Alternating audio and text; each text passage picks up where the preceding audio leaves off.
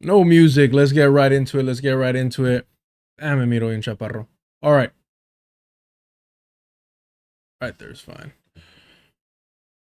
The Lord's Day. The Lord's Day. Y'all making me sin over here. Pecador. All right. Hope you're doing well. Glad that you're joining us on this holy of holy days. Hope you're doing well. We're going to start off again. I apologize, but please humor me.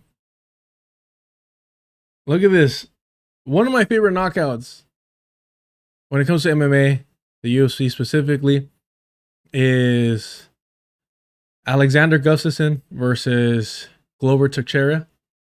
I'm butchering his last name. And he lands like a couple beautiful uppercuts. But it's MMA. It's MMA. You're gonna see like some absurd combos that should not land with actual skilled, professional and dedicated strikers. The same way that I'm sure you'll see submissions and takedowns that you won't see in the respective specialties. But this right here, this is glorious. Look at this. Jab, jab, jab. Douche, douche, douche, douche, douche. God damn, bro. Nothing like some uppercuts. Nothing like some uppercuts. Ah, man.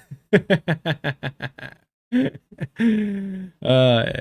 That's beautiful. That's glorious, man. That is absolutely glorious. Right up the middle, man. We won't spend too much time on that. Although, come on now. Come on now. Come on now. Come on now. When a kickboxer comes into your sport, your specialty, and is about to be your GOAT, your heavyweight champ, where you need the ref to go in there because the judges ain't going to be able to save. Come on. Imagine if it was kickboxing, how it would go.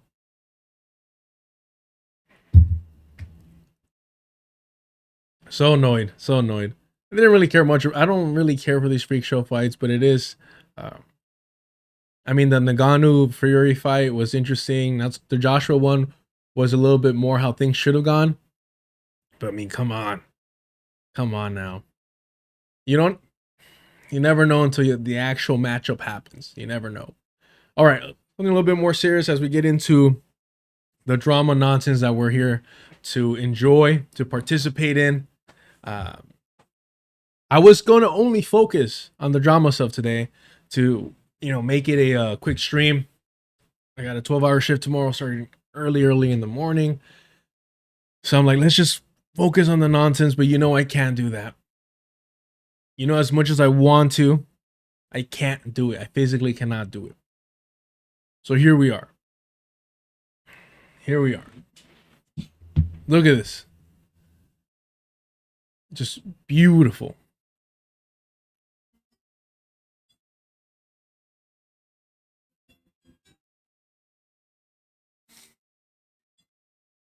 That's a llorar.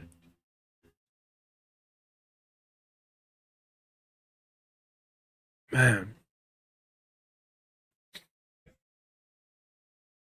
Just beautiful. Absolutely beautiful. So much that we could learn from.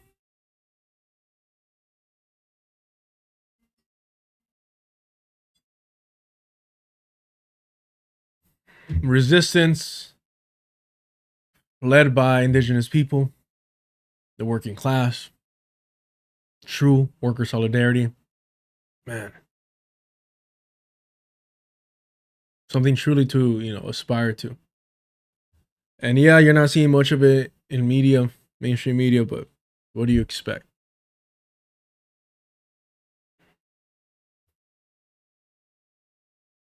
It's here from the working class.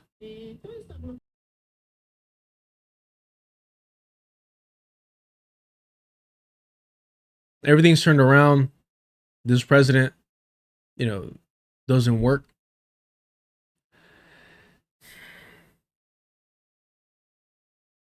essentially he's good for nothing, right? No sirve. He's good for nothing. In 6 months, he's destroyed everything. He's destroyed everything.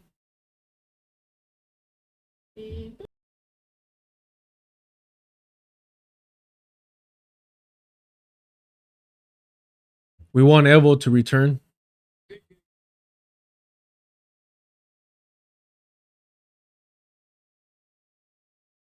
And the reporter asks, "You want Evo, to return?"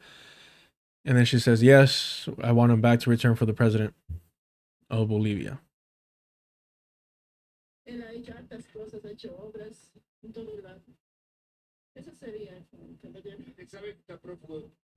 He's done a lot of great work in the country, a lot of great projects. That's what we need.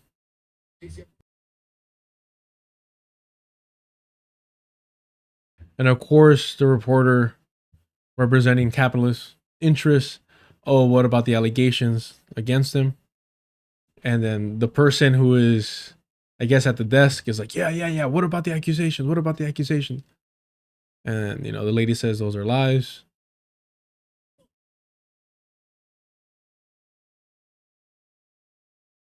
They're lies. They're just trying to put the blame on him. They're trying to blame everything on him.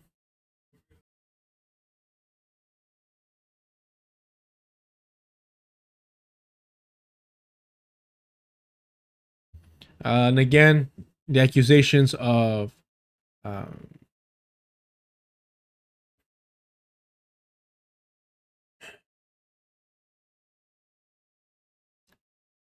know I'm not great with this. I'm not very lenient, but it would make sense to continue to try to vilify him. But again, I don't know enough of that accusation and details behind it. But just the fact that you open yourself up for such an accusation, for me, it's not something that I take lightly. But the woman says they're lies. He didn't do that.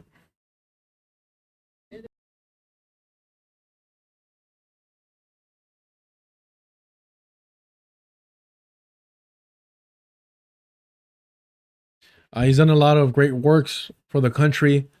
He's gone to areas that a lot of presidents haven't reached. Building a lot of schools, things like that.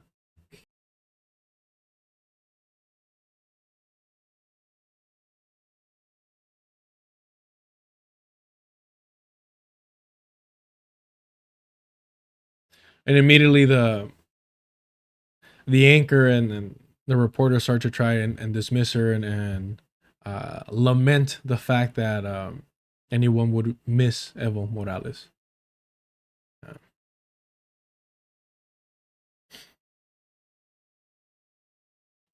So let's just read a little bit about this, just a little bit over here. I just can't help myself but make you all listen to me struggle to read out loud. Bolivia's strike grows as government hits labor leader with terrorism charge.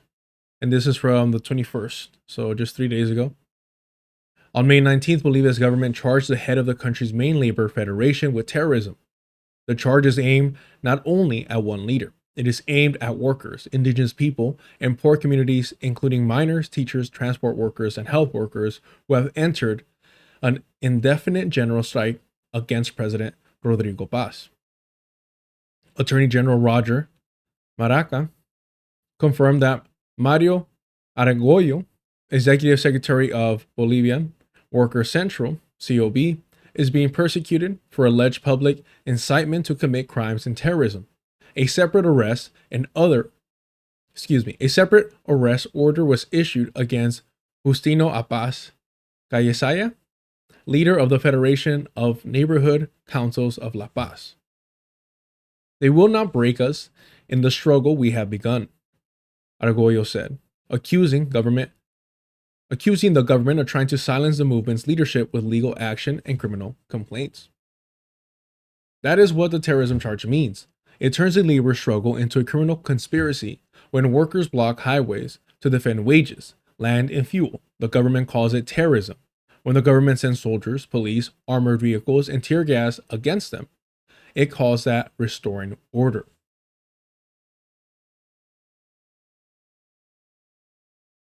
Telesur reported that at least 4 protesters have been killed since May 16th.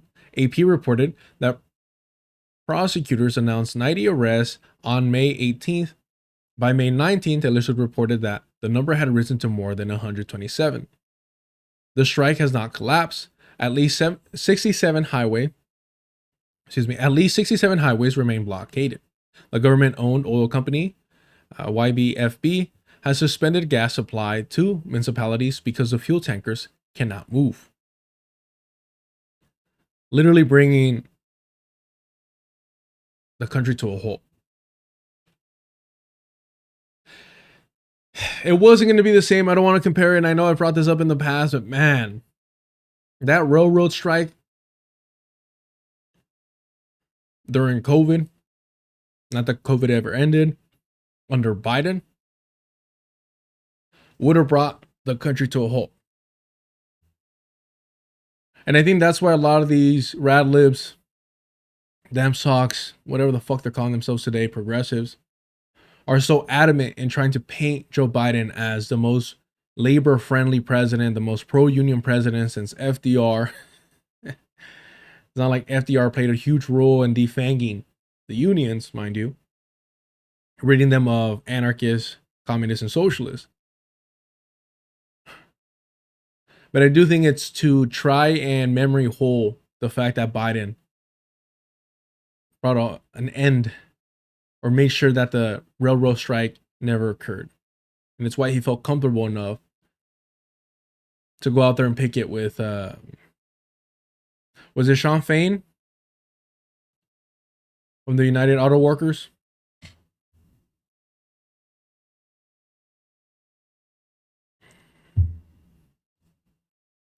Washington wants the spoils.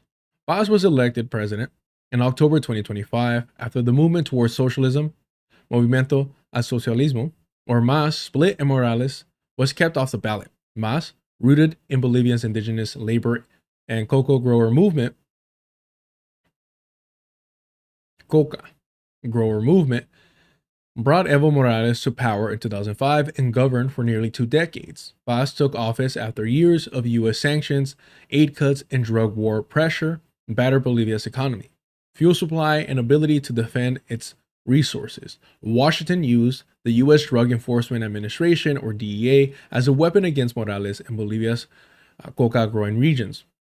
In 2019, Morales was forced from office after the military demanded his resignation and Trump praised the coup. Washington destabilized Bolivia and now wants the spoils. Paz quickly aligned with the Trump administration. The U.S. Department backed him as his government moved to hand Bolivia's land and natural wealth over to exploitation by foreign capital. Bolivia is one of South America's richest countries in strategic resources: lithium, tin, silver, zinc, lead, copper, antimony?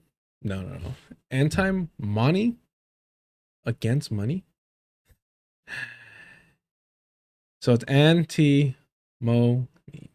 The chemical element of atomic number 51. Oh, of course. Atomic number 51. Why didn't they just say so? A brittle silver white metalloid. The struggle is always consistent, man. Hold on. I gotta find out. Y'all know I have to find out.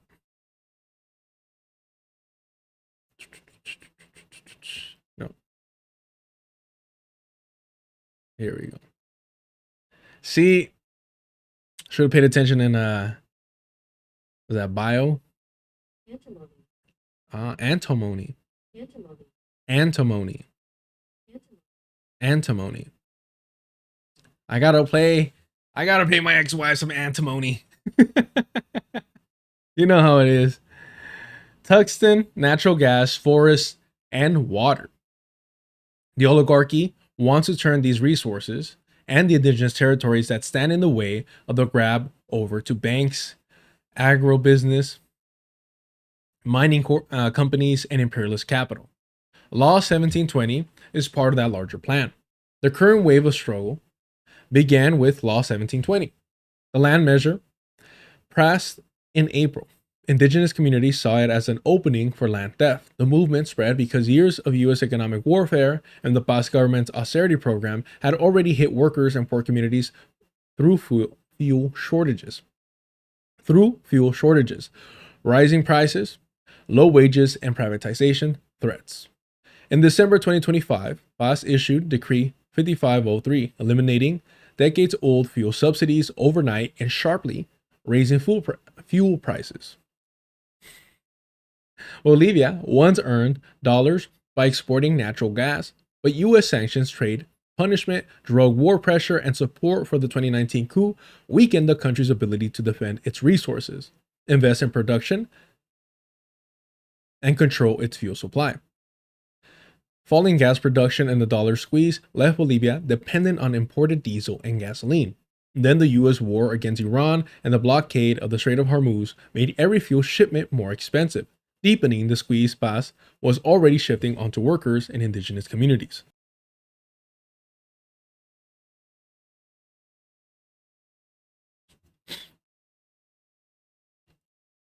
Paz and Bolivia's rich shifted the crisis onto workers and indigenous communities. His first legislative act eliminated taxation on large fortunes. Fuel prices doubled, wages lagged, and the wealthy got relief.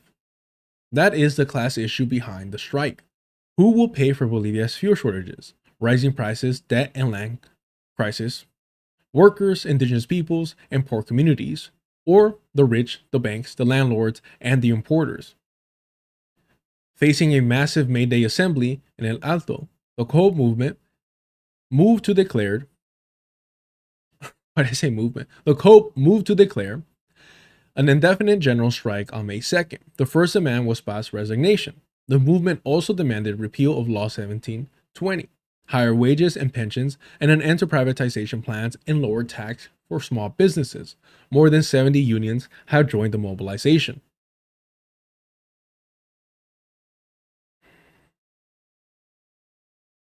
Workers marched behind the banner of the Central Obrera Boliviana, the Bolivian's main labor federation, during the general strike against President Rodrigo Paz.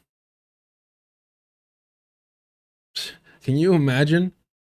Can you imagine any union marching and with their banner, their logo? Not even Che, just any revolutionary figure, any communist. They'd get locked up, if not straight up assassinated, man.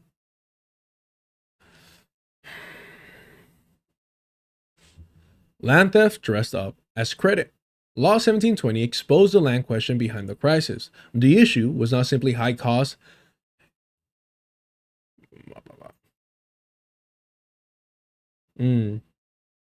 extortionate credit for small farmers. The law went much further. In Bolivia, small agricultural property is a protected legal category rooted in the struggles that broke up the old landlord system. It is protected family land. It cannot be seized, divided up, or taxed as ordinary agrarian property. Law 1720 allowed titled small agricultural properties to be reclassified as medium-sized holdings through a fast administrative process at INRA, Bolivia's Agrarian Reform Agency. Once reclassified, the land could be used as collateral for bank loans. Fucking A, bro. What the? I know we kind of read about this, earlier this week, I guess, technically. But this actually kind of breaks it down into more detail than we did last time, which I appreciate. And I think, we were missing. But wow, this is sick, man. This is sick.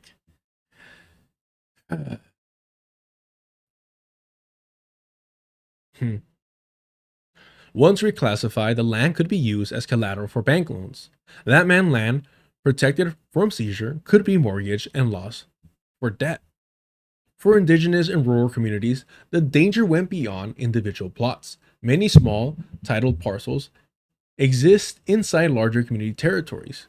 Pulling those parcels into the land market without community consent threatened to fracture collective territory from within. Indigenous land is not simply a commodity. It is held and defended as the basis of the community life, production, culture, and self-government. The government called Law 1720 rural credit. Indigenous communities saw it as land theft dressed up as credit. Man, that's, I mean, they were asking for this. This alone. I mean, everything else removed, this alone. This alone was asking for a straight up rebellion, a revolution. That's a call to fucking action. Yeah, they got too fucking greedy with it. What did they think was gonna happen? By the way, it's 6:05. I need to sleep by 9. By 9, right? I'm drinking cold brew. So we'll see how that goes. All right. The Amazon March. The march began April 8th in Cobija, Pando, in Bolivia's northern Amazon lowlands, and was joined by people from Beni and other regions along the route. Bolivia reports put the route at roughly 1,000 kilometers, more than 600 miles, over nearly a month from the tropics into the near freezing Andes, before the marchers reached La Paz on May 4th. Our life is collective, not individual, Rural Union leader Oscar Cardoso said in La Paz. The land must be respected. It's not for sale. It's literally never stopped. It's literally never fucking stopped. Colonization has never fucking stopped. It's an ongoing process, and when you hear people dismiss or downplay that these Europeans, and we'll get to it, we'll get to the nonsense, don't worry, we'll get to it. Like Bad Empanada, the way that people just completely dismiss the fact that he's a colonizer, it is fucking pathetic. It's fucking pathetic, bro. Colonization has not ended. It's an ongoing fucking process. And the fact that he left Australia instead of helping the indigenous people there, being a fucking true ally, what do you want to go do what? To go help and further exploit these economies that these countries that are still experiencing colonization. We'll get to the nonsense, but I just want to highlight that this has never stopped. You don't get to just say I'm not a colonizer anymore when the colonization process has never ended.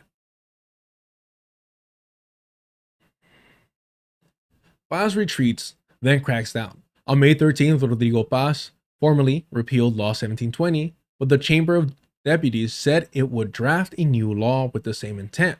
Protesters rejected the appeal as a maneuver and kept their demand for Paz resignation. Damn, bro, they're not settling for fucking crumbs. They're not settling for fucking crumbs.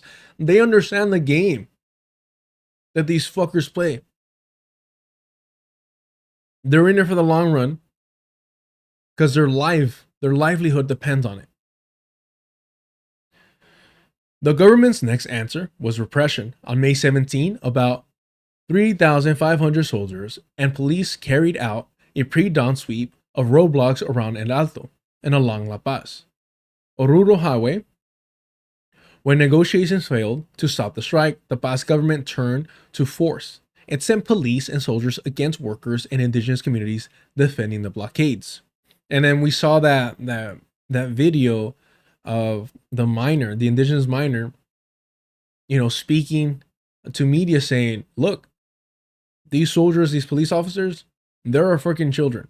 They're our kids, they're our nephews, they're our grandchildren, you name it. And the state is making you, repress this righteous uprising.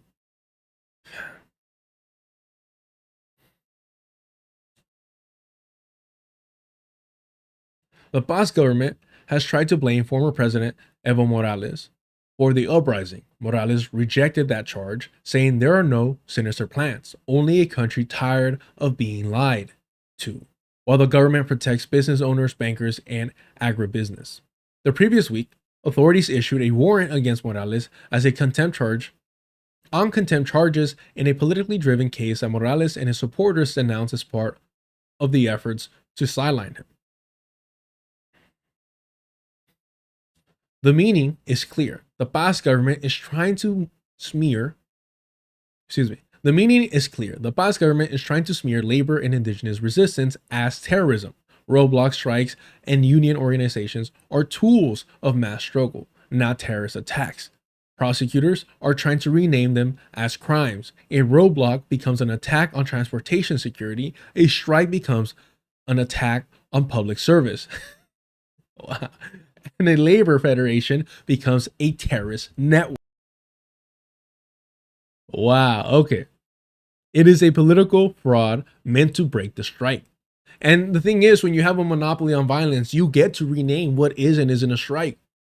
And because your whole role in the role of, these state attack dogs is to protect capital, this, in their books, is on the up and up. Right? You're destroying or you're disrupting the flow of everyday life. You're terrorizing them. You're terrorizing their freedom to exploit, steal, lie, and cheat the masses.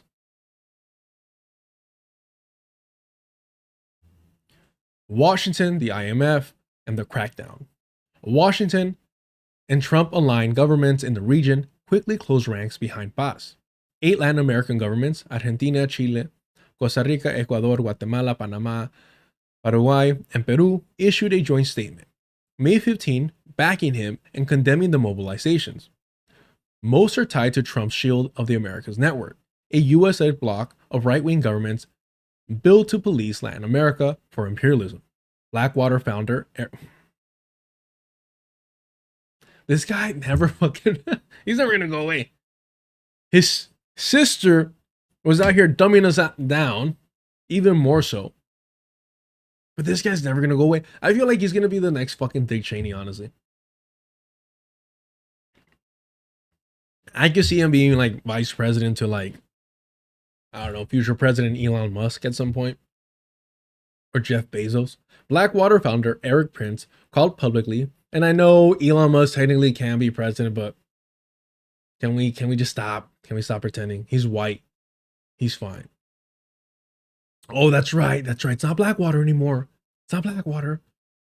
I love that Graham Plattner has already his Bill Clinton moment. I did not join Blackwater. All right, that's his fucking moment. Get the fuck out of here. But all right. Blackwater founder Eric Prince called publicly for U.S. military intervention. Bolivian lawmaker Ronaldo Pacheco of the Popular Alliance has alleged that Argentina's far-right president Javier Milei sent 2 plane loads of tear gas and crowd control equipment to Paz's forces. And I am...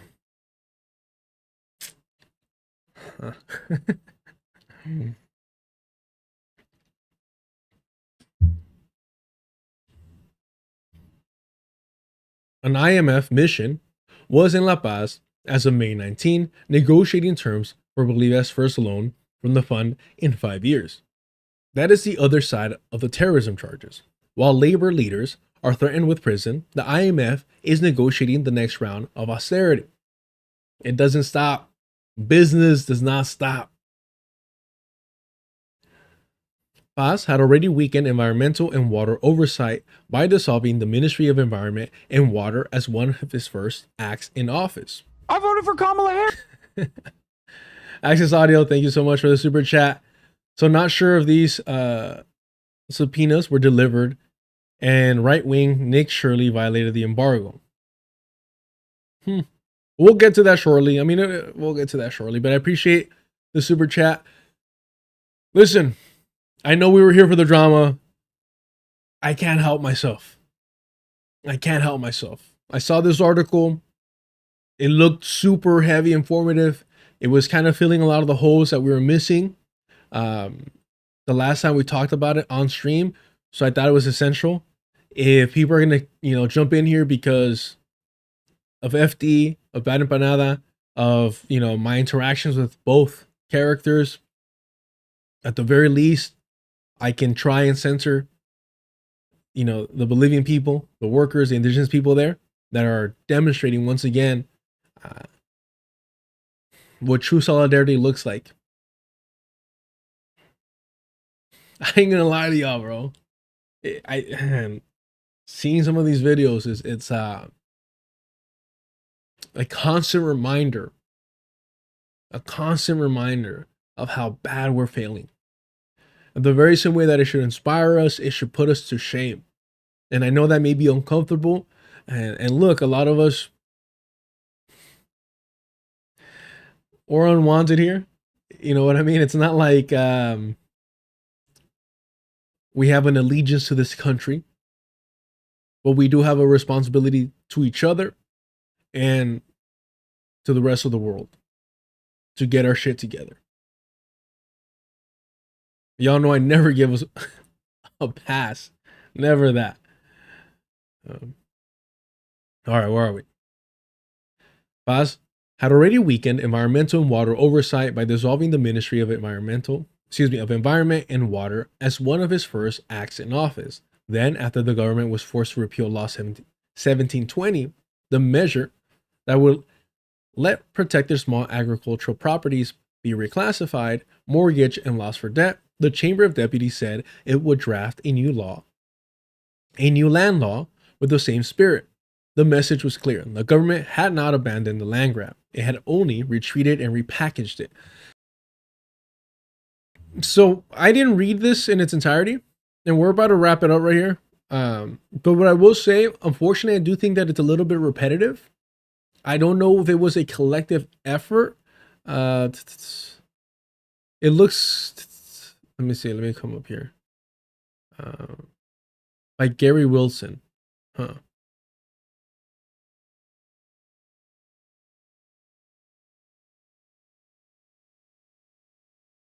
Okay. Which I don't mind the repetition, especially when, I'm so fucking ignorant on the subject that I definitely don't mind it, but it is noticeable. Maybe it's just me. Tell me if I'm wrong, chat. Where are we at? The target is not only land in the narrow sense, it is Bolivia's whole material base: land, forest, water, lithium, gas, and minerals. These lands and resources were first stolen from the indigenous people through conquest and landlord rule, then partly won back and defended through decades of indigenous, worker, and popular struggle. The same forces demanded credit, investment, and legal certainty, want to turn those gains back into property claims for banks, agribusiness, mining companies, and imperialist capital. One mining leader put the movement's position plainly: the sole demand of the mobilized people is the removal of the president due to his inability to solve this country's structural problems. He is leading us adrift, giving away our natural resources, mortgaging the country for our children and grandchildren. That is why the Paz government reaches for terrorism charges. The terrorism charge is a weapon to break the strike.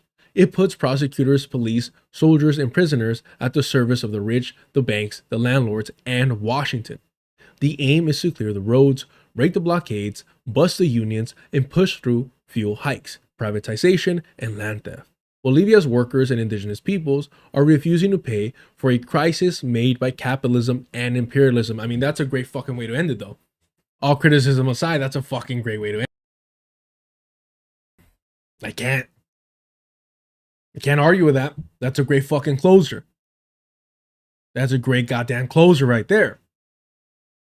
What I will say and I want to highlight is I love the constant distinction between the indigenous, people and the workers. That's not to say that they're not, one and the same when indigenous people, are in these organizations, these labor organizations, but there is a distinction. And it's one that is great, like just greatly missing over here. And it lends that absence and that lack of focus on indigenous people movements. It allows these social nationalists or national socialists, excuse me, to continue to continue putting a focus on this class reductionist bullshit, right? When we're talking about a settler colonial project like the United States, if we solely focus on class issues, we're never going to win. And we're going to continue to normalize the occupation and the control by these Europeans.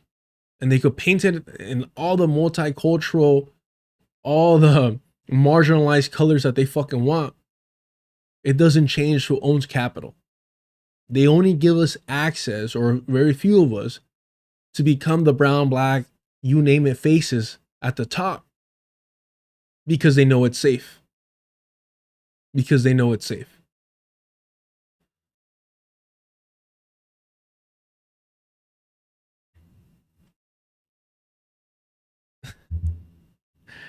You know, it's funny. Okay, all right. We're slowly going to transition to the drama. What I will say is this. For whatever my association with FD is, I am happy about two things. One is that y'all have never stopped being critical of him. And two, from what I've seen, it's never gotten to the personal, to being disrespectful, that it's been consistent and principled. So it is funny to me that you have to almost go out of your way, which it seems like people are doing, to misinterpret the type of relationship that me and FD have, and the way that, you know, this community here sees and treats FD. So I don't know. I want to say that I appreciate that. Please remain principled. Please remain consistent. I know that we're all petty, and look, I'm the last person to speak on not being petty and all that, but I appreciate that, and it seems like he does too, because he'll spar with y'all about things. But the thing is, it just highlights how certain individuals are so fucking disingenuous because they don't want their audience, for even a brief moment, to pick up on any nuance in our positions, because they're gonna see that I don't fuck around. I don't play a character. I don't have a persona. You can talk to me, and I will be the same fucking person I am right now. If we're in the bus stop, if we're at the grocery store in line, I'm the same fucking person, with one key exception. I am a whole lot more vulgar. I work a lot more blue when I'm not on stream. That's just the reality.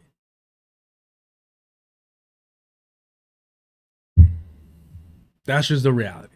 I try to behave a little bit on here. It's not like I'm using fucking slurs or anything like that, but I'm definitely a lot more comfortable with joking around.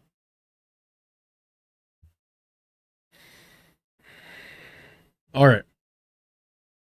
So great article here. I mean, again, whatever my critique was on slight repetition, it is important to, you know, double down on certain ideas and really make them stick, especially for the uninitiated such as myself and perhaps you. But definitely me. Hold on. Okay. All right. Just a little bit more pettiness. First of all, look. Can we just be honest? Bellísimo. Look, homie, we might never interact. So I'm more than comfortable saying this. Gorgeous man. Can we be honest here? Gorgeous fucking man. And very much the vibe here, he very much knows it. All right. So all credit to him. Little tip of the hat and all that. Right. All right. Great smile, great curls. Got the beard. Fully connects. Not that I'm jealous. But whether it was his appearance on the Bad Hasbro, who, I mean, that is the epitome. That is the epitome of liberal Zionist normalization. So that's your type. I don't have a type. I don't have a type. Beautiful is beautiful, right? I can admire. Not for me per se. But to deny, you know, a beautiful sunset, why would you lie to yourself? And why would you lie to the people around you? To deny a beautiful man, a beautiful woman, a beautiful individual. Why lie? Why lie?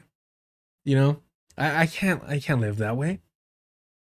It ain't for me. It ain't for me. But I can appreciate. To be very clear, I am not sexualizing him, because I think it's not a sexual thing. It's just a beautiful thing, and good for you. Good for you. Where are we at? Wait, how is Bad Hasbro liberal Zionist? We don't have a lot of time. I do not have a lot of time. I cannot have work a 12-hour shift tomorrow. But I will do this. I will do this very briefly. I will do this very briefly because I hate those motherfuckers. Starting with Matt Lieb. Let me pull this up real quick. Okay. Matt Lieb, just a comic. Just a nobody comic. He isn't known for his comedic skills, his crowd work, bits, punchlines, setups. He's not known for any of that shit. None of it. He wasn't known for any of that. What he is now known for and making a whole lot of money, getting rich off of, is Bad Hasbro. Or Hasbara. I don't give a fuck how this made up language works. I show with English and Spanish. It ain't gonna stop me. But these fools, let's see here. Oh, that's funny. Fucking Twitter's trash now. I'm trying to search my own tweets, and I put bad, and all nonsense came up. All right. So example here. Here is Emma Vigeland from the Majority Report. Here's what she had to say.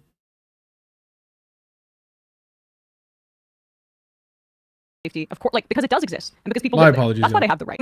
Yeah, I mean, when people ask the question, does Israel have the right to exist? Of course it does. Of course people in Israel have the right to safety. Of course, like, because it does exist, and because people live there. That's why they have the right. Because saying that it doesn't exist would mean expelling, what, 9 million Israelis that live there? No. The point, though, is that does it have the right to exist in a way that is a permanent apartheid state and an occupation where there's 2.4 million people plus that have no rights, like don't have rights of movement, don't have rights to drive on certain roads, only Israelis have that right, don't have rights over their water supply, over their electricity, over their futures, and I mean, no, Israel does have a right to exist and should exist because it does. Israel does have the right to exist, and it should exist because it does. The circular logic of a settler. Settler realism at its fucking peak. Imagine replacing that with fucking Rhodesia. Emma Vigeland saying Rhodesia has a right to exist because it does exist and it should exist. Wild, right?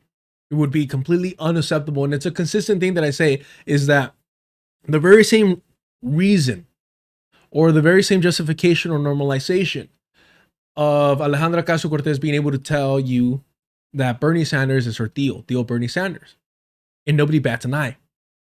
But yet, if I were to say that Nick Fuentes is my primo, my cousin, everybody would be like, yo, what the fuck? Like, why would you even want to create that association or relationship with? Like, what are you doing? Why would you want any proximity to him at all? Because we recognize him as a white supremacist, right? A weird kind of like Catholic white supremacist, but nonetheless a white supremacist. We all understand that. And hopefully you will all denounce me and just fucking dip out, right? Nobody does that, including the majority report, including Bad Hasbara, Matt Lieb, and is it Daniel Matte? They don't do that with AOC or with any other individual who cozies up to and normalizes Zionists. Emma Vigeland here does not view the Zionist entity and the Zionist colonizers as equivalent to Nazis or any other barbaric colonial force, any other death machine. Maybe because it's targeting Palestinians, maybe because they're predominantly in our mind's eye Europeans, right? When we think of Jewish people, we predominantly think of Ashkenazi Jews. We don't think of the brown or the black Jews that are very much also colonizing Palestine and benefiting, although not to the same degree or priority as the European Jews, because it is a European settler colonial project. It is a European settler colonial project. I do not understand how that became something irrational to say. The United States, whether it's multicultural or not, whether it's a melting pot, according to Sam Cedar, is still a European settler colonial project. Obama did not change that. So anywho, Emma Vigeland spewing this Zionist nonsense, right? But it needs to also include the rights of Palestinians. That is the central question here. And so the Zionist entity has to include the rights of Palestinians. So the settler colonial project that sold the land of Palestinians needs to include them, needs to incorporate them by granting them civil rights under their jurisdiction. Of Palestinians. That is the central question here. And so when people ask that question, oftentimes they're asking, does it have the right to exist in an exclusionary way? And I would say that that is a violation of international law in the way that it has been conducting its business. To bring it back to a point you were making earlier about... Do you think Matt Lieb or Daniel Matte question Emma Vigeland on her position that the Zionist entity has the right to exist because it does exist? Of course they didn't. If your role, the whole pitch of Bad Hasbara, is to combat Zionist propaganda, and they go out of their way to focus on liberal Zionists as well,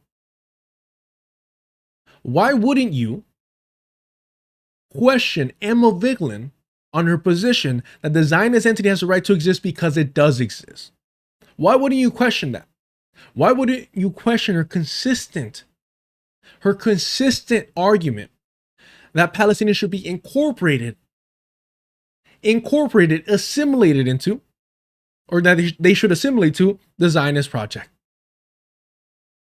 Why isn't that question, if your whole role, your whole pitch, the reason you're making fucking, look, how much are they making?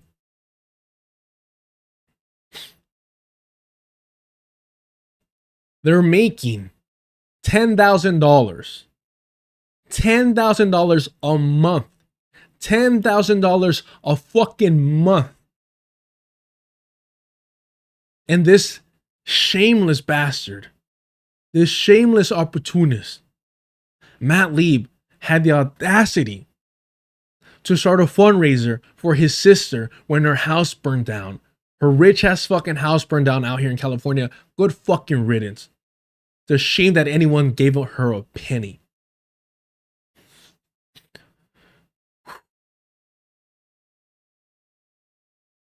God damn. I hate these people. Literally profiting off of the genocide of Palestinians.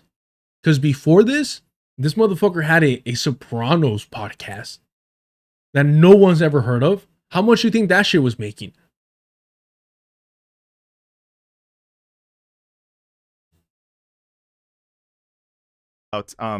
Liberal Zionists. I think that is one of the things that bugs me the most. It's like where I get the most resentful of liberal Zionists is when I realized after October 7th, in the last few months, I feel like that critique that I once thought that they held, like the examination of Western imperialism and the examination of American empire and the examination of white privilege and all that stuff. Whereas I once thought it came from a place of, true introspection. I can say that word. You know the word. And I realized after the fact that there's just a good amount of them who are just like, well, that doesn't apply to me. White supremacy doesn't apply to me due to my Jewish heritage. Western imperialism doesn't apply to me due to the fact that, I read certain magazines or I, subscribe to certain content creators. Like, I just realized how many people, when they were saying we need to dismantle white supremacy, were leaving themselves out of the equation of that. And I think that is one of the reasons why I, can't get past my disdain for liberal Zionists in my life. He cannot get past his disdain for liberal Zionists while speaking to one. Matt Lieb cannot get past his disdain of liberal Zionists while speaking to one, while normalizing one. Do you see why I fucking hate these people? Daniel Maté is another fucking pathetic waste of time. His father, Gabor Maté, whose work I actually really admire for a bit. And shout out to Benji for kind of, talking a little shit about Gabor Maté's work, about this obsession with trauma. But hey, younger me really needed it. Not gonna lie to you, younger me really needed it. Daniel Maté's father, Gabor Maté, went on Piers Morgan and said, "Oh, I cried for weeks after I visited Palestine."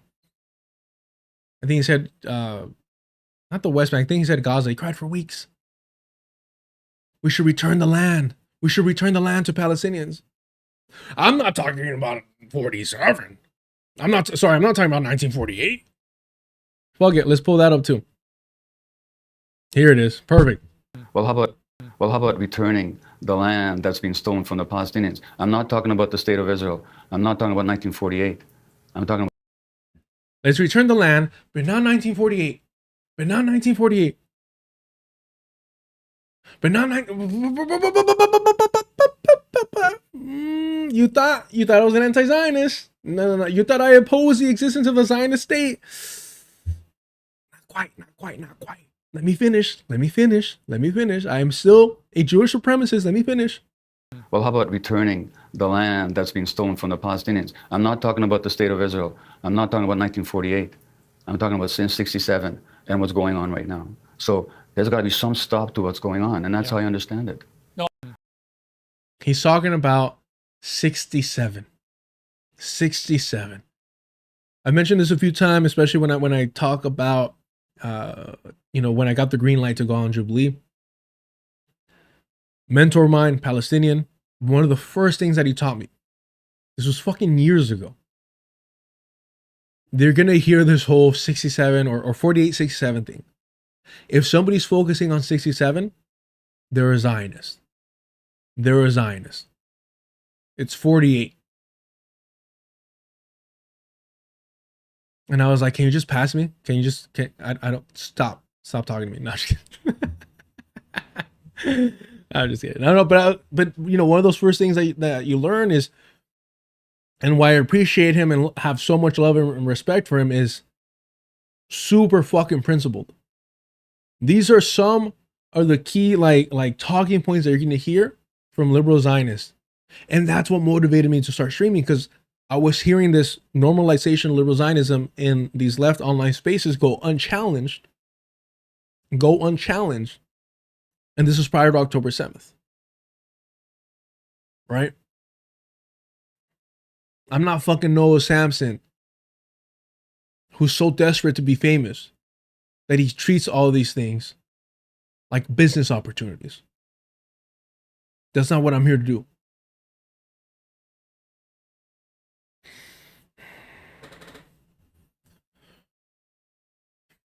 Yeah, I was on there. I mean, there was conversations to be had for that. But look, back to this fucking hunk. Where were we, Linstack? Linstack, Sheriff was over here drooling on screen. Let's get back to this.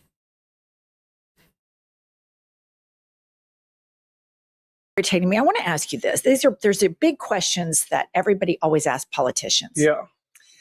Does Israel have a right to exist? No. And And then irritating me. I want to ask you this. There's a big questions that everybody always asks politicians. Yeah. Does Israel have a right to exist? No. And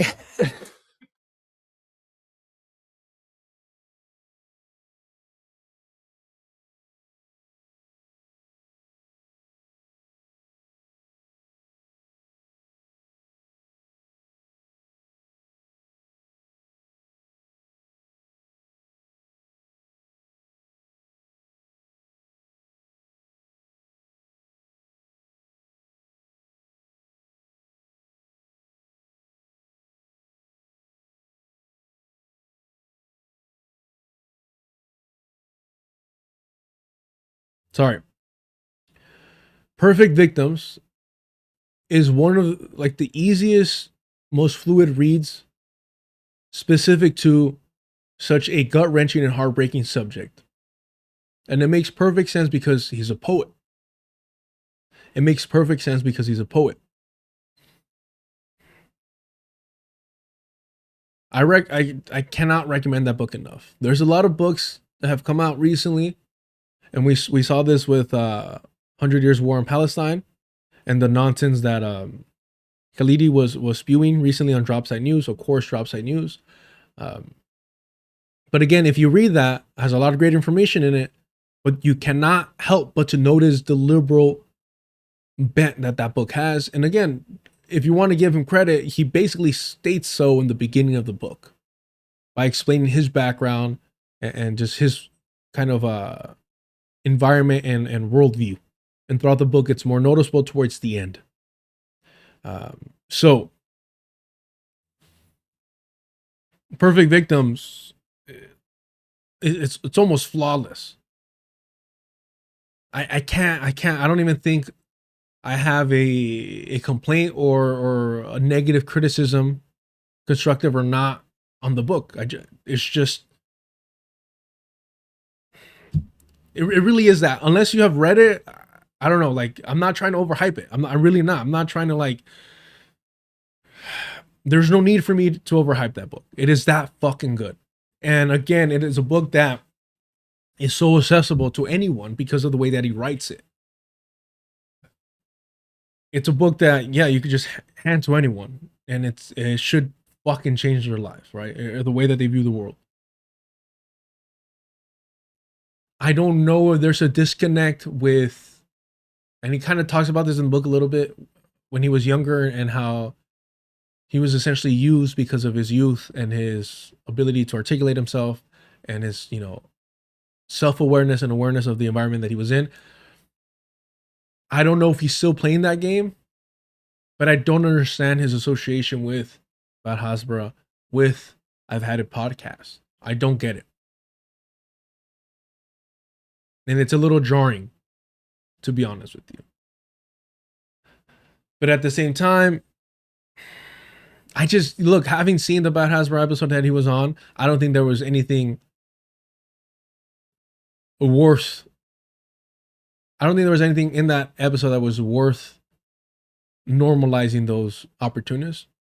And I haven't seen this yet, but I doubt there's anything worth normalizing such an opportunist like Jennifer Welch. I mean, look at this shit. This is Jennifer Welch. September 29, 2025. September 29, 2025. And her supporters are still going to pretend like, oh, people changed. That was so long ago. What the fuck? How was that? How was that so long ago? It wasn't even a year ago.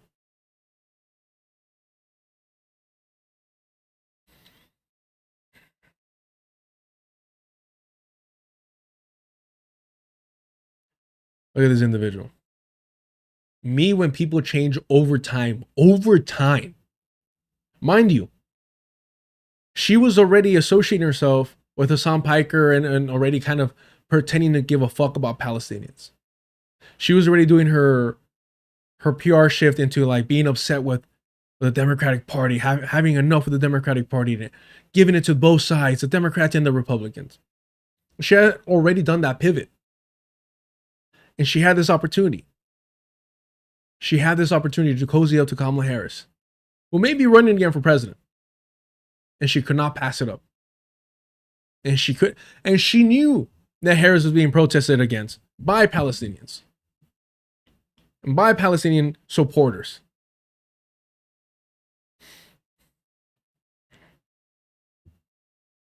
It's fucking disgusting. And this is cookout approved white woman. That was her little catchphrase. Taking that shit to the bank. So yeah, when you compare these just months apart, look at this. Look at this. It's man, it's just disturbing. It's just disturbing the fact that she could pretend to be a human fucking being. It is so disturbing. Just the insidious nature of white liberals. And call me a fucking machista, but fuck. White women have that shit down to a fucking T.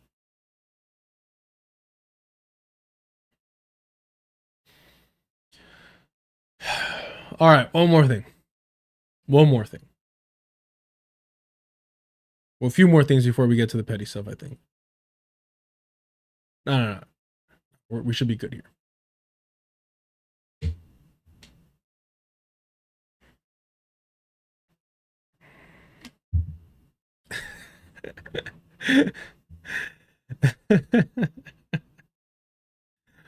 They're taking the Fight Club approach to the cookout.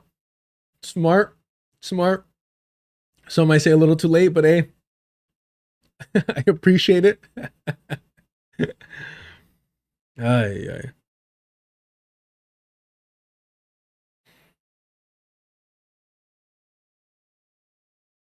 How did I get into streaming? Look, when you're working class, every now and then you get a little lucky. Fortune smiles upon you. And so I got fortunate, and there was an opportunity to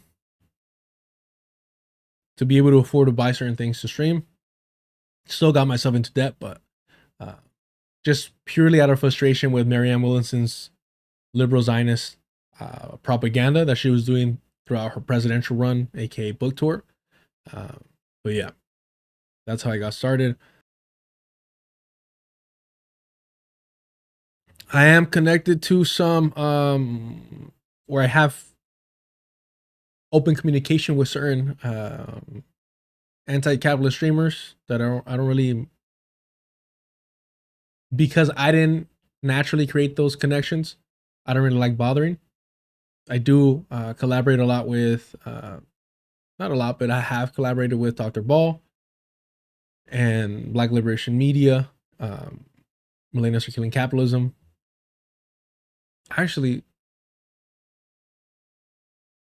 that reminds me of something. But anyway, I can't get into the details. All right.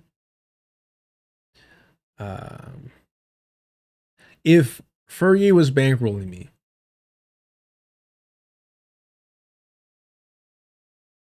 I would not be living in this fucking. Let me tell you right now, where I'm located, I would not be living here. Let's just put it that way. Yeah. No, but like straight up, and I said this on Twitter, and I'll say this again publicly. If anyone ever hears that Fergie makes his way back to LA area, please let me know, so I can give him a big, warm welcome. All right. No. Linsack Sheriff. No, it wasn't that. I would never credit them with that. It was after the pushback that they gave me and how they doubled down in her defense, and after she was on Hasan Piker's stream, and Hasan Piker does what he always does, where he kind of pretends to question these individuals, but never in a substantial manner.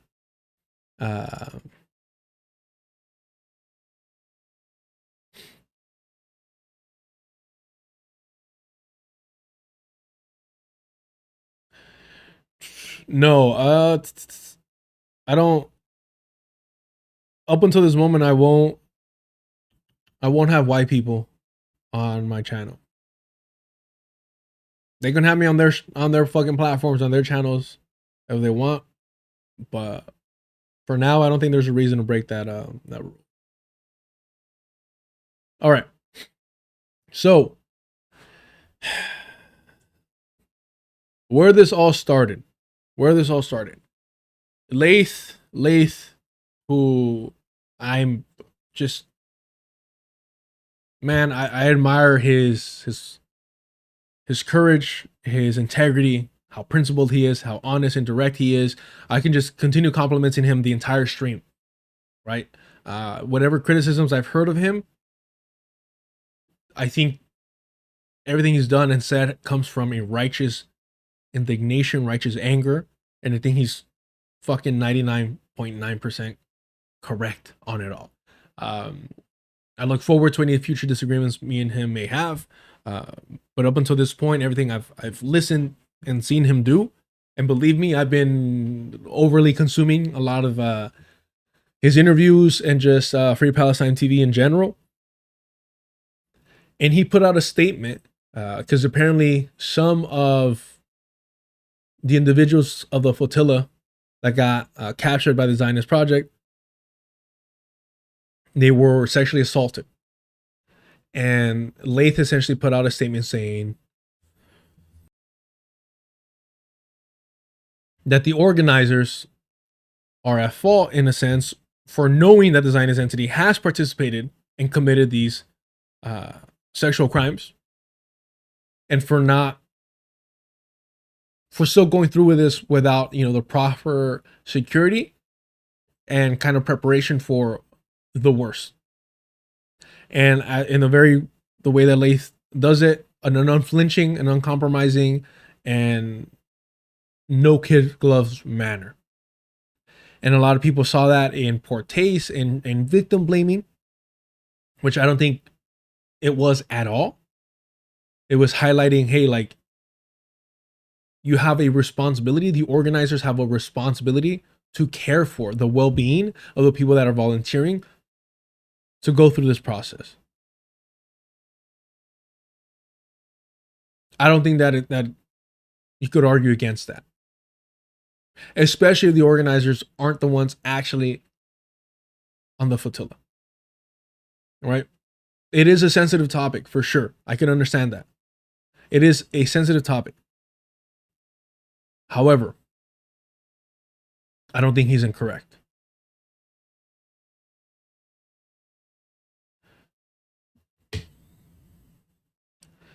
Knitter, no, I have not read that article. I read a little bit of it on my own.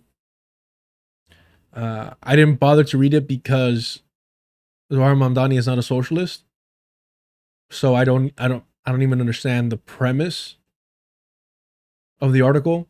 The article is relying on a lie that Mamdani is a socialist. The chat did ask me to send it, to reach out to Black Liberation Media and send it their way to see if they would be interested in covering it, which I did. Will they? I don't know. I definitely won't. I'm not interested in it, and I don't think it's I don't really say a lot. Like, I don't really, focus in on it's not my place. I think anyone should be available to give critique, constructive criticism, and deconstruct this type of propaganda. And straight up wolf tickets on who is a socialist. But more so because I think it's just flat out nonsense from the jump. So it's kind of hard for me to invest in an article like that. However, having the decades, the multiple is even too small of a word, but the centuries of experience that somebody like, let's say, Dr. Jared Ball has in Black socialist, Black radical spaces, I think would be cool to hear him break it down. But again, when you're talking about somebody who's, I think somebody has thrown out the word prehistoric, not me, I wouldn't. They could talk and make anything interesting, really, when you've been around for that long. All right. Let's refocus. Yeah. So, Fergie Chambers is his nepo, absolute worthless, talentless hack. I first heard of him when he had basically a gym MMA gym where they weren't allowing cops, service members, veterans, you name it, to join. And because of that, a lot of people were hyping it up. And what gave it more attention was that, of course, pigs were like, well, fight me, right? But yeah, that's the first time I think most people really heard of Fergie like that. But through, my conversations and personal connections with people like Decolonized Buffalo, who can go fuck himself until he publicly apologizes, but that's another conversation. God, he had great work though, not gonna lie. And my dumb ass never really bothered to like, save the articles that he would recommend and stuff like that, because I thought we were gonna be homies for like por vida, like legit. And because I thought he had integrity. That was my mistake. I was warned. That was my mistake. So anywho, he had direct connection to Fergie. So their plans Fanon, who accused me of hating Jews, by the way. He was the OGM of England. And they had a connections, personal relationship with Fergie, and they informed me of Fergie's, movement. Kayla Walsh actually has me blocked because even with all that removed, kind of seeing how he was posting photos of her and the type of relationship that he was demonstrating, immediately kind of like just made my skin crawl. And as somebody who, at some point will look into, getting a degree and as, a social worker or something to like try and help children, some of the most vulnerable people in our community. Sorry, in our society. Through what I've learned and the work that I've done, mainly in a volunteering space, you start picking up these red flags and noticing things almost immediately, and it's and honestly, it makes you super, super jaded. I'm not gonna lie to you. It makes you super jaded because you start seeing kind of the worst of humanity and seeing this young woman, in my opinion, my observation, very evidently, very obviously, getting groomed by Fergie. I called that shit out. And I got blocked by her for it. Cool, it's fine. It's her prerogative. But apparently, it seems like Kayla Walsh was the one that connected Laith and Free Palestine TV to Fergie. So after Fergie saw the post that Laith put, basically saying that, hey, the organizers of these flotillas should have some culpability for any of the harm that comes to the volunteers that they were not prepared for. So anywho, this motherfucker decides to post just leak DMs. Yeah, Fergie's white. Yeah. And this is what he puts out. This millionaire baby is mad because he can't buy Free Palestine TV's editorial positions like he bought half of the other alternative media projects in the world. The only source of funding we have is our viewers' direct donations on our website. Please donate to Free Palestine TV, y'all. So, as rich white men do, he got petty with it and he started leaking private conversations, saying, hi, bro. This is Laith over here. You can't really see what was going on here, but he sent him a proposal. And he talks about expansions of Free Palestine TV. And then you see these conversations go back and forth, right? Saying, can we talk soon? Fergie kind of give him the runaround. Gives him a breakdown on the expansion and what it would cost, right? This seems like a lot of money, 4,000K, but this is like, I think Fergie's like an heir to like millions, multiple millions for not doing shit. Yeah, Fergie Chambers. What's his real name? Fergie's.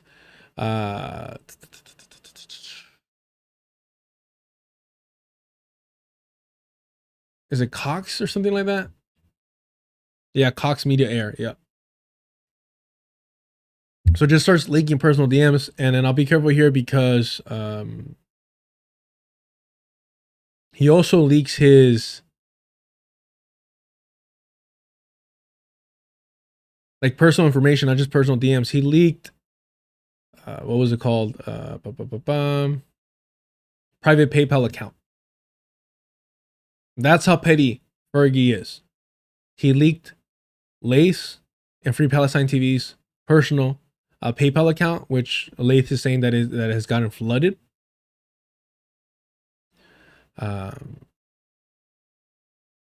Just absolutely disgusting. So I just wanted to give a moment to read this out here. From Free Palestine TV. Since Fergie decided to post our private exchange, including our private PayPal account, which is now under spam attack, here is the full story.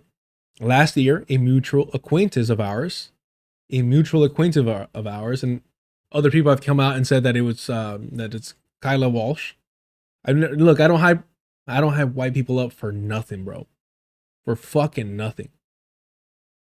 And so knowing how defensive she was of this creep Fergie, because look, me saying that he's a groomer wasn't from one example. It was from multiple photos that he would take of her and post, and the way that he would describe and talk about her in the captions, and just it was just weird. It was creepy, especially with that age gap and his power status, right? It was just not good, man. It was not good.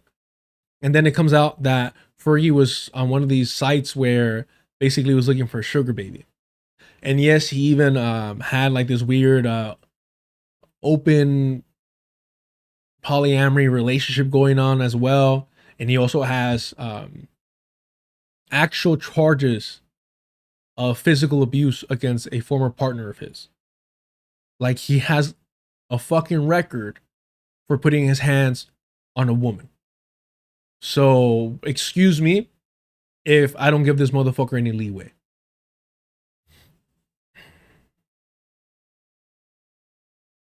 Last year, a mutual acquaintance of ours suggested I outreach to him to see if he would fund Free Palestine TV. I did, and he invited me to visit him in Ireland last minute while I was filming in Greece.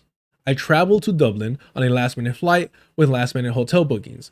I came with the intention of pitching a small expansion of Free Palestine TV, which at the time employed tens of youth in Palestine, Syria, and Lebanon, producing hundreds of hours of content with a humble annual budget of $150,000.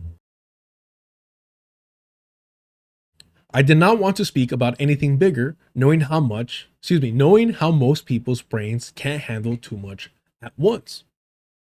At the end of the pitch, at his home, while his wife was there, the two decided to ask about my history in media, and I obliged. I spoke of the first ever live mobile broadcast in the history of the world in 2012 during the Maple Spring of Quebec that I designed and produced. It was watched by 2.5 million people a day and 25,000 simultaneous viewers, 8 hours a day for 7 months, led to the longest strike in the history of Canada and the collapse of the Quebec government.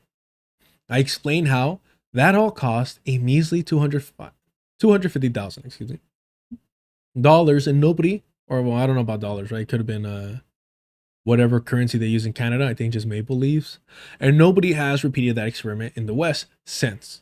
I also spoke of my work as a broadcasting law consultant and our various attempts to license a television station in Canada. The battles to liberate community television from corporate hold went to the Supreme Court of Canada and is still in courts 13 years in. And our failed attempt to liberate the only national ethnic television station in Canada and to license our own. At the end of our conversation, when I said I will send my proposals for Free Palestine TV's funding, the couple asked me to also send the funding structures for a live broadcasting unit in a broadcasting 24-hour station with the bells and whistles. I told them that our relationship and the projects they would want to collaborate on should grow slowly. They insisted that I send it all. So I forwarded the proposal for Free Palestine TV expansion, the standard budget of the live broadcasting unit I have shared before, and the budget of the national TV station we almost had licensed in Canada. I went back home and waited for a reply. A month later, Fergie disagreed with my post about the complicity of Jews in the genocide committed in their name, and that was the end of the funding of possibilities, i.e., he didn't agree with our editorial position. Done. It took a while to get refunded for the last-minute costly trip to Ireland, but I thought maybe with more repression happening in the West, the guy may put his disagreements with us aside and fund innovative work. In reality, what happened is that Fergie got obsessed and couldn't stop thinking of our continued work without his funding and our continued success. This right here, I absolutely 100% believe these people like Fergie see themselves as the fucking leaders of a revolution, right? They always want to put themselves at center, and they use their money because they have no skills, no qualities, no fucking positive characteristics to try and wedge themselves into these spaces.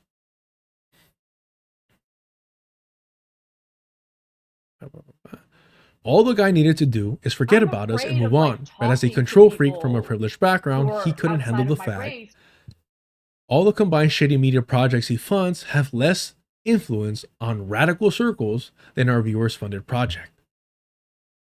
So there's that, right? You think it's over? You think it's done? Of course not.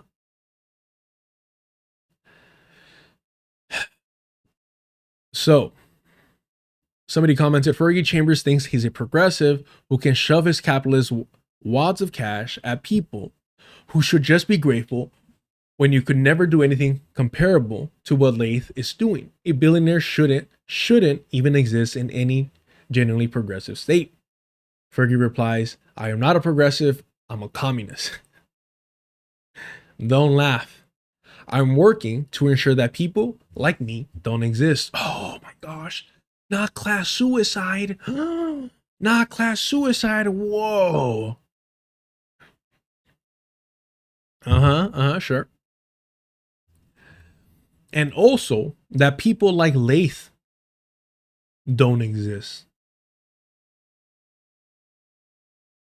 What do you mean by that, homie? What the fuck do you mean by that? Because the Zionist entity is doing their best to make sure that people like Lath do not exist. So what exactly do you mean by that? What are you trying to do? And how far are you willing to take that? Because this is a multimillionaire. This is a multimillionaire. This is a multimillionaire. He has the means, he has the funds. So what do you mean by that? That's a fucking threat. When a multimillionaire makes a threat on your existence, you can't take that shit lightly. You cannot take that shit lightly. So, Lath, Free Palestine TV responds, just to be clear, I take this death threat seriously because it comes from an unhinged white man who has $250 million. That's $250 million to deliver on that threat. But truly, the whole colony of Canada, with all its resources, came down on me before. So did all the Jewish supremacist global complex and the vassal royals and presidents of the Arabic world. If I cease to exist because I am killed by one of the many oppressors of this world who hold great wealth they never deserved, I would be remembered for my sacrifices on the path of human liberation, and my people who have birthed a million Zanubai, Jesus, Muhammad, Nazar, and Nasrallah, and birth a million more and achieve liberation with my spirit among them. Now, does part of me want to go into the Bill Burr bit about Steve Jobs putting himself up with all the... Yes, because I'm a fucking clown. Yes, because I'm a clown. I can admit that, right? But the reality is that the spirit of what he's saying in that message is like, hey, I'm doing my best, and this is Lath, to do revolutionary work to my capacity, right? As a journalist. That is his calling, that is his tool, that is his weapon. And because of that, he has been targeted by the settler colonial project of Canada, by the Zionist entity and all its fucking tentacles, and now being threatened by a multimillionaire Nepo in Fergie Chambers.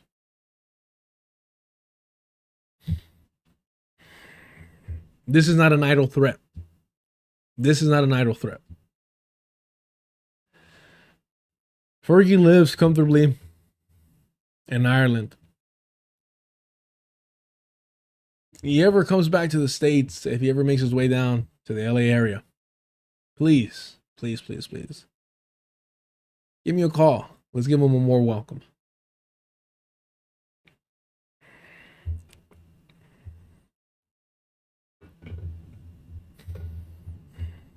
By the way, he's a trained MMA fighter. So, the best training money can buy. Just remember what Bruce Lee said about a martial artist versus a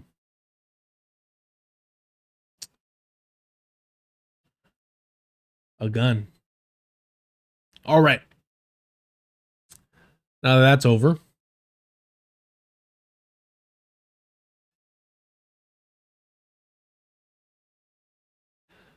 We get into this nonsense a little bit.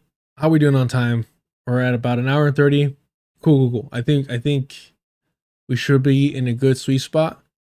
Let me actually bother y'all for one more time. Hit the like button, y'all. Hit the like button. What are y'all doing? Hit the like button. It doesn't cost you a thing. It does not cost you a thing. And where are we at with this?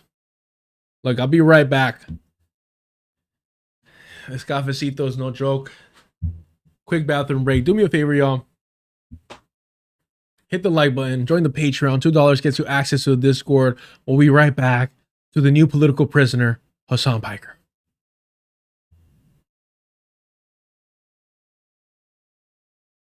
Class households is anybody, not an individual now, a household that makes anywhere between, I believe it was $40,000 and like $85,000 a year. A household, nigga. Now, when you start factoring things like cost, you know,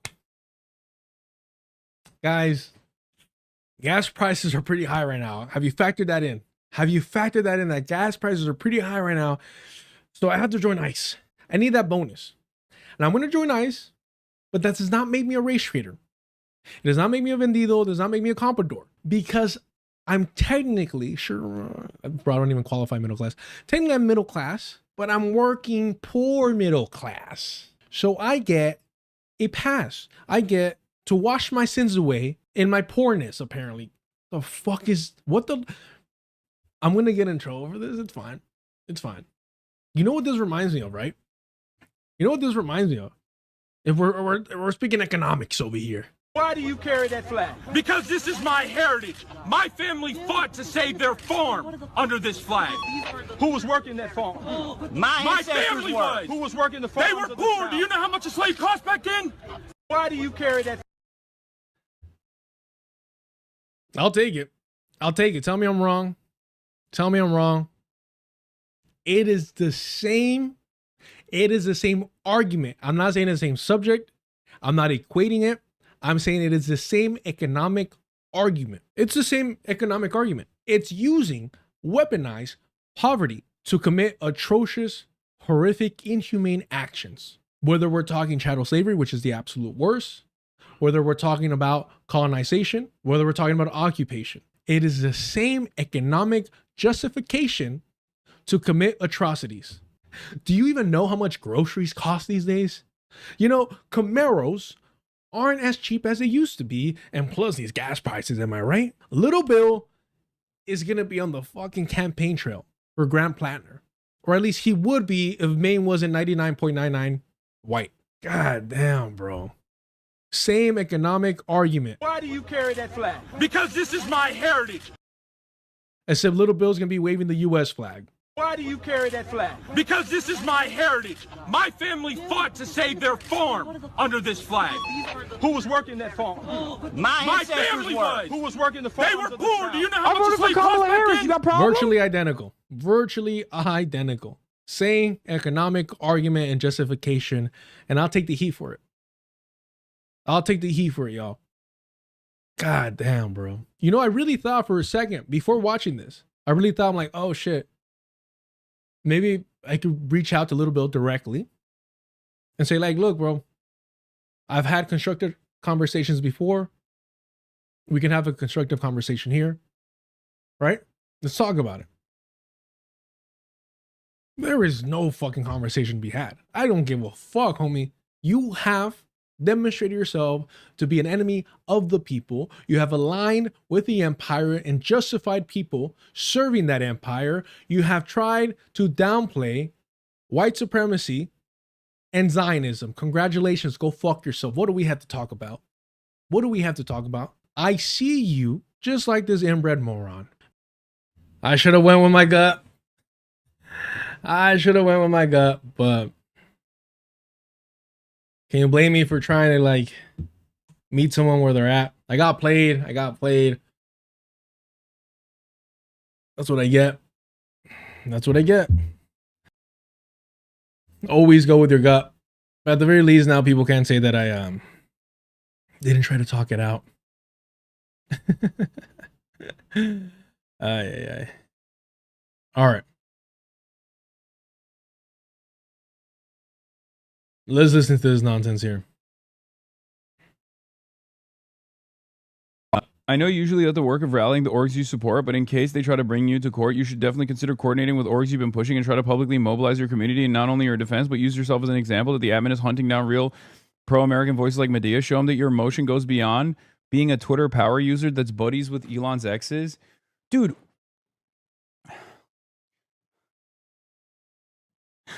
He's so sensitive, bro. Sometimes I welcome rotting for the rest of my life in a fucking federal penitentiary. Possibly the widest, most privileged thing you can ever say. Sometimes I welcome rotting in a federal penitentiary.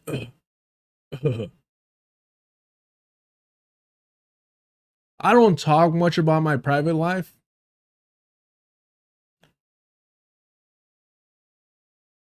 But the amount of work and sacrifice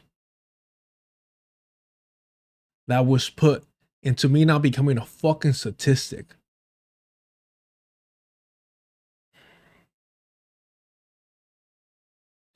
Growing up, I fucking despised it. As I got older, I was like, oh shit. I didn't realize,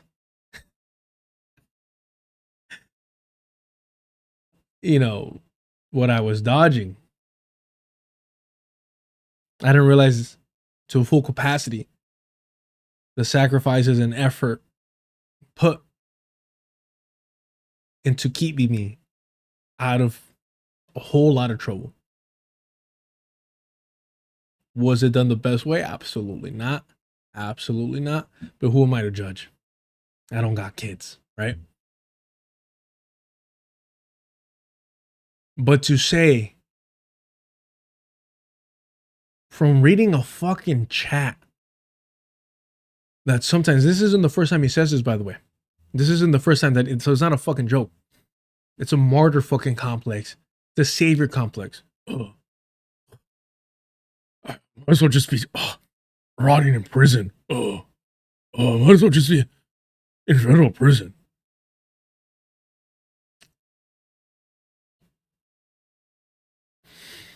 Look at this shit, bro. Look at this shit. And then we'll move on. Let me pull this up real quick. Where's that whimper at? Where's that fucking whimper at? Here it is. Here's that fucking whimper. Look at this shit. Honestly. Oh, this place is good. So, honestly, I think. Like a shout out. How you doing? Hey, what's going on, man? Peace. Happy New Year. Happy New Year. ACAB. ACAB.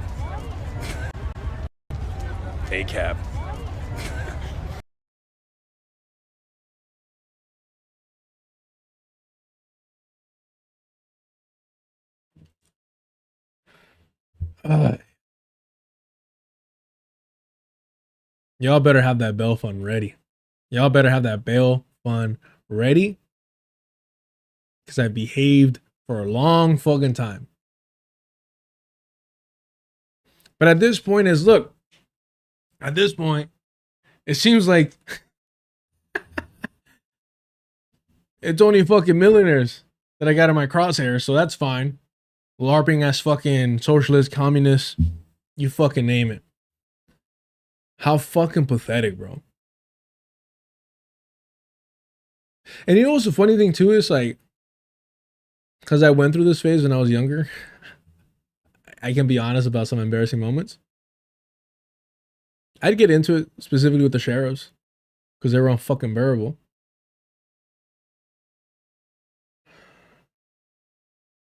I wasn't at the point of being like one of those annoying like First Amendment guys where they're like recording everything and all that bullshit. But I made myself heard. So even if you're gonna be like, and it was pointless, it was a waste of time. I was young, I was stupid. I definitely wasn't an old man like this fool.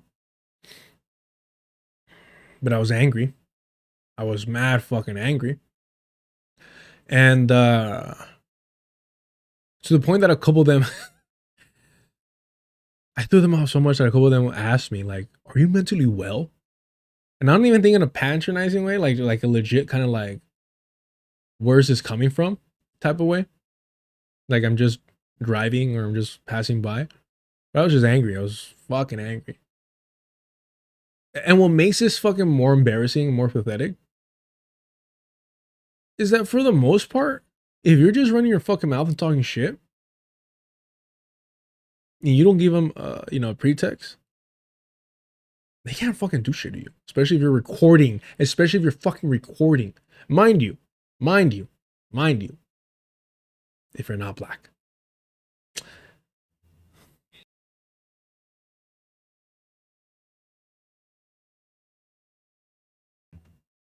I don't know what's going on with that. How fucking annoying.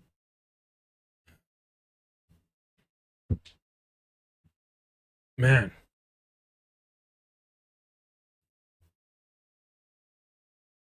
One, two. Let's see. Nope.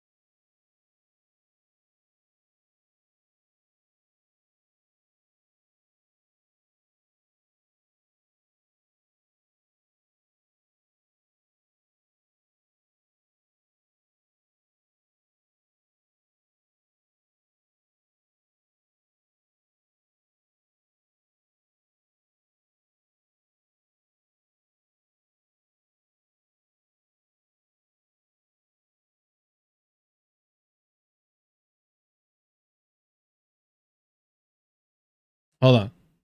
Try one more time. Now I'm trying to figure out whether y'all can hear this. You can't hear it, but maybe you can hear this now. Any other black folk want to engage in radical activist language in this fucking chat? I don't know what's going on with the Steam Deck where it's not. Yeah, it's just being super fucking annoying. No, I did not want to do that. Yeah. Okay. No, I was trying to figure this out. Relax. I was trying to figure this out. It's not happening. I don't know. I just updated the Steam Deck. I don't know what the fuck is happening. So super fucking annoying. Anywho, let's get back to this nonsense. I do want to focus on one thing though. So apparently, Fox News broke that it's a whole subpoena for his trip to Cuba and all this shit, which is fucking hilarious because he canceled his original trip to Cuba because of this, for fear of this. And then once there was enough popular support for it, once there was enough clout to be had, then he decides to go. Who decides to follow or precede him, I should say? Bad Empanada. Could have gone whenever. Either one of them could have gone whenever. Both of them rich enough For people that think that Bad Empanada isn't rich, think about how much money he's making versus how bad the economy is in Argentina right now. And he's not even making money from like Argentinian currency. He's doing it from Australia currency, like the currency there. So when I call this fool a gentrifier, he's not even part of the Argentinian community like that. He's not suffering and struggling with them and their economy. He's doing what all gentrifiers do, is live comfortably, and their wealth and comfort increases as the country around them that they've invaded sink further and further into disparity. So anywho, these are opportunists using the suffering of the Cuban people as clout, right? So here we go. I think that this is fucking straight up like kayfabe. I think this is straight up kayfabe. That the propaganda machine needs Hasan Piker to continue bringing individuals back into the Democratic Party through the DSA, that he's a counterinsurgent propagandist, he's counter-revolutionary through and through. He's here to mislead people, right? Whatever energy the youth may have, whatever potential they may be, Hasan Piker's there to channel it back into the Democratic Party. And so I think that this subpoena lines up a little too perfectly with the pushback and criticism that he was getting that was starting to build because of his normalization of Zionists, but also his continued like proximity to and rubbing elbows with reactionaries while vilifying anyone to his left with principled critique, right? Calling them ultras and such. Look at the way that he speaks to his like year-long supporting community members compared to how he speaks to reactionaries that have clout and fame that he could kind of try and feed off of. Because everything that he does is for personal gain. It's not even financial anymore. That's the fucked up part. It's just attention. It's just clout. It's just access. It's just self-aggrandizing and self-importance, right? That's all it is. That's all he ever wanted to do, was to be famous. This is those like young, or the first real wave of individuals that grew up around social media who just want to be famous, right? This is the Logan Paul of politics. Hasan Piker is the Logan Paul of politics. So they offer nothing. They just want to be famous. They offer nothing to society other than, hey, look at me. We know this from his TYT days. They tried to brand him like a bro. It fell off. It didn't land. It didn't hit with people. So him and Cenk Uygur, his uncle, the Armenian genocide denier that praises the Young Turks, probably one of the greatest whitewashers of a genocide we've ever seen, at least in modern history. They come up with this new gimmick, the communist. And that's why you saw him in his agitprop days covered in Soviet iconography. Hasan Piker, agitprop, or whatever the fuck it was called. Look at this.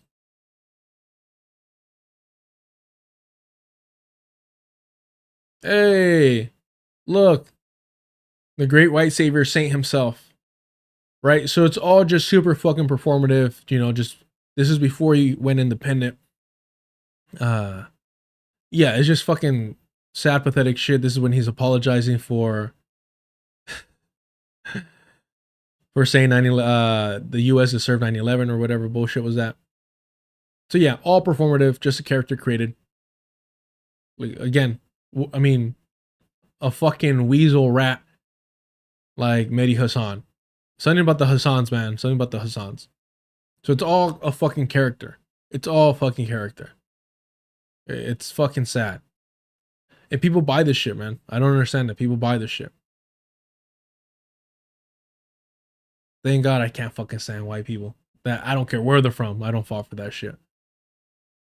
Okay. It's all a fucking character. Now he's wearing suits because it's all a fucking character. It's all a fucking character. It's all a PR. It's all a PR stunt. It's always been that way, though. It's always been that way. And anyone that pretends that's otherwise either is too naive and gullible and shouldn't be trusted with having any substantial opinion on anything, or wanted to paint Hasan Piker as something else in order to try and clout farm off of it. Which leads us to Bad Empanada. We're warming up, we're getting there.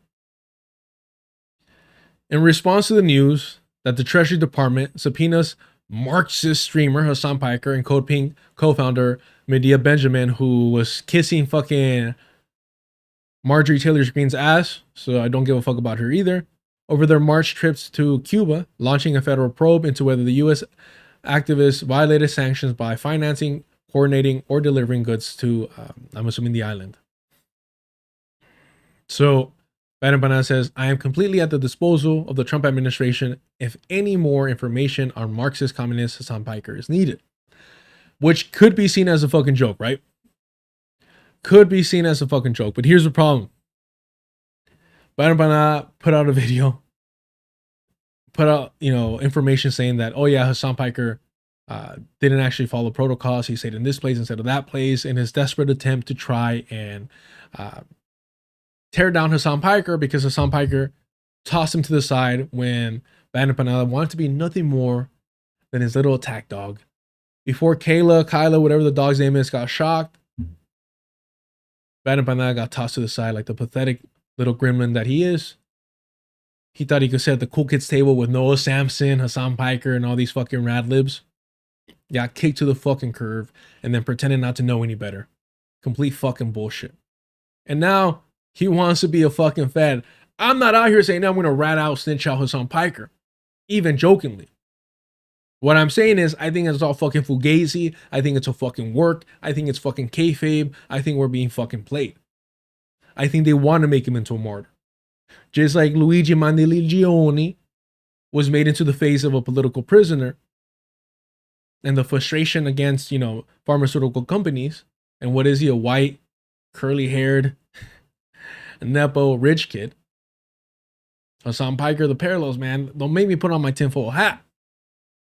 But that being said, I'm not going to come out here and fucking root for the Trump administration. I'm not going to come out here and say, oh yeah, I'll fucking work with the feds. I ain't going to do it. Even jokingly, I'm not going to do that shit. What I am going to say is I think we're getting fucking played. I think it's a fucking performance piece. Don't fall for that shit. It's a fucking work. Don't be a mark. Don't be a mark. Don't be a mark. Bad Empanada, on the other hand, says, I want to be a fucking informant, and he looks like a fucking rat, and of course, he is one. Or at least wants to be one. Fucking pathetic. So, a reminder. Just like he said that Nicolás Maduro stole the election, aka spreading pro-coup propaganda for free, saying that he wants to work with the feds to bring down Hasan Piker. Remember what Bad Empanada said after October 7th, in case y'all forgot. 0. Hamas's methods are certainly brutal, senseless, and counterproductive. Hamas's methods are brutal, senseless, and counterproductive. Do you now see why Norm Finkelstein is this colonizer's hero? Do you now see why Norm Finkelstein is this colonizer's hero? And do you now see why he's a fucking opportunist? He puts his finger to see where the wind is blowing.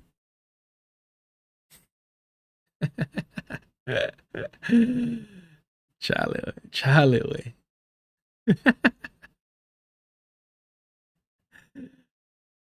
Fucking nightmares, bro. Nightmares. But just like Norm Finkelstein disparages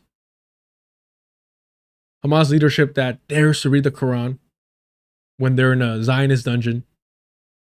Immediately following October 7th, Bad Empanada is calling Hamas senseless. What is this? Brutal, barbaric. What does he use? 0. Hamas's methods are certainly brutal, senseless, and counterproductive. Counterproductive. Counterproductive. Counterproductive, bro. Says the fucking Australian that's done nothing. Has never gotten off his ass if it didn't financially benefit him. If it didn't provide him some clout. If not for some petty fucking vendetta against his previous fucking owner, apparently. All right, I was trying to end the stream at 8. We haven't even got started. So let's get to it. Let's get to it. Oh, and of course, Bad Empanada, he's not a racist. He's not a racist. He's not a racist. He just happens to have a racist fan base. And so, as Famine Pulse was highlighting the fact that, hey, there are organizations that are doing the work. BAP, right? Black Alliance for Peace. This is what one of Bad Empanada's supporters had to say. Yes, as opposed to leftists who keep floundering about with voting for DSA, and that's about it. I'm organizing, just not with fake ass communists. There are more political projects than DSA, CP, USA, and ACP. And what does this individual, this Bad Empanada supporter say? LARPing in the ghetto doesn't count. Now you might think, that's just a one-off, right? Well, when I brought up the fact that Bad Empanada went on Bad Hasbro and said Bad Hasbro is literally a lib Zio normalizer operation, while some guests who aren't chronically online won't realize this, an incel who creates multiple Twitter accounts should know better. Meaning, Bad Empanada. Why do I call him an incel? Because this is what he decides to tweet out to women. Mind you, Bad Empanada is almost in his 40s. Motherfucker looks rough. Almost in his 40s. And this is what he talks. This is how he talks to and interacts with young women in their early 20s who disagree with him politically. He found a photo of her having a picnic with her dog. And Bad Empanada put, I don't even need to say anything about what you white women do with those sorts of dogs, do I? So straight up just randomly bringing up bestiality over a political disagreement. Bad Empanada bringing up bestiality, almost 4-year-old, to a young 20-year-old woman, out of the fucking blue, over a political disagreement. And this is why I'm comfortable calling him an incel. This is why I'm comfortable suggesting that he probably has some fucking allegations against him. Because that's not normal fucking behavior. No woman should feel comfortable around him in person, but this is how he acts online over political disagreements. And of course, I had to remind Bad Empanada that his own mother is white. So is he speaking from experience, from early childhood trauma, seeing his mother and their family pet go at it, or what's going on here? Later on, he tried to change it to American white women. Because, you know, that's his whole fucking shtick. Americans, Americans, Americans, Americans, being fucking Australian, bro. Who the fuck are you? You're so much better than us. You're so much better than us. A fucking Aussie, Aussie, Aussie. Oi, oi, oi. Sure, buddy. Sure. So, what does his supporters have to say to me for calling him an incel? With good reason, of course. An incel, you look like a corn on the cob seller on the side of the road. You look like a corn on the cob seller. It's called an elote, cabrón. On the side of the road. Whether it's somebody selling frutas frescas, elote, raspados, you name it. Some of the hardest fucking workers that you'll ever come across. Some of the hardest fucking workers you'll ever come across. Especially knowing that they make most of their money when it's fucking hot outside. So I'm cool with that, bro. Like it's fine. You can You could fucking throw all that racist shit at me when you're comparing me to some of the hardest fucking people that I know. You could say that I stand outside of Home Depot because I have family members that have done that. Rain or fucking sunshine. So I don't view that as an insult. I am fortunate. I am the fucking fortunate son to not have to go through that. By this fucking much. By this fucking much. I don't talk about my childhood. I don't talk about my family dynamics. By this fucking much. And I know exactly where I would have been if it wasn't for being born on this side. Because I have immediate family on that fucking side. And my anger and hatred towards the US empire is because I've seen family members whose lives have been destroyed because of the US. And knowing how fortunate I am, por una pinche línea. Por una pinche línea. So I don't take this as an insult, but we should take it as a reflection of Bad Empanada's audience. So when he thinks it's cool to joke around with his racist bullshit, his dog whistling shit, this is what it produces. And if anyone's wondering, is he really a supporter of Bad Empanada? Here he is. Let me bring it down for y'all. Bad Empanada is right. There you have it. And if you go to his account, constantly hyping up and reposting Bad Empanada or whatever latest account he's using at that moment.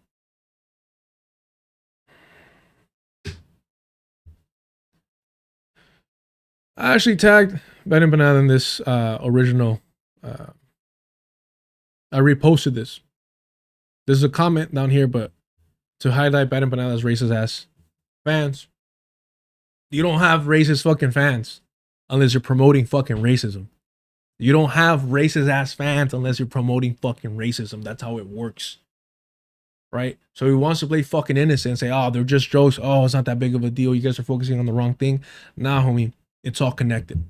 The reason why I'm not over here clapping for Nick Cruz, who happens to be black, the reason I'm not clapping for him working alongside Jake Shields is because I recognize that Jake Shields is a white supremacist. That Jake Shields doesn't oppose the colonization of Palestine. He's simply anti-Semitic. He can go from saying, oh yeah, I support Palestinians, to selling pro-Rhodesia t-shirts. They all remember that? The reason why I got blocked by Nick Cruz? Let me show you. Is this socialist MMA?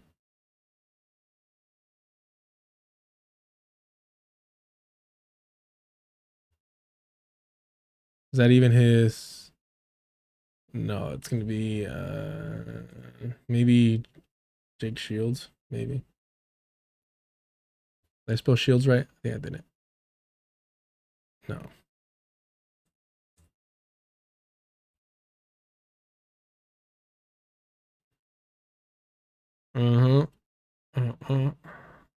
So that's how you know he's actually fucking anti-Semitic for real. If we're talking about actual anti-Semitism, he's just a white supremacist. Every Jew I meet is a Holocaust survivor or parents survived. The Germans obviously didn't know what they were doing. Fucking hilarious. With how fucking unhinged it is, right? Like just absolutely shameless. But hold on here. Here we go. We're getting there. We're getting there. So this is a shirt that Jake Shields was selling. Victory requires resistance. When Nick Cruz from Revolutionary Blackout, formerly Fred Hampton leftist, was on his program. But I can't seem to find the actual. Oh, here it is. Here's the video. Beautiful. Float the idea. Actually, so when I see you and when I see some people on the right that actually float the idea of having an anti-Zionist coalition, that's a great sign because that's what people on the left. Well, I want to say, let me slow it down for y'all. Hold on. Sometimes I have to speed these up to fit it all into one clip. Look at this. Action. So when I see you and when I see some people on the right that actually float the idea of having an anti-Zionist coalition, He says to Jake Shields, when I see you and people on the right that actually float the idea of having an anti-Zionist coalition, he gets excited. And this is why you can't have an anti-Zionist coalition against white, with white supremacists, with white nationalists. It's not because I'm offended that they're anti-Semitic. I don't care about white on white crime. I don't care. Right? It's interesting. It's fun to learn the lore and the stories that they have against each other. Don't get me wrong. I like the drama. But in reality, that's not the reason why. The reason is, if they're so fucking racist that they're distinguishing amongst each other, what do you think they think about us? If they're so fucking racist that they're making distinctions amongst each other, what do you think they think about us? It's that simple. It's a selfish reason. That's all it is. It's a selfish fucking reason. If these fools are so fucking racist that they're like, no, you're not the right type of white, you think we're going to get a pass? I mean, Nick Cruz thinks so.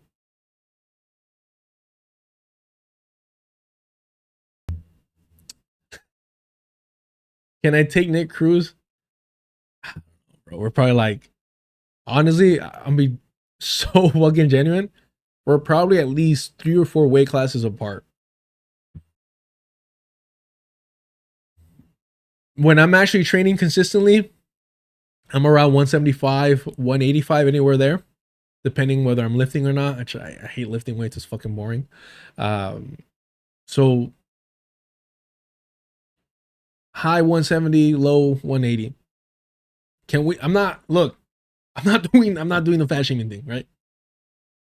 Nick Cruz is at least, just objectively speaking, like what, 220? On the low end, if I'm being generous, 220. So my cardio would have to save me, and I would have to like just avoid getting too close. A lot of jabbing, a lot of fucking oblique kicks, knee strikes, stuff like that from a distance. But bro, like, weight is a huge factor. Weight is a huge factor. Never let that shit, especially if you're trained. If you trained, it's a huge factor. There's weight classes for a reason when it comes to people that have trained. Now, he's had like actual MMA fights, right? Who knows when's the last time he trained, but fuck, man. I haven't seriously trained in years. I've been just inconsistent. Just honestly, for me, it's a fucking mental thing. It's for my own mental health. I'm not like that weirdo. What is it? Overzealous. I'm not like him where I'm like, I'm harnessing the suffering of all the oppressed people, of all the colonized people in the world. When I go train, I harness their power. Motherfucker thinks he's like the white savior Goku. Like, what the fuck are you talking about, bro? I go not to think about anything other than being present and letting out my own personal frustrations. And that is for my own well-being. I'm not over here harnessing the suffering of the world. The fuck is wrong with these people, man? White saviors, I tell you, are something else. Overzealous. Fuck that fool. And Chris Kunstler. But yes, back to Nick Cruz. Compradors. So when I see you and when I see some people on the right that actually float the idea of having an anti-Zionist coalition, that's a great sign, because that's what people on the left. Well, I want to let me be careful. Serious on me, like serious principled. The people I would consider myself comrade and ally. AKA Jimmy Dore. Principled leftist like Jimmy Dore. This shit with they want us to be fighting over ridiculous nonsense issues, because I don't think like any of these cultural war issues are really reconcilable. Jake Shields. Hold on. Just understand that that's a dog whistle for throwing trans people under the bus. Reconcilable. Jake Shields built his name in the cage. Now he's taking the fight to the narrative. So when I see you and when I see some people on the right, Imagine saying we're going to have an anti-Zionist coalition. And immediately, this fool runs an ad for Victory Requires Resistance pro-Rhodesia t-shirts. Pro-Rhodesia t-shirts.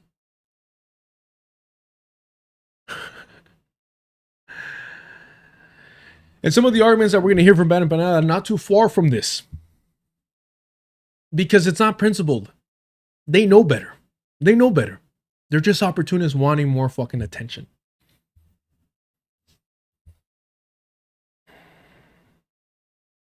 Oh, one last thing before we get into the actual... One or two? Yeah, okay. We'll do this. Look at this. This is a white savior through and through. He's gonna do this in the conversation with... Oh, he does it in this. Okay, this highlights this. Just pay attention to this. We'll see in a little bit. Over the last year, started talking about things that I wasn't one of, I obviously was basically never the real first person to talk about these things, but things that I've been helping to popularize, things that I've been really harping on, like the Jewish exceptionalist, Jewish supremacist stuff. I obviously wasn't the first person to ever talk about these sorts of things that exist. But now, years later, people over the last year start talking. And you know that somebody's full of shit when they're like, look, I'm not the guy. I'm not the guy. But if it wasn't for me, I didn't create it. But before me, people weren't on it. It's so fucking pathetic, bro. And I hate this kind of like fake humble brag shit. If you think that you're that fucking guy, say so. Say so. It's worse when it's fake humble bullshit because it's kind of like, oh, you're trying to make us believe that you're not a fucking narcissist. Nah, bro. We know what you are. We know what you are, bro. We see you. Ah. This is what happens when you're a fucking horrible person, bro. This is what happens. That's not to say that attractive people are naturally good, but hey, rotting from the fucking inside out, buddy. Couldn't happen to a better fucking person. All right, let's get to it. Let's get to it. Is there one more thing here? Oh yeah, this fucking sad fucking shit right here. So somebody says, Bad Empanada is a fake demon. His debate with Hasan was just them talking like friends. Y'all love this one, right? Fucking so annoying. Anyway, I gotta go to bed. I'm so tired. Okay. All right. Okay. Thank you, guys. Do you have someone else? No problem. It's finally great to talk to Hasan Piker. Fuck. It's finally great to talk to Hasan Piker. And of course, he gets butthurt. He lied to me for that entire debate about what he believes, says, and the second I watched more of his content and found out I pushed precisely this backlash that's now happening against him. Again, taking credit for all the anti-Zionist, pro-Palestinian voices criticizing Hasan Piker. He lied to me.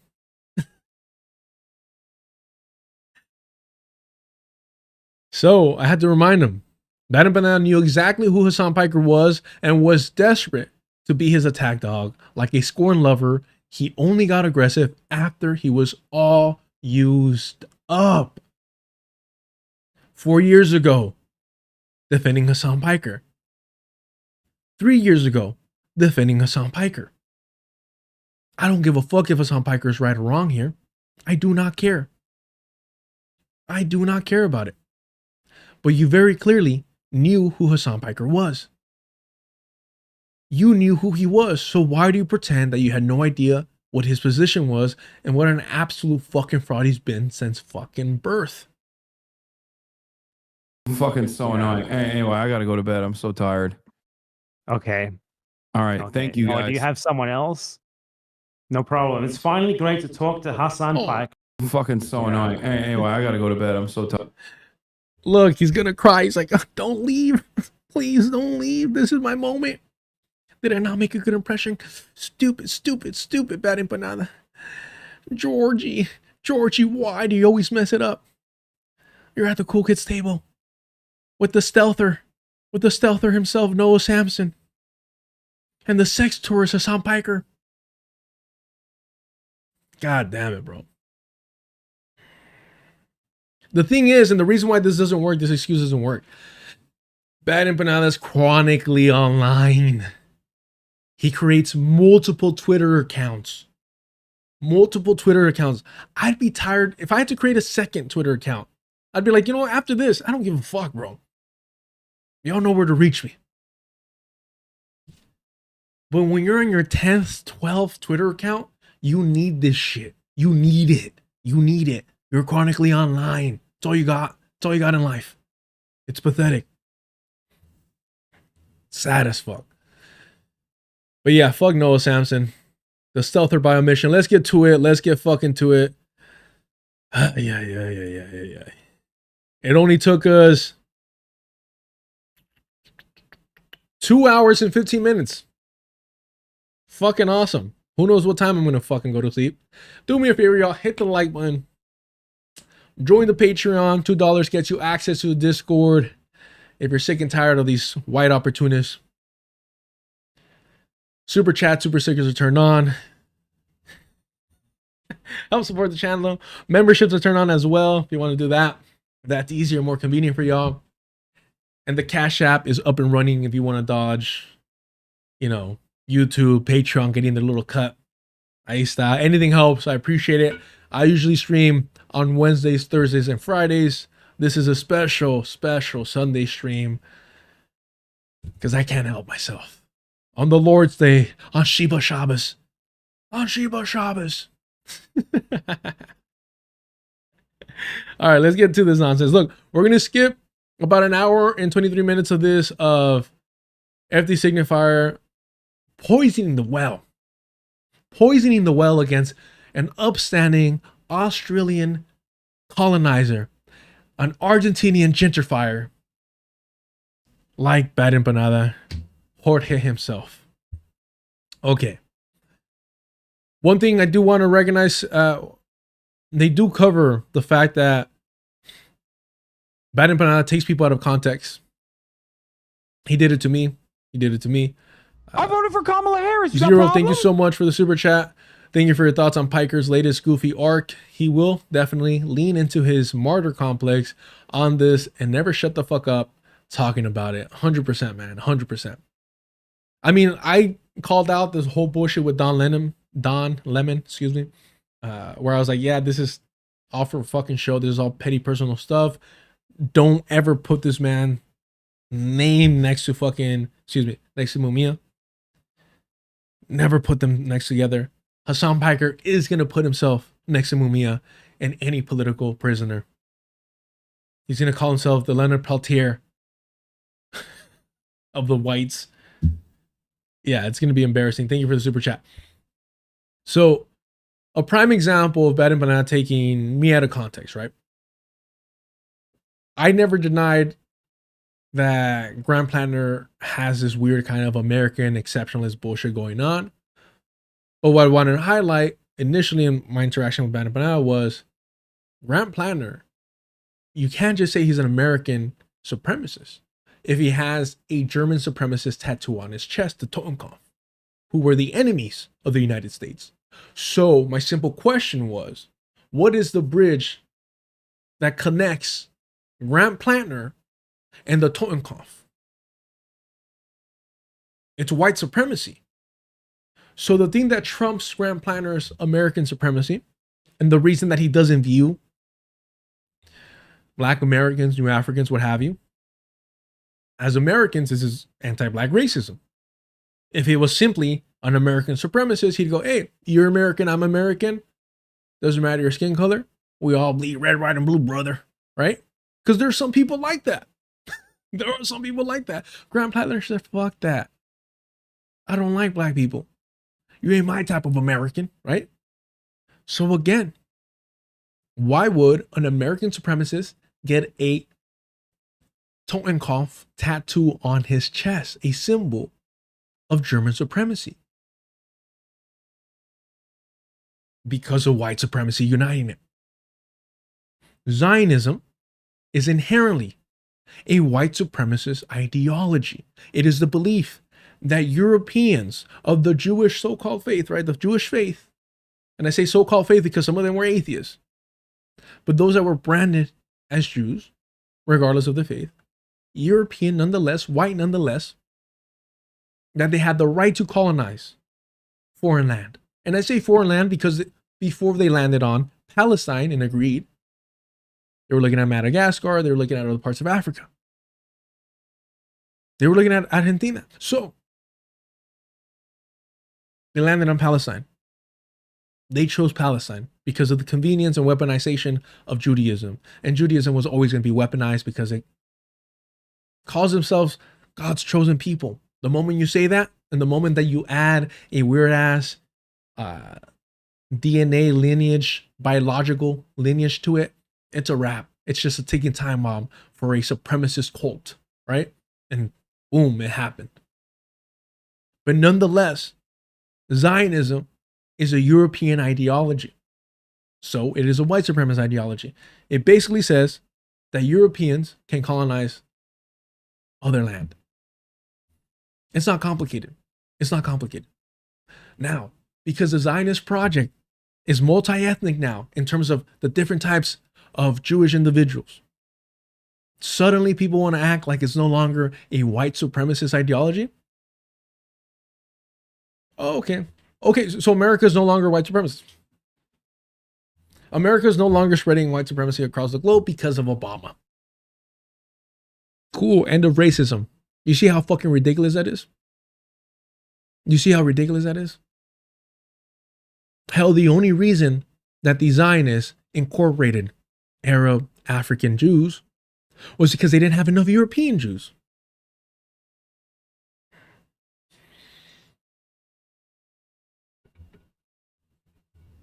Fuck. Ay, ay.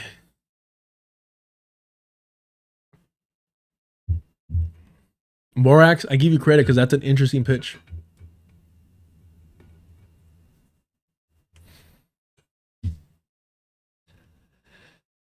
I give you credit, that's an interesting pitch. I like that. Borax says, bro, Jewish supremacy predates white supremacy by like 3,000 years. White people took their talking points, not the other way around.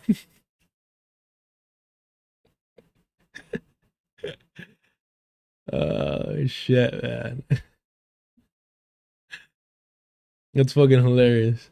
Again, if you think that European Jews are the Jews of the fucking Old Testament, you fell for the bit, motherfucker.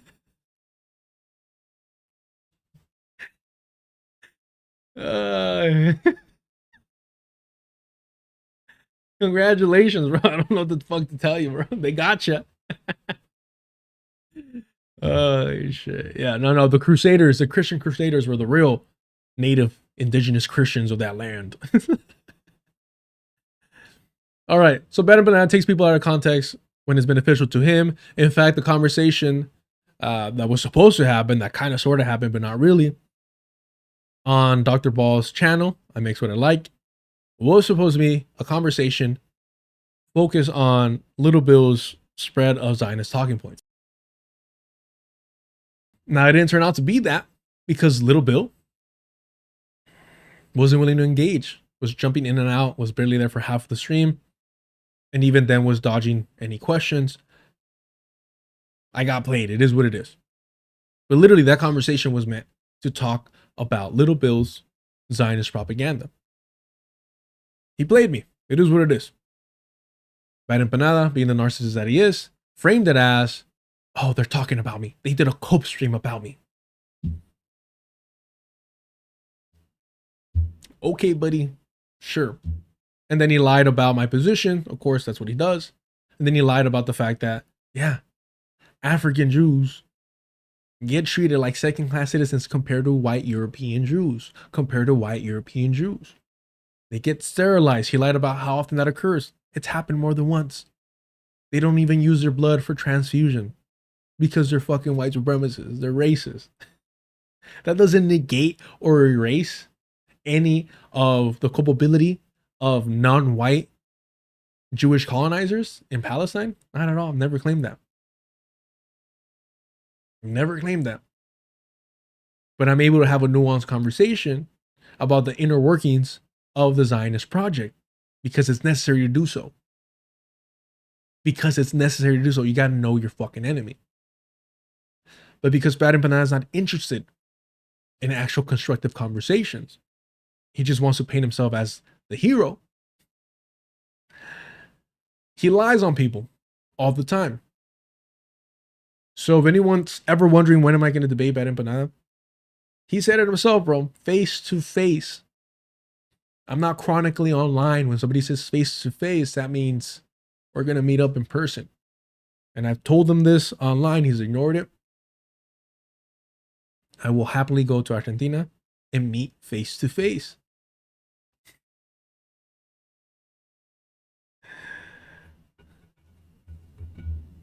We could arrange something.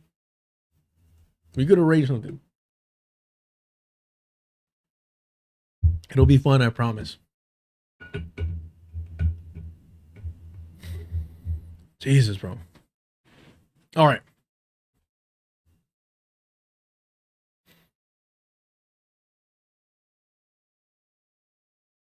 $135. Here we go.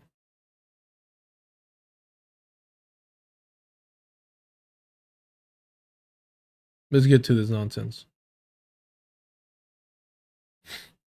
It only took us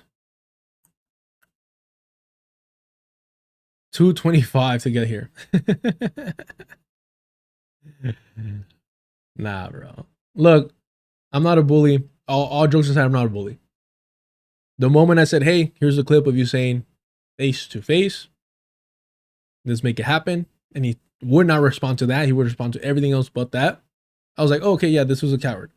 He slipped up. He was being brave. He was suiting himself. I'm down. He's not. It is what it is. Here it is. You wouldn't be. Let's tone it down here. Again, I don't gotta lie. You wouldn't be able to get away with that talking to me face to face, would you? You wouldn't be able to get away with that talking to me face to face, would you? You wouldn't be able to get away with that talking to me face to face, would you? I wouldn't be able to get away with that talking to him face to face. Now, would I? And all I'm simply asking is to take him up on that offer, to show him exactly what I can get away with when we're face to face. Paper fucking tiger online, bro. Keyboard warrior. What do you think I can get away with face to face? But I'm not a bully. He won't respond to this. I get it. It's cool. It's fine. You were feeling yourself. You were beating your chest. Your fans hype you up. I understand it. I get it. I don't do that shit because it's not me. Right?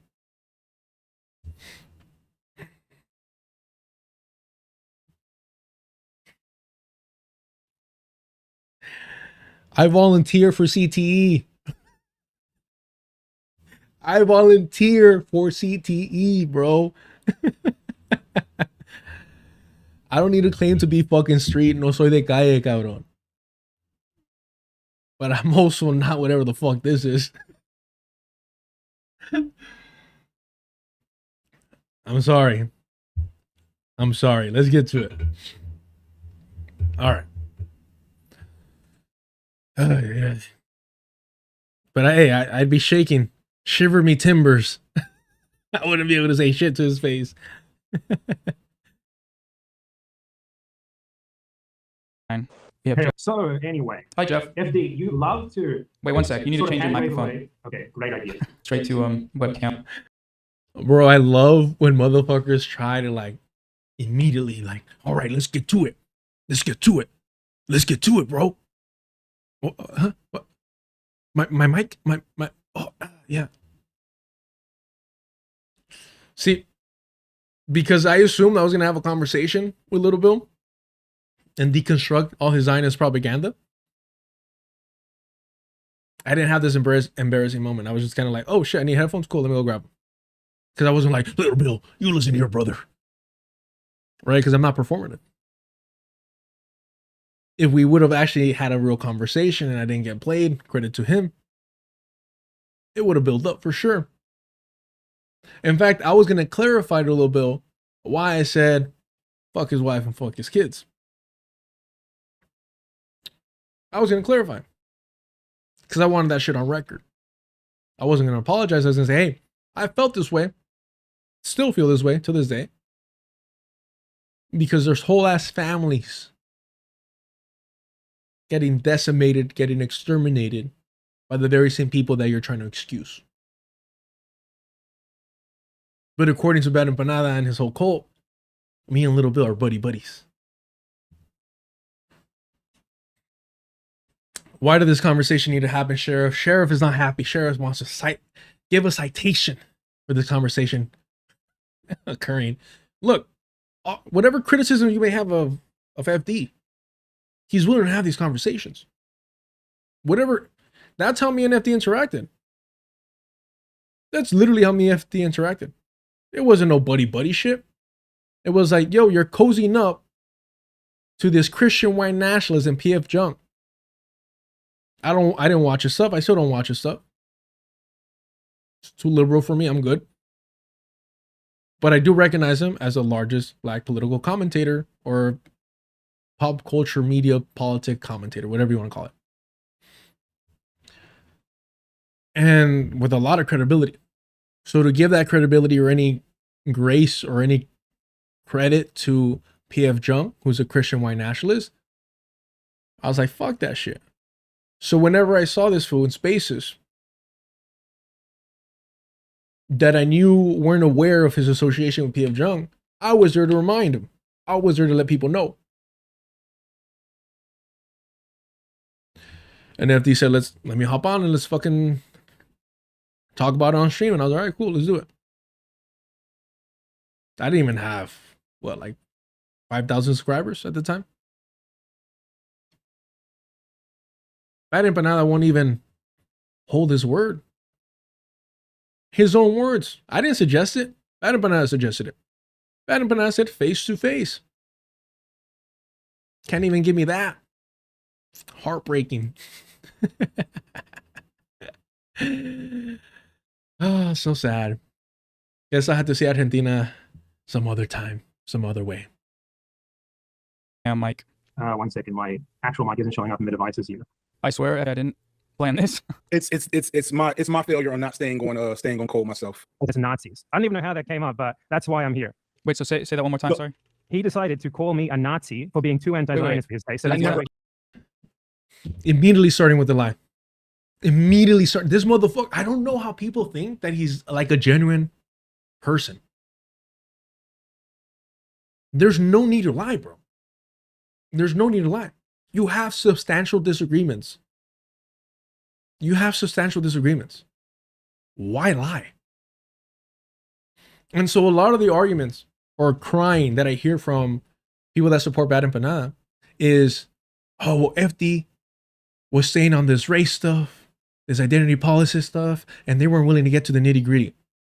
Well, how the fuck were they going to get to substantial conversation if immediately your favorite colonizer, Bad Empanada, your favorite gentrifier, Bad Empanada, starts off lying?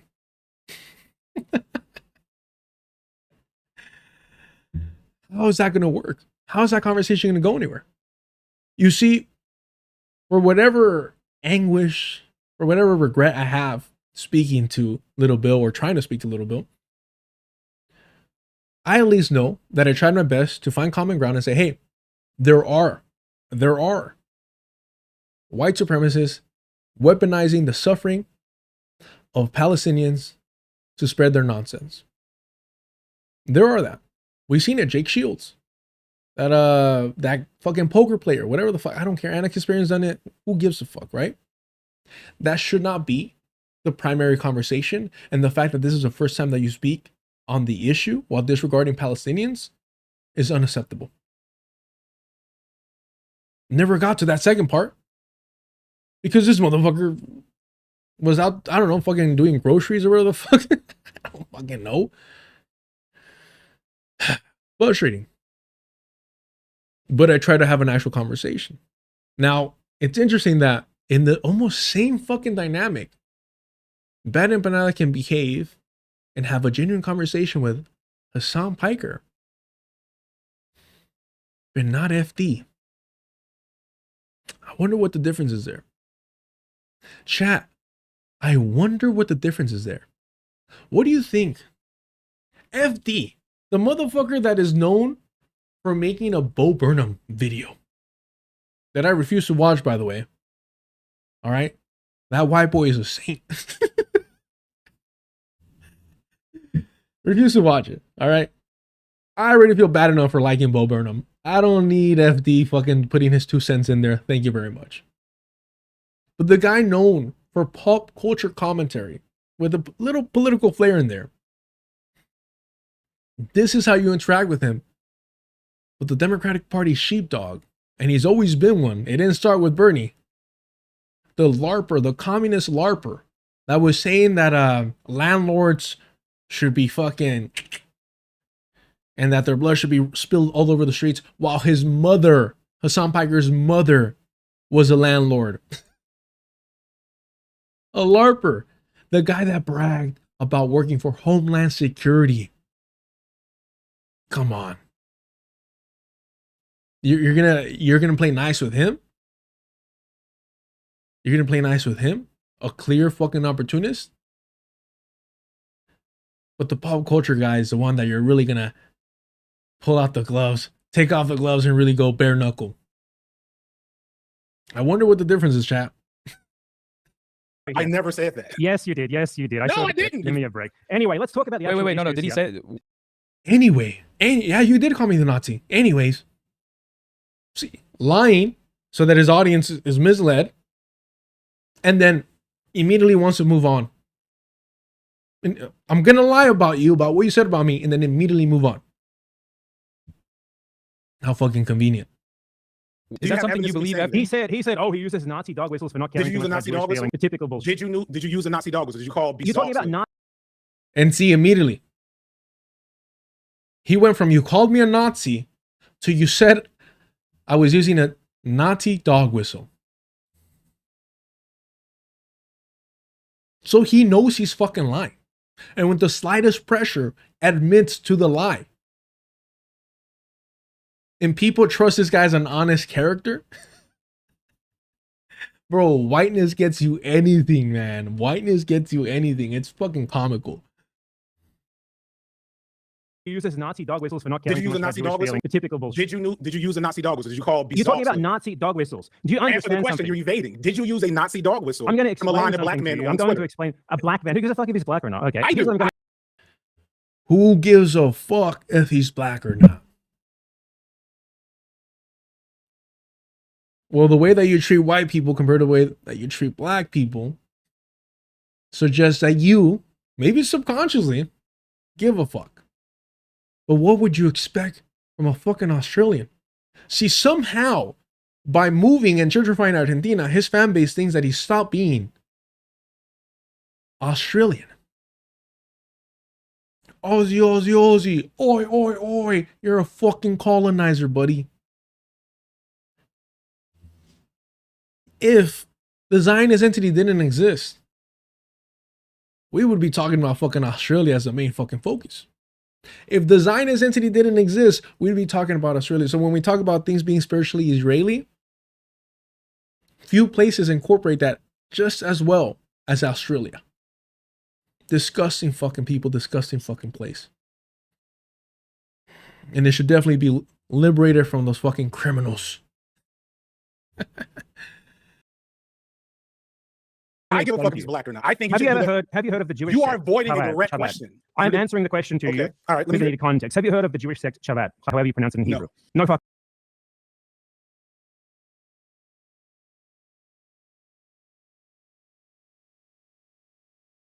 What in the world? What in the world would make you think that FD Signifier would know this? What? Okay, please, please. I'm sure you're gonna crawl in here somehow. Can somebody, please, inform me how anyone would believe that FD Signifier would know the answer to this? Wow. I don't understand it. I don't get it. You're just trying to fucking flex.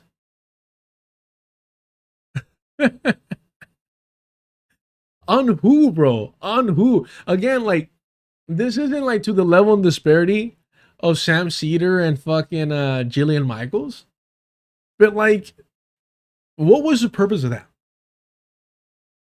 To like stroke your ego? Because look, it immediately goes, oh, you don't know what I'm talking about? Yeah. The guy that did a video on Zootopia apparently doesn't know what you're talking about. Shocking. So what is that for? What?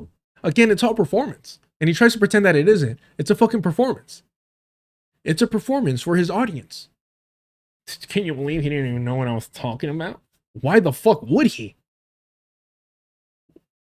What about FD would lead you to believe that he would know what you're talking about?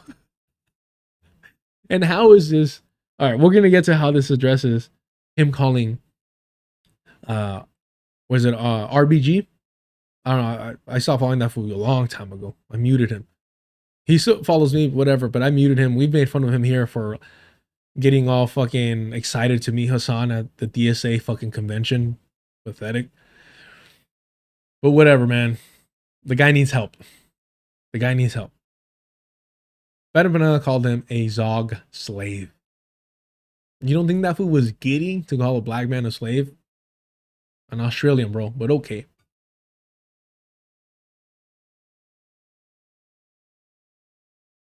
Fuck if he's black or not. Okay. I give a fuck if fuck he's black or not. I think Have you heard of the Jewish? You are avoiding a Chabad, direct Chabad. question. I'm answering the question to you. Hold on, let me slow down because I forget how much they talk over each other. And it just doesn't make sense putting it out at 1.5. Sorry, y'all. All right, let me need context. Have you heard of the Jewish sect Chabad? However you pronounce it in Hebrew. No fucking way. No, I'm not very knowledgeable in this context. No fucking way. No fucking way. I don't even know how to pronounce it. I don't even know how to pronounce it. Wait, what?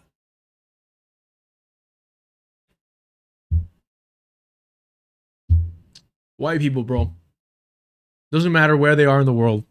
Same fucking pathetic nonsense. All right. Topic, no. I'm fucking blown away. But anyway, this is the biggest like religious Jewish group. This is how you know it's a performance. This is how you know it's performance. I'm so fucking blown away. Anyways, yeah, let me tell you who they are. Performance.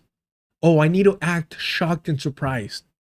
I need to act shocked and surprised. Look at this. How do you go from that to this? If you're generally this shocked and it's not a performance and you're not full of fucking shit, how do you go from that to this? What? What? No fucking way, bro. Why are they all like this? Do you see why I don't want them on my channel? They're not real fucking human beings. They're not real human beings. It's all fucking fugazi. It's all performance, bro. I'm fucking blown away. But anyway, this is the biggest like religious Jewish group in the entire world. Of all the religious Jews, they are the biggest. In the United States, they are the biggest. The Chabad Messiah, his official doctrine said that non-Jews are essentially cattle. They are basically slaves. Okay? Do you understand that? I can read it too if you want. I can get No. Hold on a second. I agree with you. I understand what you're saying. I'm taking you at Yep. 100% that. I think Mamdani was over there fucking worshipping one of those fools, no? Your word. Okay, so Chabad is also this massive Zionist organization, one of the worst Zionist organizations in the world right now. So now we are living in this era right now, right, of Jewish supremacy. I know you don't think that, but entertain me for a second. Let's imagine That's that we not are true as living. well, but go ahead. I mean, you denied it, and that's the entire reason we're talking here. I think before asserting his positions, you should let him, just explain whether he thinks that. So what I was again, whatever disagreements that they have, Bad Empanada feels the need to dictate what FD's positions are and aren't. For what purpose? That's why you're having the conversation, right? That's why you want to hop on. But again, narrative building. I'm not defending or excusing or justifying or claiming I know what FD's positions are, because he hasn't said what they are yet. But again, controlling the narrative for his audience. It's not a genuine conversation. But it was for Hasan Piker, though, right? It was for Hasan Piker. The guy that literally got off having a show with a Zionist fucking family in the Kleins. Ethan Klein, dual citizenship, U.S. Israeli citizenship. Hila Klein, an IOF veteran. You were fucking chumming it up with Hasan Piker, weren't you? And then you lie about, I didn't know his politics. What is the politics of somebody who willingly goes into business with the Zionist family? saying there is that we live in this time of actual, like, real Jewish supremacy. Jewish supremacists are committing genocide against people who aren't Jews. Now you're pretending you believe in that. Oh my God. But bro,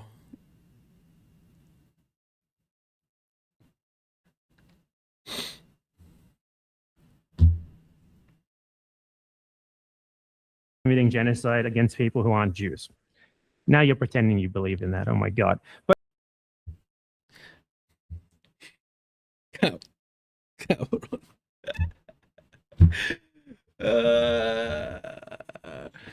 está difícil, güey. Está difícil.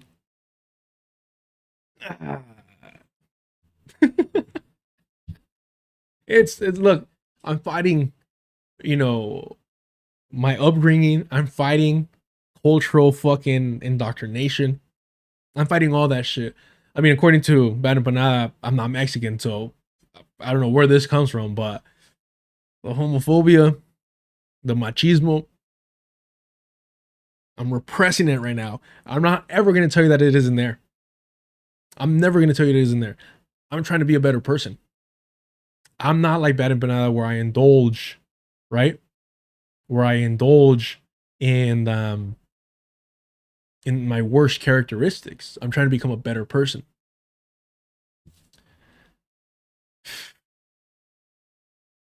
If the Hasan thing, you got somebody else.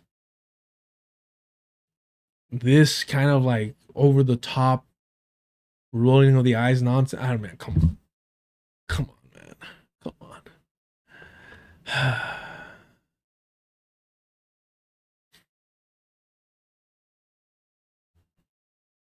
I'm struggling. I want to be a better person. But I also got to be honest about,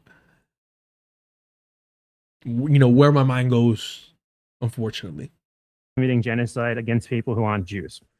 Now you're pretending you believe in that. Oh my God. But anyway, so we have this situation, right, where Jewish supremacists are doing that. And one of the most important Jewish sects in the world, along with many other Jews outside of this Jewish sect, quite literally believe as a matter of official doctrine that non-Jews are slaves for Jews. That their role basically is to be slaves for Jews. They are basically like cattle.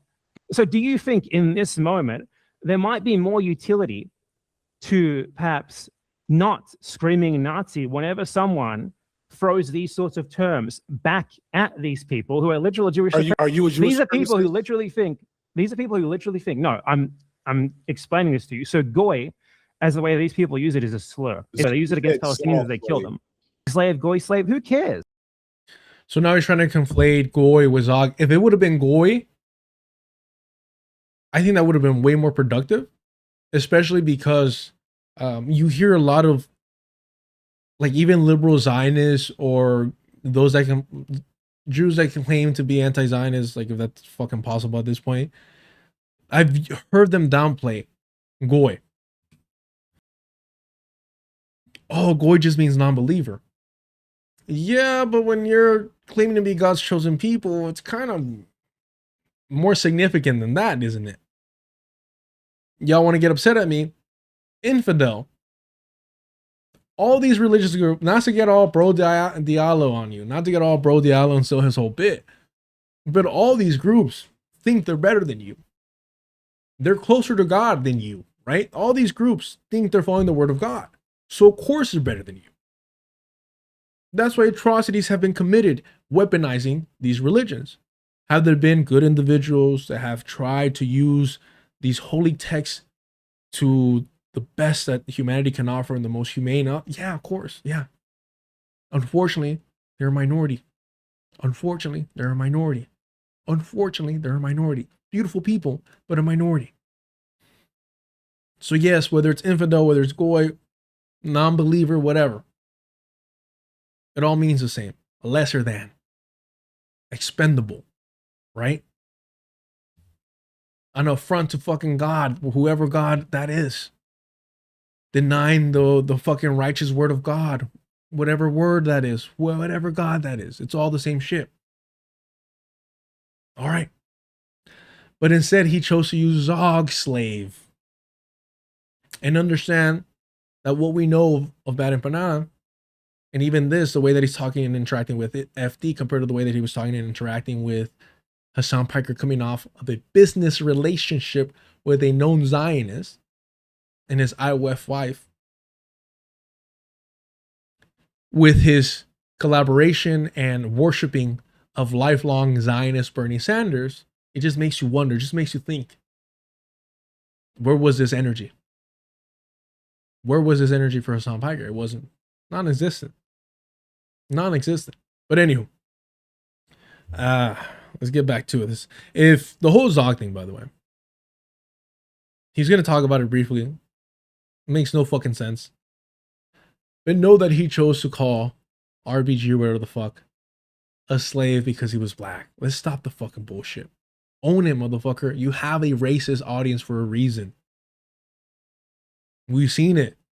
We've seen them be racist towards me. We've seen them be racist towards other people. The same way that we've seen you be a fucking sex pest towards women. Who gives a fuck? I do. I think it's Why? weird What's the for point? left. So first off, let's clarify. Thank you for that filibuster. Did you or did you not? If they can be a little petty too. But it, I mean, essentially was a filibuster because he didn't address the question. He provided background context for something that okay, let me break it down this way. He did not address the Zog part, and the slave part he did address. And later on, you're gonna hear him because he's a fucking coward, bro. He walks shit back all the time. When he's pressed, it's pathetic. That it's inappropriate to call a black man a slave. Especially when you're a fucking European yourself. But all right. He's going to excuse it for a while before walking it back. Not call BGR or BRG. I'm not familiar. Did you or did you not call him a Zog slave on Twitter? Absolutely. That term is fucking hilarious. Why shouldn't I? So I don't think you should. Absolutely. Keep this in mind. That term is fucking hilarious. Why shouldn't I? Did he give another reason for this? Did he give more context for this? Or did he simply say, absolutely, that term is fucking hilarious. Why shouldn't I? Because later on, again, he's going to walk this back and say, no, I meant something else. I meant something else. I meant something else. But why didn't you say that now? Because you're trying to be tough. Should, because I don't think we should be operationalizing Nazi terminology to attack people we disagree with on the left. I think that's weird, unprincipled, and shitty. And I think that's why you have the reputation. I think that I don't know why FD used those terms. Weird and shitty and unprincipled. Those are some weak ass, watered down like terms or phrases to use. We shouldn't be using Nazi propaganda because it only uplifts Nazis and misguides uneducated people into normalizing and accepting Nazi propaganda. I don't give a fuck that it's weird. I don't think it's unprincipled. It's not nice. It's mean. No. You're aiding and abetting Nazi propaganda, right? Or you're aiding and abetting Nazis by spreading Nazi propaganda. And for the uneducated people that haven't done the research, that haven't done the work, they're going to get misguided by that Nazi propaganda because you're helping them out. When there's plenty of other things to use and talk about and criticize them, you're choosing Nazi propaganda and then you act shocked or you don't even address the fact that you have fucking races. I've shown it, I've proven it, that are your fans. I don't know why you have to use such weak language, but okay. I definitely would not have gone that route. Utilizing Nazi terminology to attack people we disagree with on the left. I think that's weird, unprincipled, and shitty. And weird, unprincipled, and shitty. I think only unprincipled is the one that I would agree with. But I would just straight up said you're aiding and abetting Nazis by using Nazi propaganda and you're misguiding people. And he knows this. I mean, look at his fucking face. He knows this, bro. He's playing a character. He's playing a character. And mind you, all of this could have been avoided. And a real conversation could have been had, like he desperately wanted to, supposedly, if he would just own up to this shit off the bat. But you have to like break this little fucking paper tire down. You got to break them down. Whiteness, bro. It's a cancer. It's hard to fucking get rid of. And I think that's why you have the reputation you have. These are all just like, oh, I think it's weird, shitty. Dude, who gives a fuck? See how he didn't mention unprincipled? Because again, it's the only thing that I would agree with. But if FD would have said, no, you're aiding and abetting Nazis by spreading Nazi propaganda, he couldn't just dismiss it. But it's strategic. He ignored unprincipled for a reason. Okay, we live in an age. A lot of people. You have. Listen, you can. You're Jewish right now, okay, and you're splitting hairs because I threw out this funny term at someone who supports Zionism. Second time, this funny term, ZOGSlave. First time, it's fucking hilarious. The second time, a funny term. He is inconsistent because he's not genuine. Excuse me. He's inconsistent because he's not genuine. Later on, he's going to say that it's more than that. But twice now, he chalks it up to, ha ha ha, funny. You're calling me Jewish supremacy, but you're using their terminology the same way they would use it. They wouldn't call someone a ZOGSlave. Now it's back to ZOGSlave. Now it's back to ZOGSlave. But just a minute ago, he threw in Goy slave for no fucking reason. Other than to distract from the fact that Zog is a Nazi fucking slogan.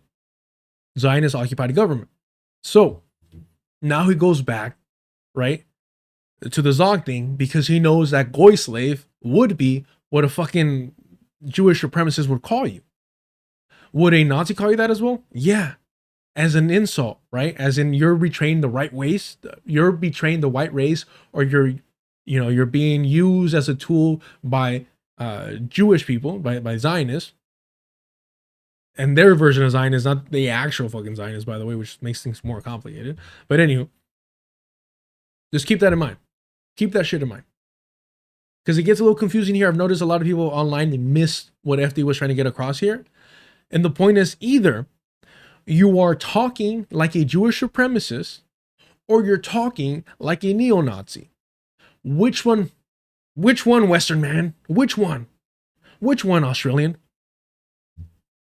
Which is it?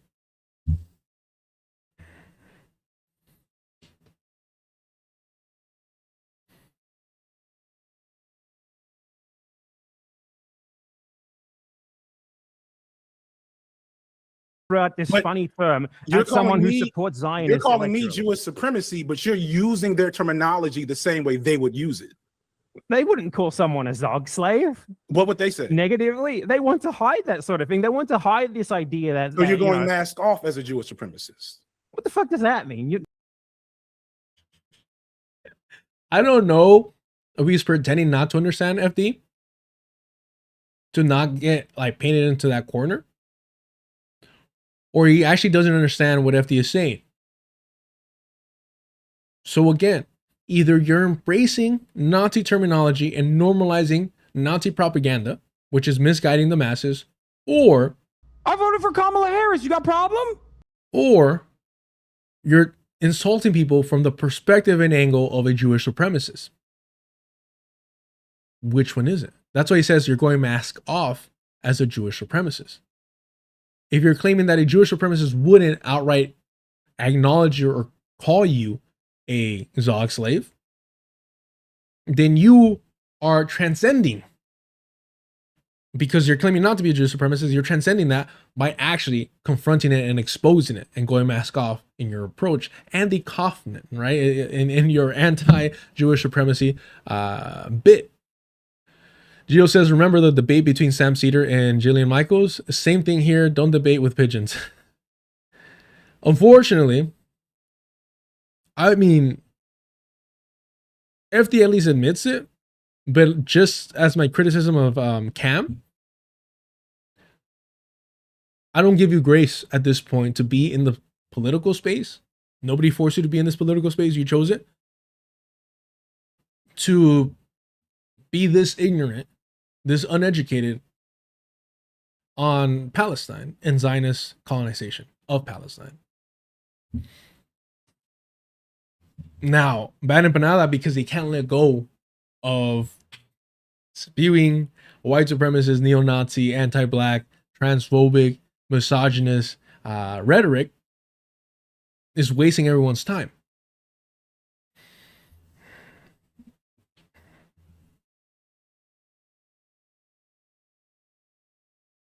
What you're arguing doesn't even make sense. You're calling people, as you say, Jewish supremacist slurs publicly to malign them. You're Zog supremacist slur. Who is the origin point of the Zog? What are you saying about it? It's a guy BRG. He's he called him. He's a massive electoralist. You know, he's because that's. all, I mean, all the that's like politicians. I don't think it's really established in American or Western media apparatus that Zog is anything other than the dog whistle that it is. It's Zionist I don't think occupied anyone government. in the American media apparatus even knows what that means. Well, it's like the. And again, I don't know if so yeah, let's put it this way, because I'm trying not to be ableist. I don't know. Okay, let me try that again. I'm trying not to be ableist. Okay. The masses, the vast majority of them, do not know what Zog is. Those that do either believe in it or recognize it as a neo-Nazi dog whistle. Both are very marginal. Zog went out of style, but when it was prominent, it was a neo-Nazi dog whistle. And the reason why I find it so fucking abhorrent that anyone on the left uses it is because it defends and protects the WASP. It defends and protects the WASP. The real enemy are white Christian nationalists.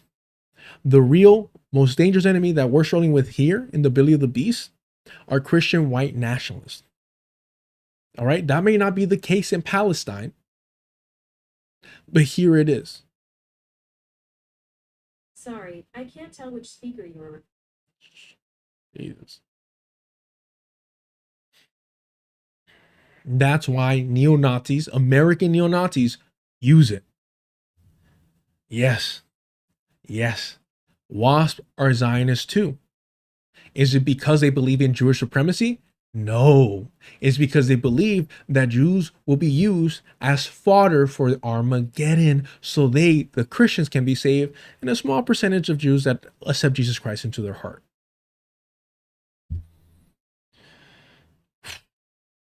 The you know, I think a lot of people do. You guys Like, you guys both disagree with the framing that Zionists occupy the government, right? It's imperialism the other way around. I mean, it depends. Are they in the government? Yes, that's Yeah. Israel. Israel yes. doesn't But the control thing is, America. why are you worried? So, here's the breakdown. I can't stand Noah Samson. He's a fucking weirdo. He's a creep. Stealther by omission. I don't fuck with that fool. I think he's just taking people's money right now when he knew that Ethan Klein was going to sue him. Hasan Piker should be paying for all this. None of this would be occurring, whether we're talking Frogan, whether we're talking Casey Tron, whether we're talking about Denims, and now Noah Samson. None of this would have been occurring if Hasan Piker didn't go and start a business with a Zionist. And Bad Empanada was still trying to be cool with Hasan after the fact. Principled though. Okay. So Hasan should be paying for all this, and nobody should be giving their hard-earned money to Noah Samson. Definitely not for his legal defense. Much less for his weak-ass fucking videos. But anyhow. What was I saying? So, trying to give Noah credit for bringing this up or highlighting this. Look, everyone understands that Zog is inaccurate. It's not Zionist owned or occupied government. I should say occupied government. The tail doesn't wag the dog the other way around, right? We're not here to protect the wasp. About this right now? Well, because we're talking about the terminology of Zog. Let me explain. I worry about it because I recognize that when you do shit like that, it's not in support of Palestinians. It's not even to attack Zionism or to attack Israel. It's to bring attention to your channel and your content. So that that's just speculation over my motivations. It's worth it. Doesn't You matter. don't know what I'm thinking inside. You don't know. You don't have any proof of this. Yeah. You don't know what's in my heart of hearts. You don't know. You don't know how I feel, Lefty. You don't know how hard it is for me. Homie's still cashing Australian checks while the Argentinian economy collapses. You don't know how hard it is for me out here, living like Hasan Piker in Argentina. Bro, look, if you have any doubt, besides the constant lying and misframing of arguments that Bad Empanada continuously imposes on people, here's the thing to remember. If Bad Empanada was truly anti-Zionist, he wouldn't have multiple videos praising Norman Finkelstein. He wouldn't have multiple videos praising the fucking Zionist Norman Finkelstein. Norman Finkelstein has been on record saying, I am not an enemy of Israel. He has been on record calling BDS a cult. He has been on record mocking decolonization. He has been on record disrespecting the leadership of Hamas because they dare to read the Quran while in a Zionist dungeon. Imagine if you're in a Zionist dungeon and all you have to rely on is your faith and love for your people. And some European Jew is mocking the fact that you're reading the Quran. Norman Finkelstein opposed the slogan from the river to the sea, Palestine will be free, because it's a decolonial slogan. That is a threat to the Zionist entity and Zionist colonizers. Instead, he was advocating for, from the river to the sea, Palestinians will be free.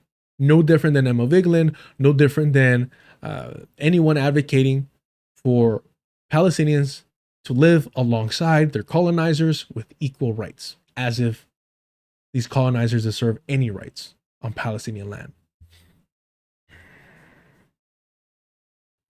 Do me a favor, y'all, hit the like button, subscribe if you're new here. If you're sick and tired of liberals and these white opportunists, unprincipled, inconsistent colonizers through and through. I don't align politically with anyone on this screen.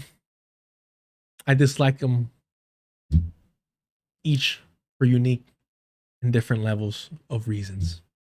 All right. So, I can't stand Noah Samson out. Look, I'm demonstrating so much fucking restraint. I am, ooh.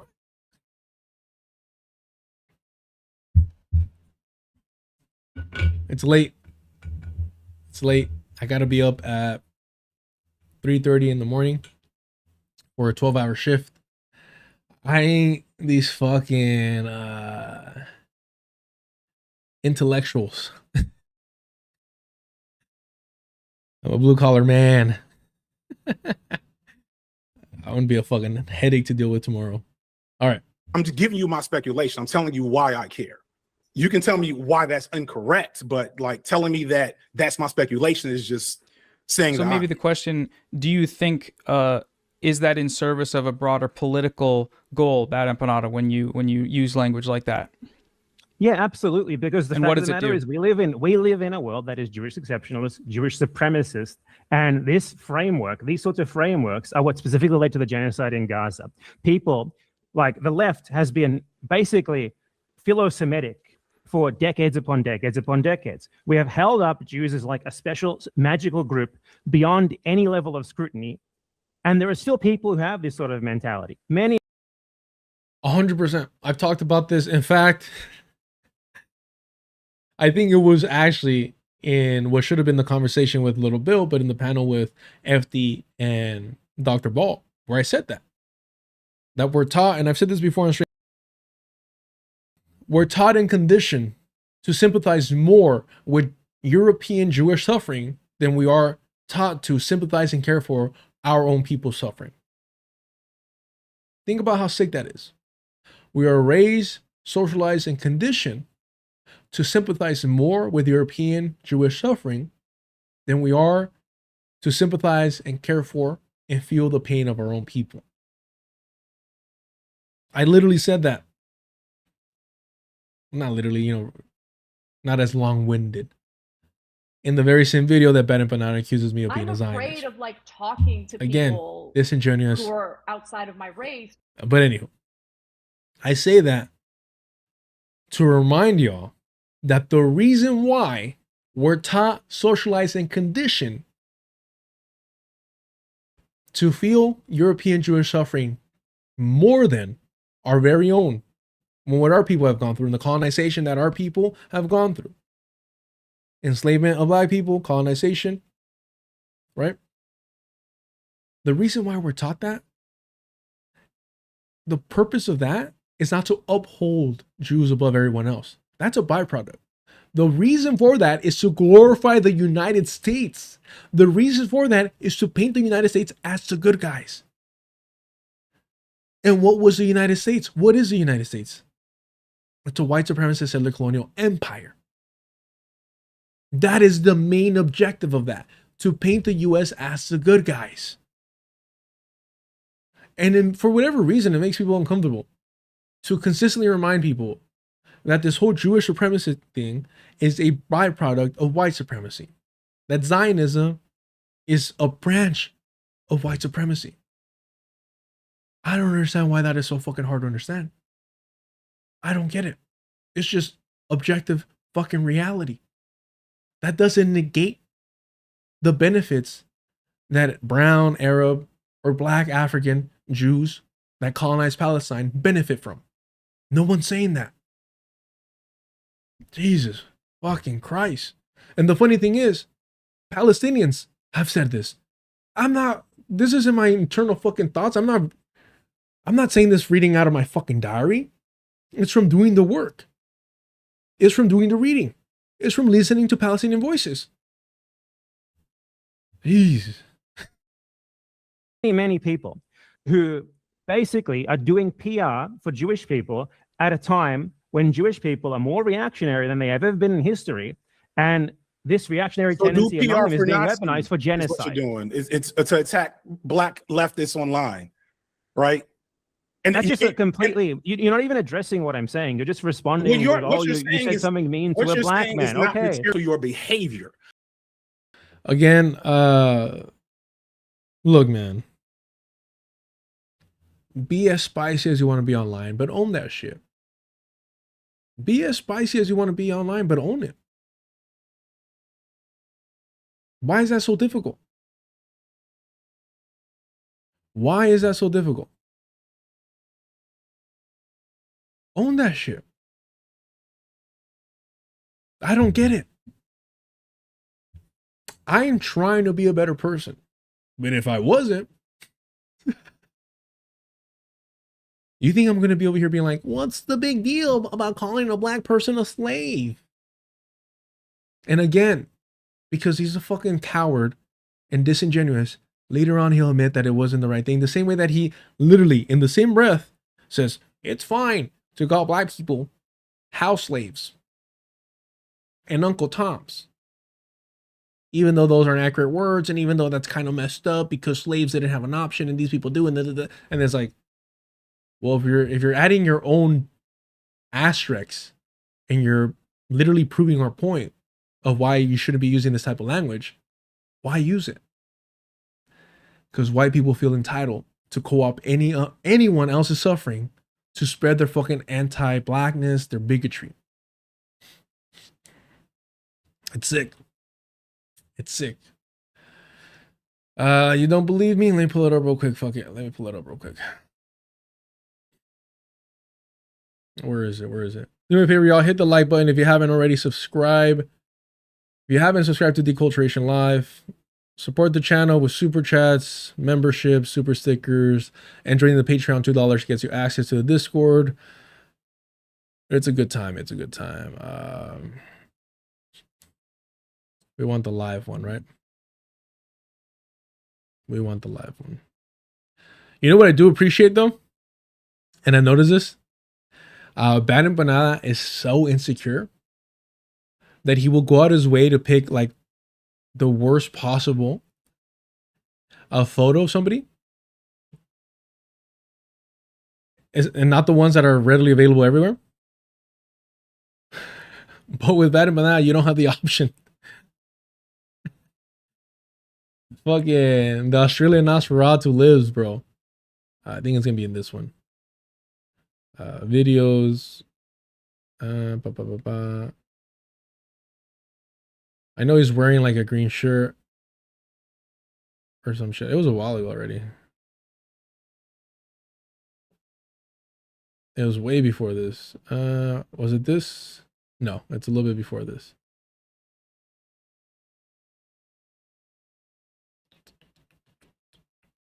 Okay, here it is. Tom is again, he completely misrepresents what this conversation was about. It's literally in the title, by the way. That's how fucking stupid his audience is. I'm trying to be better. That's how impressionable. I'm trying to be better. That's how impressionable his audience is. The title is Debating Zionism and Jewish Supremacy. But as you can see from literally this thumbnail, the person I was supposed to be debating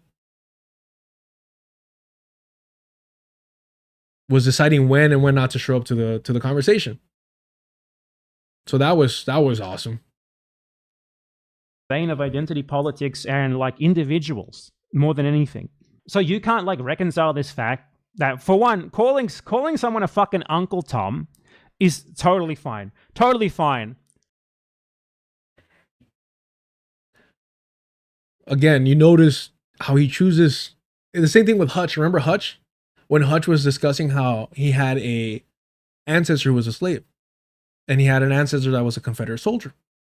And the way that he talked about the Confederate soldier was like, oh yeah, he was this hero. He was a great military strategist, this and that. And the way that he would talk about his ancestor that was a slave was like, she was a fucking slave. Can you believe that shit? A fucking slave. And then you start seeing the subconscious, if you want to give that benefit of the doubt, narrative and sentiment.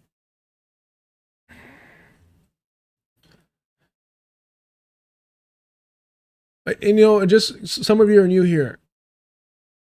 I don't think I'm a good person, bro. And because of that, I want to be a better person.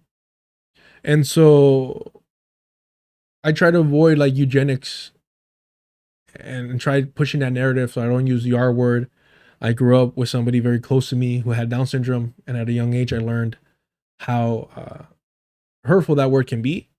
And then as I got older, I understood the history of just extermination of people deemed inferior genetically, right? Intellectually. And so things like that shaped me to try and better myself. And, you know, the type of people that hang out here, we fucking check each other and try pushing each other. And so like even little things like stupid is like, we could do better. We could do better. We don't mean that they're stupid. These people aren't, suffering any type of intellectual handicap. It's not that at all. In fact, most of these people are intelligent. Okay, where are we at? Oh, yeah. Fucking Uncle Tom's. That's what he said, yeah.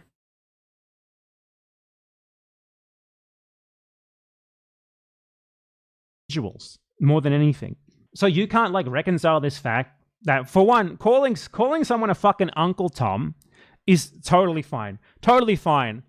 I don't give a shit what Americans say. We're reclaiming this word for everyone. Let's break this down. I don't give a shit what Americans say. Well, specifically, what Americans are talking about. Oh, you don't care what Black Americans think. You don't care what the descendants of chattel slavery think about you using a term that is inherently connected to and inseparable from slavery.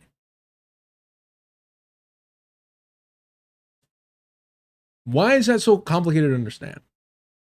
Right? And mind you, we're talking about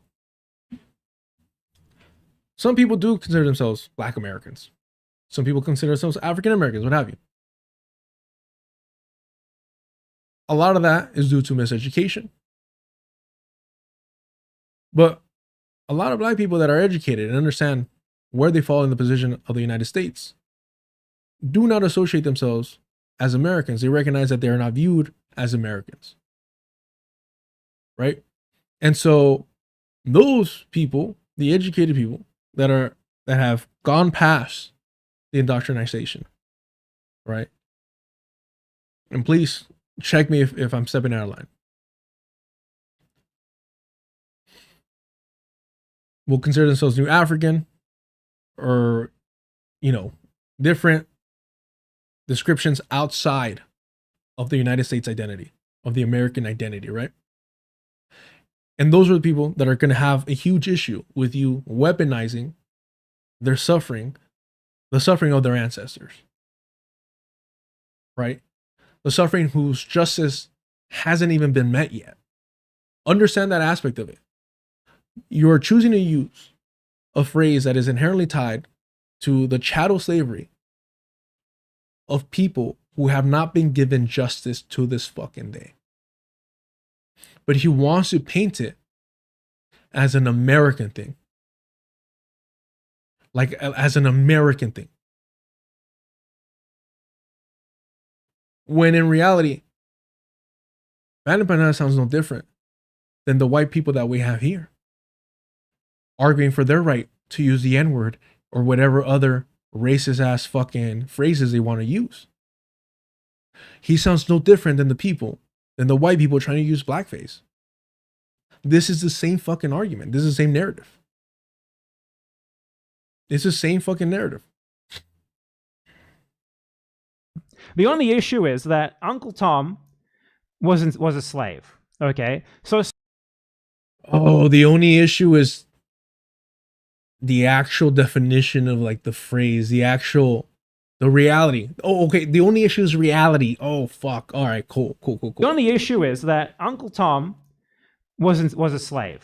Okay, so sometimes it can be used in the wrong way, like calling someone a house slave when they're doing something clearly by choice. It just doesn't really apply, but it's not particularly offensive. Okay, the connotation of this is that these people are like collaborators of some sort, with people who ultimately see them as lesser. This is something that can be applied to many situations. Like, they're doing something that would go against the interests of a group that they are a member of, in the interest of a group of people that sees people like them as less than human. Van Jones absolutely meets that description. I'm not going to defend the use of the Yiddish N-word, but that Jewish supremacy... Sorry. I kind of skipped ahead there. He says, I'm not going to defend the use of the Yiddish N-word. This is after acknowledging why calling somebody a house slave or an Uncle Tom is inadequate and problematic, to say the least, right? Even he has to acknowledge that. Even he has to admit that. When in reality, you can use the words comprador and sellout a whole lot better, a whole lot more accurate, without the racial baggage. But he wants the racial baggage. He needs that shit. So he says, I'm not going to defend the use of the Yiddish N-word. I'm not going to defend the use of the Yiddish N-word. Mind you, he's not saying I disavow the usage of the Yiddish N-word. I disapprove. I don't fuck with that. He's not saying that. He's saying, no, I'm not going to defend it. Do you see the difference here? Do you see how these white people try to be slick with it? And again, more evidence that he adores the Zionist Norman Finkelstein. It's sick. It's sick. You don't believe me that this fool adores Norman Finkelstein? Watch. I'll show you.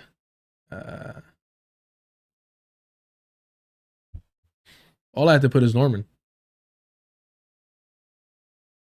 Look. Throughout the years, Norman Finkelstein is based. Top Finkelstein moments. Why Norman Finkelstein yells at clouds. I don't agree with the slogan, from the river to the sea, Palestine will be free. It's very easy to amend and just say, I don't agree with the slogan, from the river to the sea, Palestine will be free. It's very easy to amend and just say, from the river to the sea, Palestinians will be free. So literally opposing a pro-decolonization slogan to Palestinians. Mahmoud Khalil was in the background at this protest. And Norman Finkelstein is telling them, nah, none of that decolonial shit. Literally says it here, by the way. Cringy political correctness, I have no doubt.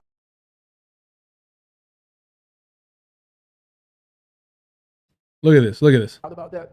They had classes in settler colonialism and decolonization and de-Zionizing the Jewish mind. You know, really stupid, cringy, like Robin DiAngelo, she's going to interrupt racism. You know, these idiotic notions. Cringy political correctness, I have no doubt about that. They had classes in settler colonialism. So Norm Finkelstein thinks that classes in settler colonialism are cringy.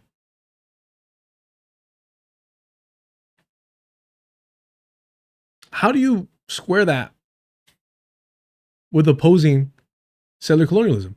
With opposing Zionist settler colonialism? Well, he doesn't. He doesn't oppose Zionist settler colonialism. The reason Norm Finkelstein doesn't like the Zionist project, or the reason why he's critical of it, is because they weaponize the suffering of his parents who went through the Holocaust. It's personal. He doesn't give a fuck about Palestinians. He despises Palestinians when they're censored above him. And this is who Bad Empanada loves and adores and supports, and doesn't have a critical thing to say about him. Oh, but he won't defend his huge usage of the N-word. He won't defend the usage of the N-word by Norm, but he won't disavow it either.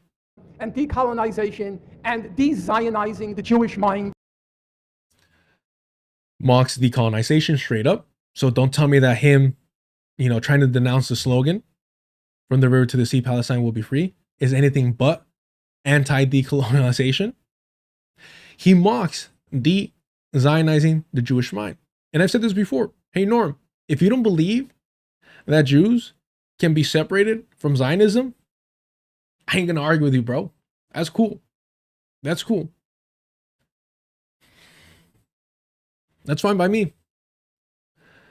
But if we believe that human beings can be rehabilitated, then we should have been advocating for denazification. We should be advocating for de-Zionization. We should be, all fucking de-whiteness, homie. Remove whiteness from these people.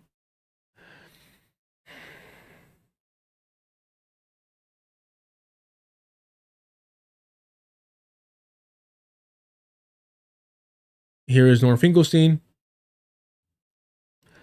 In case you're wondering who Bad Empanada supports, I am confident that I have nothing to hide apart from my political views and the supporting scholarship. There isn't much more to say for myself. Alas, no suicide mission or secret rendezvous with terrorist organizations. I've always supported a two-state solution based on the 1967 borders. What was I saying earlier? With Bad Hasbro's father, Gabor Mate. If somebody's talking about 1967, they're a Zionist. And he literally says, I am not an enemy of Israel. I am not an enemy of Israel.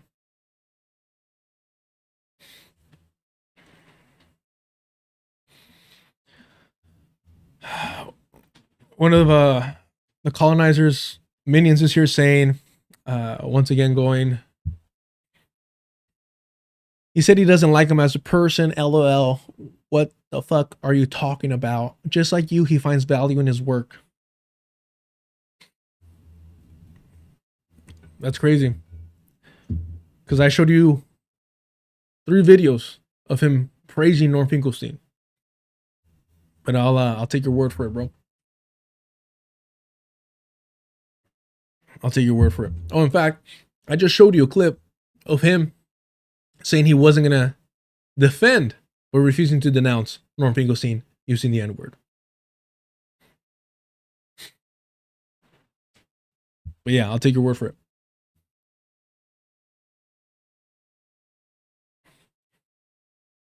Missing the fucking point, bro. Missing the fucking point. In fact, this is how you know that you're full of shit, by the way. Or is it? And this is how you know that Bad Empanada didn't actually watch the video. And he just cherry picked what he could use to smear. Definitely me. But now I'll do the same here. Great. Maybe just Norm. Yeah.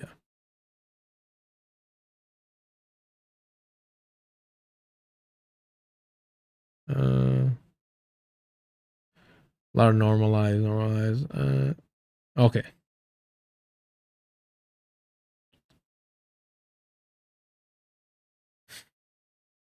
Politics that don't make sense when not. And this is something these people will never understand. They don't seem to get it. It's not these people, bro. I fucking missed that one. These people. Sure, buddy. Use the Holocaust as propaganda. But he's anti-black. He mocks decolonization. He's always trying. The reason that people like Norman Finkelstein, and this is something these people will never understand. They don't doesn't engage with anything that all my criticism of Norman Finkelstein. Just go straight to defending him. Seem to get it. It's not because he's not like this old, weird, conservative guy with like esoteric politics that don't make sense when you add them up. I don't think anyone likes Norman Finkelstein as a political referent. People like Norman Finkelstein for his work, for the utility that it offers us. And so thank you for bringing this up, because now I can highlight the fact that Bad Empanada once again lies on my position. Literally on that stream, I pulled up the Holocaust industry and said, I don't like Norm Finkelstein, but that doesn't mean I'm going to tell people not to read his work. If you want to understand, the propaganda style and strategies of the Zionist project, the Holocaust industry is a great text to read. That doesn't mean that Norm Finkelstein is an anti-Palestinian. That doesn't mean that he's not a fucking racist, right? Bad Empanada here is literally saying, these people don't understand. So thank you for bringing that up.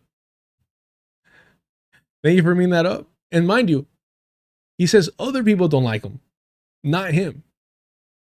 Other people don't like Norm Finkelstein because of this stuff. But there's a lot of parallels and personalities between Norm Finkelstein and Bad Empanada, and I hope that Bad Empanada ends up alone just like Norman Finkelstein, because that's what he fucking deserves. I see people think that like I'm just gonna squash this shit because we may have some agreements and certain stuff. I'm not completely sucked into this fucking online world, bro. I interact with people the way that I would interact if we were in an organizing space or we were outside. If somebody was lying on me as consistently as Bad Empanada has, he would have apologized, or we would have had a not so verbal discussion. Not like as some sacred cow. That's the problem with you guys. You understand everything through the vein of identity politics. Never said people view Norman Finkelstein as a sacred cow. Norman Finkelstein views himself as a sacred cow. It's fucking pathetic. But again, if you're the guy that says, I determine who's Zionist and who's anti-Zionist, right? Norm Finkelstein is a Zionist. I can talk about his work and say, this is written by a Zionist. Bad Empanada has never done that. So I don't give a fuck whether he likes him personally or not. I think he does, because he sees himself in him. But the reality is, he's never called him a Zionist. All right, let's get back to it. At least, look at this shit. And don't say that they're short videos too. One is fucking 24 minutes long, bro. Glorifying a Zionist is wild. I'm talking about your behavior, which is categorically shitty behavior. And you act shitty because it gives you views. The It doesn't you give me have- views. No, Here's no. what would give me views. Falling in line with Thumbnails people you have like you. with my face on them. Let's pull up your channel now on Bad Empanada Live. The thumbnails You try to reduce my everything face to drama. No, let me respond. You're trying to reduce everything to drama because Then what why actually use the happened term? here? Because it's funny. What actually happened here? First place, right? Your friend Lil Bill made a video, an indirect response to my video on Jewish supremacy, one of the videos I made just like a week before he made that, okay? That's the first thing that happened. I responded to him on his points on Jewish supremacy in Israel, okay? Then in response to that, you, him, and 2 other people made a stream dedicated to basically indirectly refuting me. It's still fucking lying, bro. This motherfucker cannot stop lying. Still lying. It is ridiculous how consistent he lies. It is how people think that this guy's honest is outrageous. And you know what the worst part is? That if he didn't do this whole macho man of face to face and we would have had a conversation, motherfucker would have folded like he did for Hasan. Not because of clout. Because the moment they actually hear what my positions are, they're unfucking deniable. Because they're not my positions. They're not my positions. They're just what I've read from Palestinian scholars. It's not complicated. Yes, that's why Little Bill made that video. That's why I called that shit out. That's why when I talked to Little Bill, the brief moment in that fucking 2-hour conversation that he was barely a part of for like, what, 30 minutes? I said, look, bro, we know who you're talking about. You're talking about Bad Empanada. Yeah. Okay, yeah, there's people like that. There's people like Anna Kasparian. There's people like Jake Shields. Yeah, okay. Why are you just now talking about Palestine? But all right.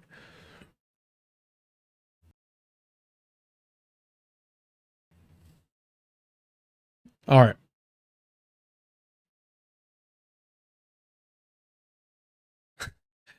I gave a military brat authority and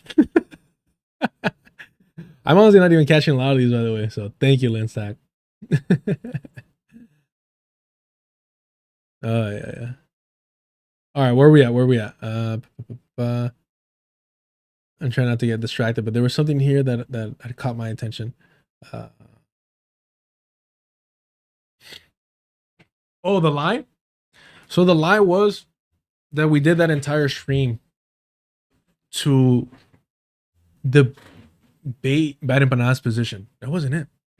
The stream was because I called out, without being anti-black, without being fucking racist, without pushing Zionist and neo-Nazi talking points, depending on how you look at it,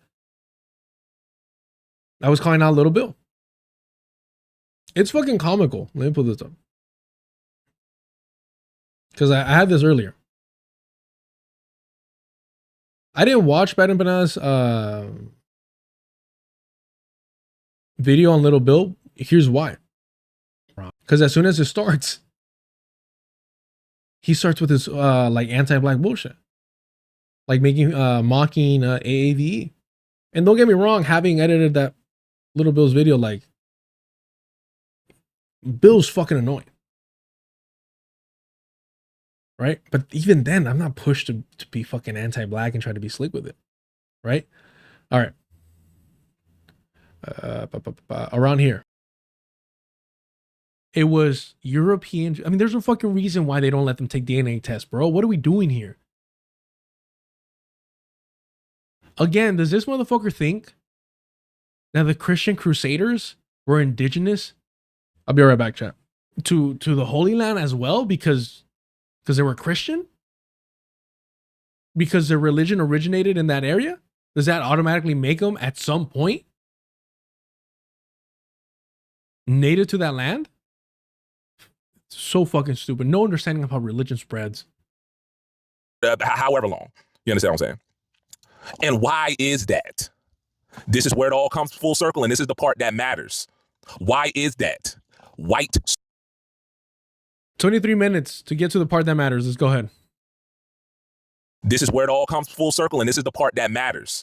Why is that? White supremacy. What y'all are calling Jewish supremacy? Nah, nigga, Jewish don't got nothing to do with it. That's white supremacy. I'm so glad that I'm very specific and detailed with my positions, or at least I try to be. Because I could kind of understand why somebody would be confused and be like, wait, Carlos, isn't that what you said before? No, it isn't. At no point have I ever said that. What are the exact words that he used? Had nothing to do with it? Why is that? White supremacy. What y'all are calling Jewish supremacy? Nah, nigga, Jewish don't got nothing to do with it. I've never once said that Jewish had nothing to do with it. Y'all thought I was going to quote him directly. I was not. It's interesting because I'm not an expert. I will tell you this. Much like Little Bill, I'm not an expert. I'm not an expert. Sorry, no, I'm looking for I literally say it right there. I can't get any more clear than that. I can't get any more clear than that.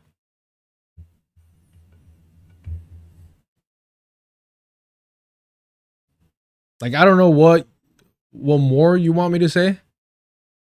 There's another part here. Right here, actually. Little Bill sees this and says, yeah, Judaism has nothing to do with this. Little Bill hears Zionist leader, after Zionist leader, reference the Torah and talk about Amalek and their God-given right to exterminate the indigenous Palestinians. And Little Bill's like, nah, it's got nothing to do with it. Mind you, I have been saying that white supremacy supersedes Zionism, Jewish supremacy. And that's why I prefer Zionism, because that's, in my opinion, inherent within the definition of Zionism. I've explained myself. I've been consistent in my definitions, in my positions. And Bad Empanada has never engaged with him, and his audience definitely hasn't either. The moment that I started doing this, and I don't know why I was wasting my time doing this, pulling out this part. You know what I mean? I started clipping this part. I'm like, dude, I've said this. What are you talking about? And they're like, I'm not watching that. Because they're a cult. Bad Empanada has trained them properly not to engage with people's actual positions. And so, again, I don't know how much more clear I can be. And look, again, it's not like this isn't me, bro. This isn't me. Where's let me find the history real quick. And then we'll get back to it. I need a little break. I mean, I'm not the biggest fan of this conversation, to be honest, but I do need a little bit of a break. Let me just pull this up from Lath himself. Yeah, here you go. Right now, designers. So that's where I disagree with you on this. Here we go. This. And when we talk about the religious anti-Zionist Jews, there is also a limitation there, because a vast majority of these religious anti-Zionist Jews tell us that they are against the creation of a Jewish state right now because the Messiah. Hold on. This is a great conversation, but no, this wasn't it right here. Hold on. Sorry. That is a great point. Those like Hasidic old school Jewish individuals that wear all the black and all that stuff and that protest against Zionism, they're not anti-Zionist, bro. They just don't believe that their Messiah has arrived yet. They think they're pulling the trigger too early. Right? In their whiteness. Oh, here we go. Chomsky's and white beyond religion, isn't it? Part when you're talking about how the caste system and okay, here we go. There's some context missing, but you'll get what I'm trying to lock in on. Whiteness and how you can get out of it, and privilege and class. But in reality, Finkelstein or Chomsky are, German, Slavic, whites. So it's wild, right? That like Lath is not known for pulling back. Lath is not known for coddling Zionists, liberal or not, or Zionist apologists. I'm not saying something unique or different. I don't understand, but okay. By the way, Bad Empanada would disagree with all this. Kind of weird that the white man would disagree with this, but okay. Even if they say I'm not Jewish, they still will retain their whiteness, which is the actual problem, right? We understand that Zionism is just an offshoot of white supremacy and white imperialism and colonialism with Jewish characteristics.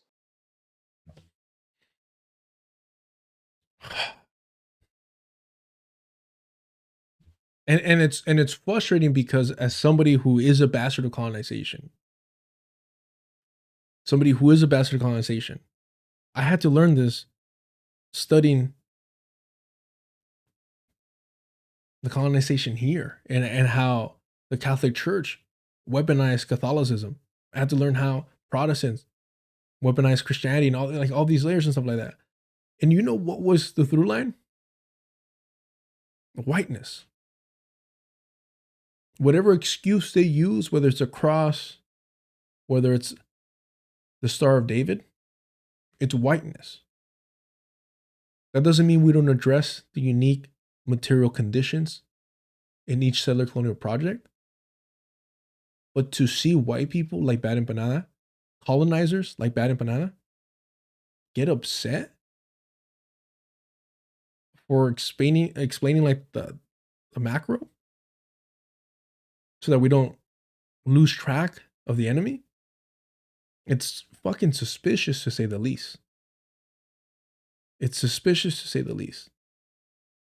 I'm not like, again, I'm not here being like, I, a Chicano, a Mexican, American. Literally, apparently this Australian can erase my my Mexican nationality, but anywho. I'm dictating and telling Palestinians what they're struggling with and what they're going through. I'm not doing that, bro. I'm trying to listen and learn, and I have been doing this for years. For years.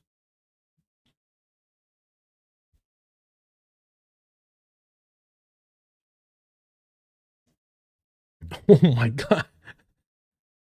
And so we have a Bad Empanada stand here that just is on a sick one, I guess. Says, you are showing your deep lack of understanding for the ideology.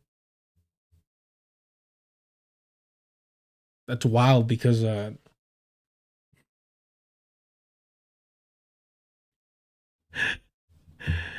imagine saying this to Lath. Imagine saying this to Lath to his face. You don't understand the ideology. I didn't say anything, bro, but all right.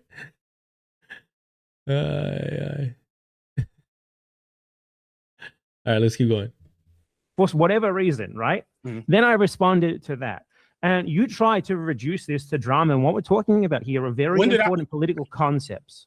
I'm sorry. To me, as always, you just did it there. Like, if we're going to colonize them, then let's actually show solidarity, God damn it. And same thing with Puerto Rico. Thank you for becoming a member. I always forget about that drop.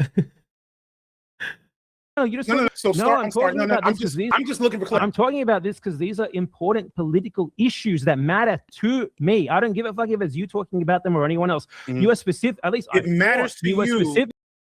Bad Empanada does not care about colonization. If he cared about colonization, he would have stayed in Australia and been an ally to the people the indigenous people that he and his ancestors helped colonize. If he cared about settler colonialism and opposing colonization, he wouldn't be calling for the colonization of Greenland. That is like what, 88% indigenous Inuit? But he's inconsistent, and he's able to call for the colonization of the Inuit by the US, even as they're being subjugated by what, fucking Denmark? Even as they suffer through the highest suicide rates because of colonization, he feels comfortable in Argentina living like Hasan Piker to call for the colonization of Greenland in hopes that it'll destroy NATO or some shit while he's safe at home as a gentrifier. If he truly opposed colonization, he wouldn't be calling for the colonization of the Inuit by the US, which would essentially be a genocide, by the way. That's what he's advocating for, a genocide. Or do you think that US colonizes people peacefully? Bloodless colonization. Sure, buddy. Sure. In fact, in his imagination, it would be bloody because it would be a war that would destroy NATO. So he's fantasizing about the colonization and eradication, extermination of the Inuit people.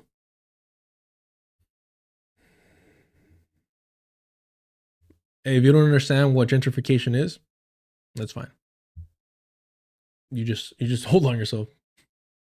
Typically, the sort of people who shouldn't be spreading this sort of and the Nazi dog whistle symbolize slurs. Who gives a fuck if there's some most feelings right about now. using slurs? Which most people who are affected by slurs. So we're talking about.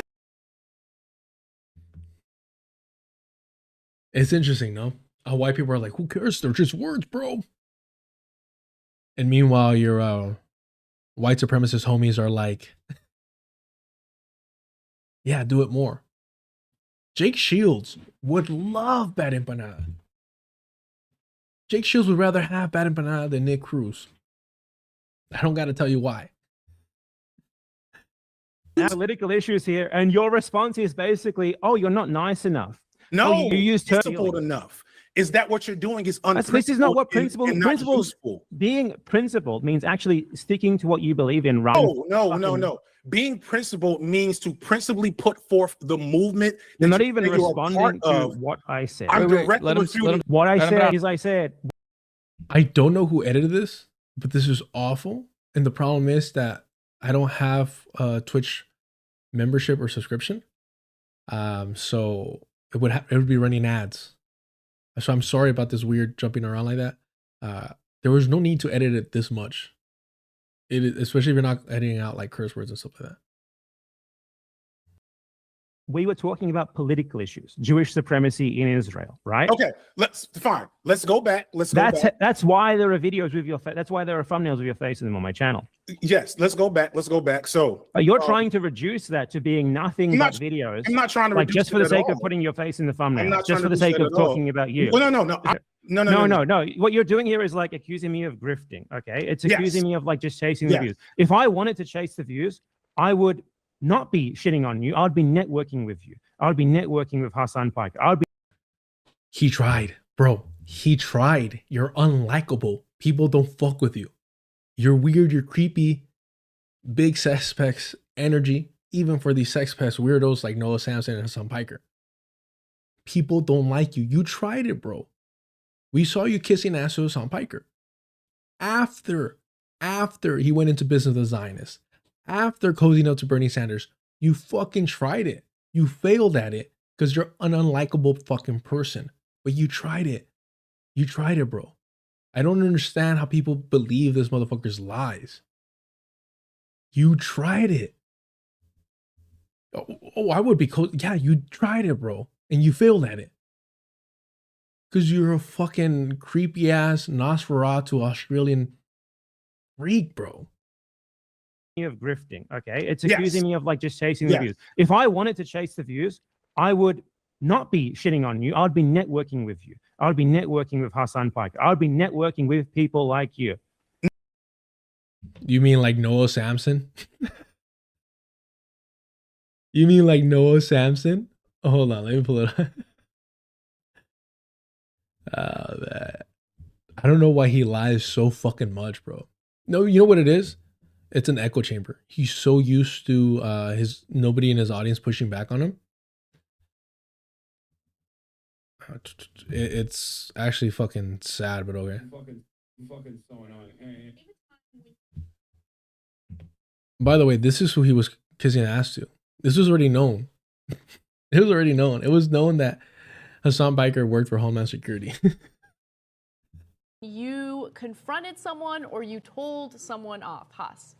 So when I was in college, this is more of a confrontation story, but when I was in college, I was working on a program called Cicada with the Department of Homeland Security. With the Department of Homeland Security. Nice. Nice. Anyway, I gotta go to bed. I'm so tired. Okay. All right. Okay. Thank you, Oh, guys. do you have someone else? No problem. It's finally great to talk to Hasan Piker. It's finally great to talk to Hasan Piker. Look at this. Look at this fucking liar, bro. What a filthy fucking liar. Chasing the views. If I wanted to chase the views, I would not be shitting on you. I'd be networking with you. I'd be networking with Hasan Piker. I'd be networking with people like you. No, that is how I would actually have way more subscribers, way more views. If you don't rock the boat, you get way more fucking views. Noah Samson does not criticize people on the left, even though I know for a fact he thinks way less of way many of them than he will ever say. It's because he does not want to compromise his audience. Sorry, Noah. Sorry, Noah. I'm just a truth teller. Bro, you literally proved why people don't fuck with you. Because you're... Bro, Noah got you this conversation with FD. Noah got you the conversation with Hasan. You're just unlikable. You're trying. You're trying. It's cute. You're trying. All right. Well, you know it's true. No, I don't think so. I disagree. I think it is. Well, the reason I don't do that is I know that because you agree with me on tons of things that you will never say publicly. You will never make Bad comments. Empanada- It's fine. Noah, you and I both know that you worship me, that everything I say you agree with, every syllable I've ever spoken, you agree with. Noah. You don't have to say it here, but we both know privately. First of all, how are you going to go and say you didn't know that Hasan Piker was lying to you about his positions and then turn around and say like, oh yeah, Noah, me and Noah are like this. We agree like that. By the way, this is Noah Samson, the so-called like feminist dude, right? Let me see here.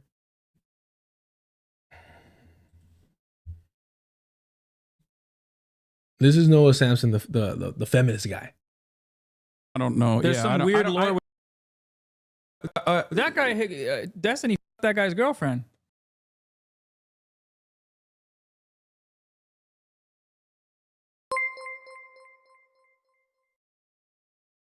Nothing says a true feminist ally like bringing up who a woman slept with. Unrelated woman. They're talking about Loner Box, a gross creature. And Loner Box's girlfriend is suing Destiny. Loner Box's girlfriend is suing Destiny for releasing their recordings, their adult recordings, their sex recordings, right? And Noah Samson thinks that's a great fucking idea to try and mock Loner Box by bringing up his girlfriend's trauma. Huh. And so Is Bad Empanada gonna pretend not to know that either? And mind you, FD knows exactly where I stand with Noah Samson. I've told FD that I think he's a fucking creep and a weirdo. Literally the first time we ever interacted. I don't hide this shit because I'm not here to fucking make friends with these fucking white people, bro. Let's hear it one more time. Let's hear the feminist Noah Samson. That guy, Destiny, that guy's girlfriend, I think. Something like that. I don't know. There's some weird lore with them. don't know. Like, And like a true fucking coward, looks over at Hasan like, oh, did I fuck up? Oh. And Hasan is smart enough. Hasan's a real fucking creep. Sex tourist. To know that, hey, bro, you don't fucking do that shit out loud. Hasan was coaching his friends on how to discreetly share private nudes. That's how gross he fucking is. Anyways, I don't give a shit what Noah Samson has to say. oh, I don't know. That guy, Destiny, that guy. Serious, like left-wing backlash against his "I'm going to support Zionist electoral strategy." Guess who started that? Visibly see has you from what you do from. Shoot. Actually, this is a fucking hilarious moment. And I said we were going to cover this. Watch. So Noah asks, what can you show? What material change can you show by your method, your style? Other creators. Like, what can you visibly see as you say you've pushed the needle? How? Absolutely. You see what's been happening with the first time ever that Hasan Piker is actually facing serious, like, left-wing backlash against his "I'm going to support Zionist electoral strategy." Bro, scorn lover. Scorn lover. No other creep, the stealther by omission, ask Bad Empanada, hey, what are some material benefits of your style? Bad Empanada goes, oh, you know Hasan Piker? I did that. Mind you, a Palestinian that Bad Empanada tried to tokenize, did that shit. And I'll show you shortly. I just want him to take credit like the true white seaver that he is. Guess who started that? Deal with you. That has everything to do with Hasan's behavior in the moment. How do you I'm the know one it who's was been you? pointing this out. The entire reason why anyone even knows anything about Graham Plattner in this sphere is because of me, for example. I was talking about that from the very fucking beginning. I will. We're gonna go back to look at his face. He's just so fucking gross. He's so full of himself. His ego, man. His ego. And so it's fucking disgusting. Absolutely fucking disgusting. And then he goes on to say, oh, Graham Plattner? Yeah, it's me. I'm the...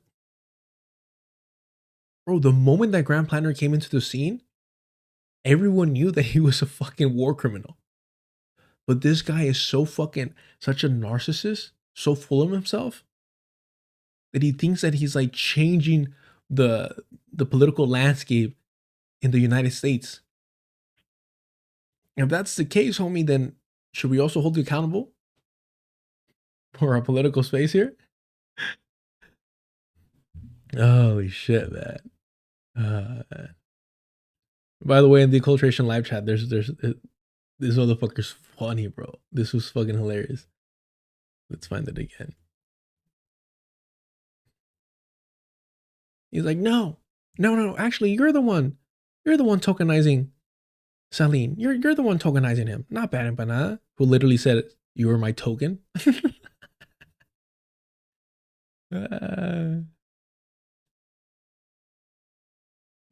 Where you at? Here we go.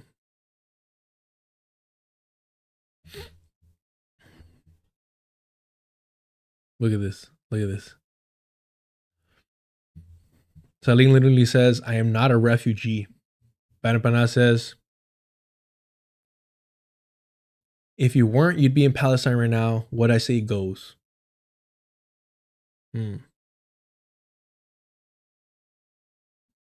Somebody says, can you shut the fuck up?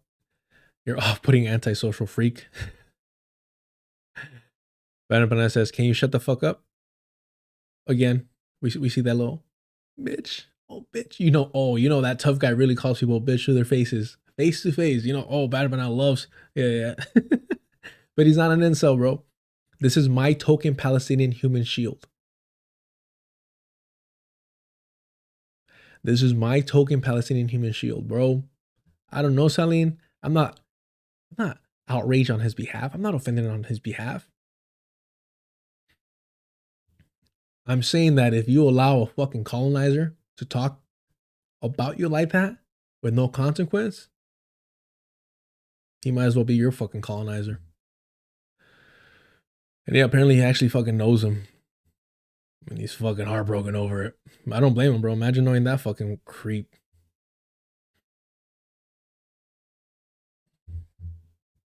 All the shit that people is. So I bring that up to say Saline was the one, a Palestinian was the one that brought all that heat to Hasan Piker. Not this fucking colonizer, gentrifier. But of course, he's going to take all credit because Norm Finkelstein fan, baby. Spreading about that comes from fucking me. Now, I don't care about taking. And you credit say from I this, have right? a big ego. No, this isn't ego. This is just materially true. Like, oh, this is an ego? I'm just fucking great. This is an ego? I'm just a needle mover, bro. I'm just the guy. I'm just him. I don't care about taking credit for this because I would still be right to talk about what I'm talking about, even if it didn't have an effect. I think it's naive to think that as a 100K subscriber YouTuber, you're going to have a political event. But the question is, what change have you contributed to as a byproduct? What change have you contributed to, though? None of us have contributed to much. It's YouTube. But you can at least try. Look.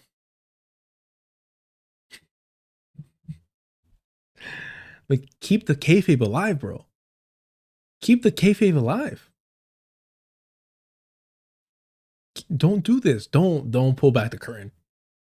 Come on, guys. You got to tell everybody that YouTube and your channels and your content will change the world.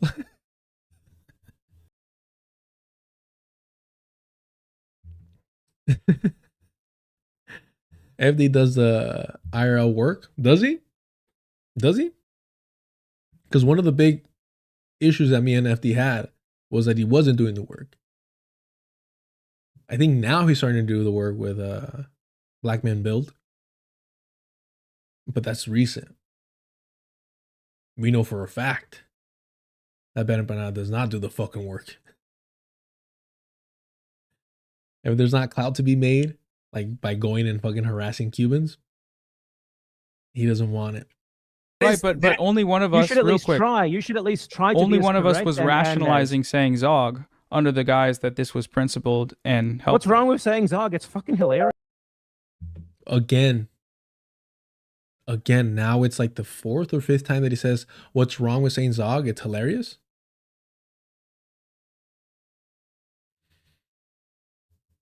Again, it's all he's basing Zog on is that it's funny. All that he's basing Zog on is that it's funny. Remember that. It's like the 4th or 5th time. Saying Zog under the guise that this was principled and helpful. What's wrong with saying Zog? It's fucking hilarious. Well, I mean, it's not hilarious. It immediately turns people off to what you're trying to say because it's understood as a slur. Shut the fuck up. I've tried. Shut the fuck. I hope.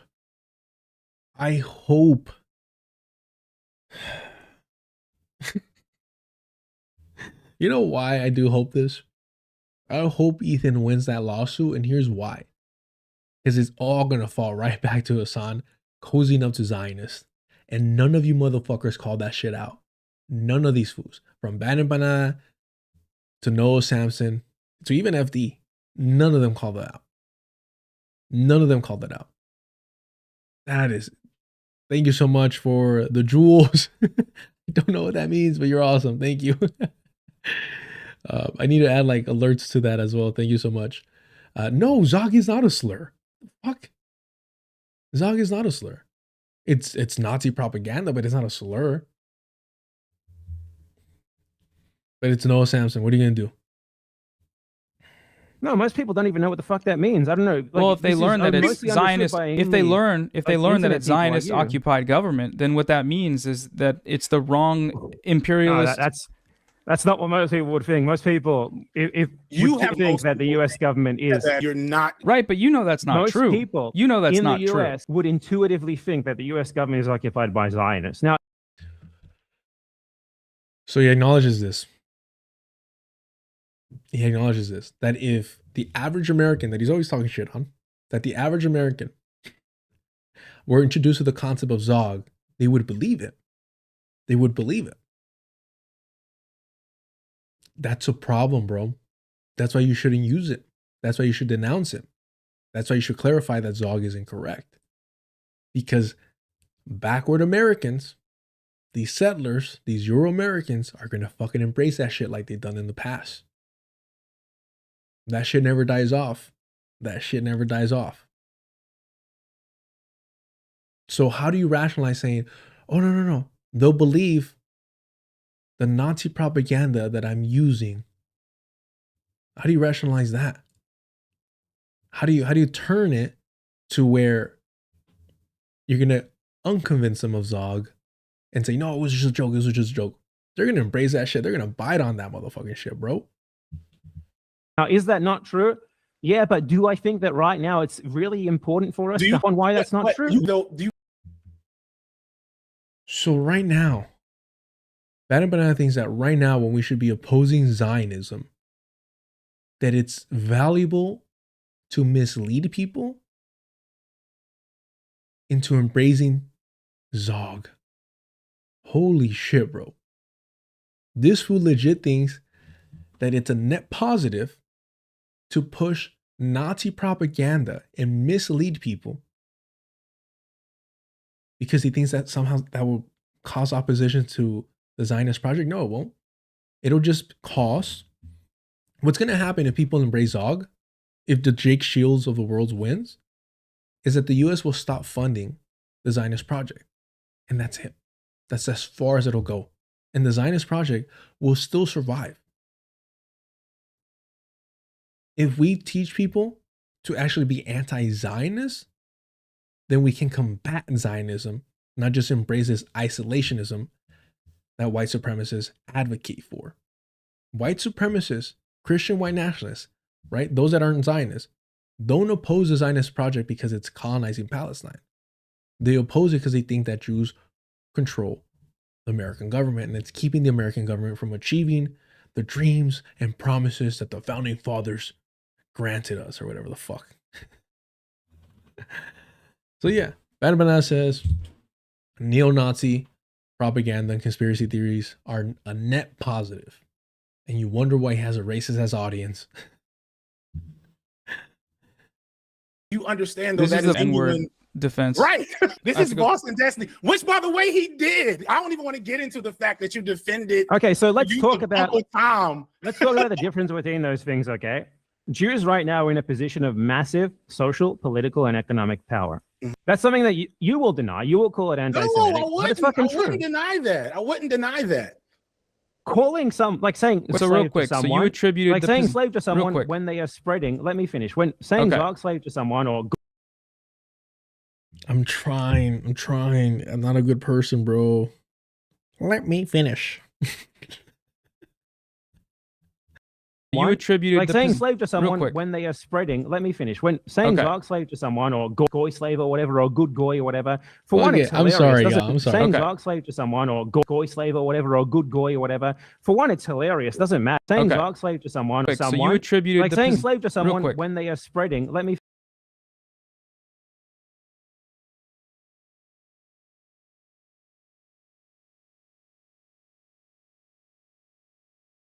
Like a fucking Karen. Let me speak to your manager. Let me speak to your, like a fucking Karen, bro. See what I mean by all white people are the fucking same? You see what I mean by all white people are the same? Holy shit, this fool's been interrupting nonstop. Nonstop. Like a fucking Karen, man. God damn, they're all the same wherever they go. No, you can't at all hear me? 1 2 1 2. All right, we're good. Finish. When saying Okay. dog slave to someone or goy slave or whatever or good goy or whatever. For one, it's hilarious. Doesn't matter. The N-word isn't hilarious. How is the N-word funny? If you could come with a N-word is good scenario incredibly for that, funny, I don't know. but it's still harmful and hurtful. Who is this harmful and hurtful to? When you call someone a, who is Also, that? racism movements and the ability to Jewish educate on people? those issues. Whoever edited this is deserves an eternity in hell. This is awful. Anywho, yeah, teaching people Nazi propaganda instead of anti-Zionist, pro-Palestine, true fucking liberation, decolonization thinking. I wonder which one we should do. And he's asking, who is this harmful to? I don't know. Who is it harmful to empower white supremacists? Who would that be harmful to? Obviously not Bad Empanada. No, and the motherfucker's talentless, bro. Talentless motherfucker, bro. Someone who is Also, that? racism movements and the ability to Jewish educate on people? those issues. He's talking about the end. Like goy is these aren't things that are like used against Jews. Like you're a zong, you're a goy. If anything, they call people goys. I don't care about white on white crime, but Zog is used against Jewish people. And not for the right reasons of opposing Zionism, but in thinking that they control the US government. It's stopping it from being a Christian nation. They're weaponizing the black people. They're turning us gay in their agenda. That's what Zog means. Not the liberation of Palestine, right? Negatively, just right. Yeah, it's not the same thing, is it? It's I'm not comparing Jewish oppression or whatever to black people oppression. I don't think that's a good comparison to make. Well, what I'm saying here is we live in a moment, right? We live in a moment where Jewish supremacy is rampant in regards to Israel. When Jewish supremacy is... Sorry, so I want to highlight this. None of your business says, who the fuck else would it be used against? Of course they use it against Jews. So I want to clarify something. And what I mean by don't care about the white on white crime is that if neo-Nazis today were to, bring back Zog into their mainstream narrative, it wouldn't matter. Like it wouldn't bring any negative effects substantial to Euro-American Jews here. So I wouldn't care. Honestly, I don't care. I don't care. When the white supremacists were marching, chanting, Jews will not replace us, I didn't give a fuck. I wasn't like, what? The synagogues. I didn't care. Because again, I don't care about white on white crime in that manner. I think it's interesting to study. But I know that it's not going to personally affect me. They gotta go through a whole lot of brown and black bodies before they get to their white on white fucking nonsense, right? So I didn't care about that when they were chanting Jews will not replace us.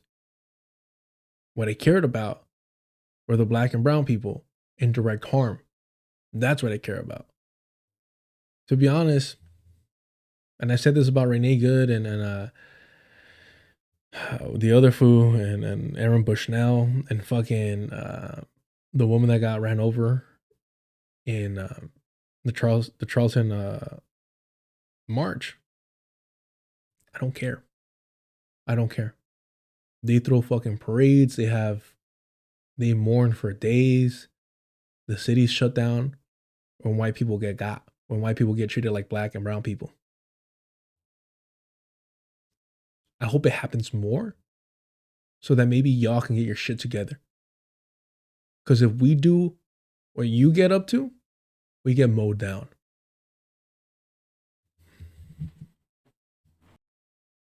Rampant, and there are people. Let me look. Can I No, you let me finish, because there are people who are perpetuating frameworks that specifically help to perpetuate Jewish supremacy, right? So we have someone like BRG, who, at least I used to think he was like a left-wing communist sort of guy, and then he really got caught up in this sort of DSA electoralism, and now he does a ton of like anti. Hold on. Bad Empanada thought that the guy that was trying to get famous on Dr. Phil was a principled communist. I thought he was entertaining. In fact, he reminded me of Eugene S. Robinson. If you want to know somebody that's deep cut lore MMA not political MMA commentator. I'm not co-signing him. Entertaining as hell though. But he gave me the same vibes. I'm not gonna take him seriously and be entertained by him. But to think that the Dr. Phil guy was a principled communist? All right, buddy. How naive is he that he wants to believe that he's getting played by RBG and fucking Hasan Piker? Anti-Semitism policing on behalf of the Democratic Party. You know, he will do anti-Semitism call-outs like, oh my God, you guys are being real fucking weird about Jewish people right now, whatever the fuck. At a time when, you know, Jews certainly do not need you to defend their honor. If anything, we need people to push back against this sort of notion that Jewish feelings are some sort of super important thing, that there's this massive Jewish oppression, basically the Jewish exceptionalism sort of thing, where people have this taken for granted notion that in spite of like all material circumstances point to something very different, that Jews are this oppressed group who need us to defend them all the fucking time, right? Because that is something that specifically enables Israel. That's something that has for a very long time been a problem that has specifically enabled Israel. People from the left have been like acting like PR for Jewish people, basically. And I think when someone is like playing that sort of role, like using this fucking humorous term, ZOGSlave, goy slave. Again, the 5th or 6th time that he claims that he's only using Zog because it's funny, because it's humorous. Oh, Sheriff, I'm exhausted right now and tomorrow's going to be brutal. Whatever. Oh. This shit is why would I call him an N-word? He's not doing anything. Why not? It's goy slave, whatever. Oh. This shit is why would I call him an N-word? He's not doing anything. Why not? It's also funny. One, it's never okay to call me someone a nigger in your videos, Bad Empanada. They're funny. They'll get you views. I'm not arguing that it's funny. But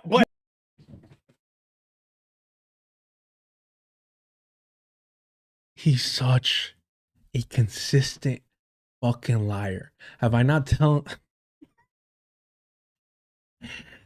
been telling you guys, all of y'all, excuse me, to keep track of how often he was saying that he does it because of the lols, that he does it because it's funny, because it's humorous, because it's a joke? Have I not been telling you, keep track how often he only and solely says that he says it because it's funny? When you're getting out debated by FD Signifier,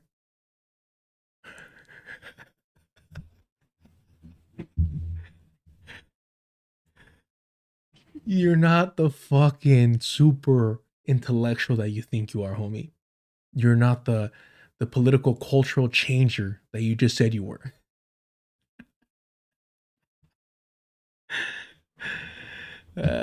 And look, FD could get offended at that or whatnot, but I've said it to FD's face that he's not good at debates. In fact, look, side note, before we get back there. And for the record, because of my ego, I never monetized this conversation, even though it's my highest viewed. Yeah, look, 61, the highest I've had. Never monetized it. Riding the hard. It's solely because of my ego, because I don't like. I didn't want to make money off of interacting with FD. I don't know. I have weird.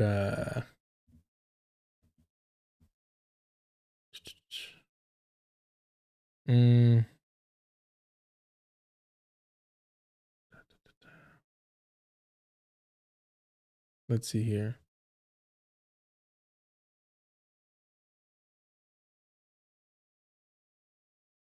Oh, here it is. Zone. I personally just like to have those conversations, and I don't want them to be debates because I don't like debating. And like a debate is respectfully, you're not good at it, and I'm also not good at it. Yeah. It's not good at. Yeah, I don't like the things I'm not good at. I'm more interested in like, okay, if I take you at your word, what does that mean? Right. But there is a danger zone. I literally said it. Respectfully, homie, you're not good at it, dog. You're not good at it. Just say that. So to get out debated by this fool that can acknowledge he's not good at debates,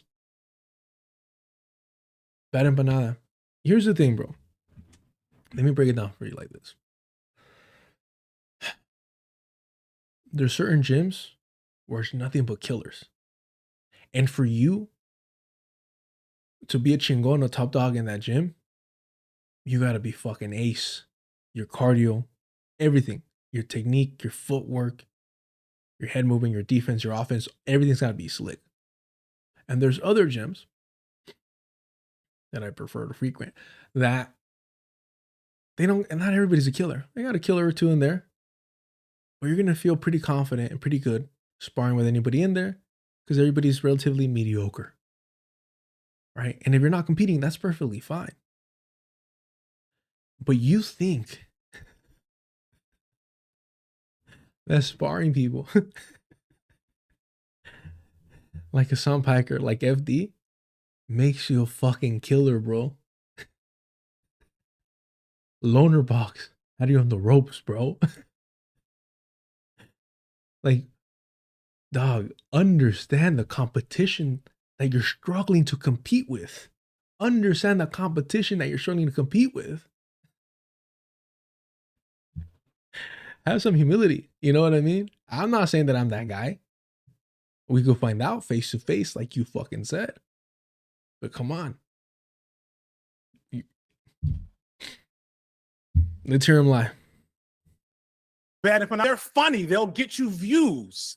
I'm not arguing that it's funny. But you think stop. Let's just talk for a second. Let me go.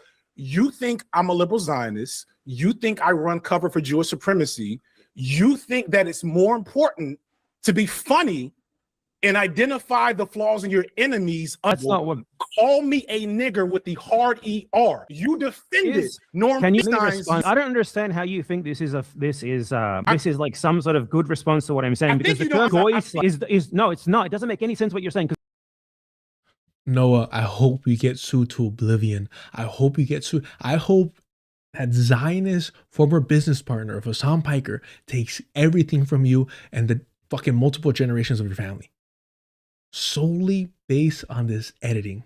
Solely based on this editing. Holy shit, you talentless hack.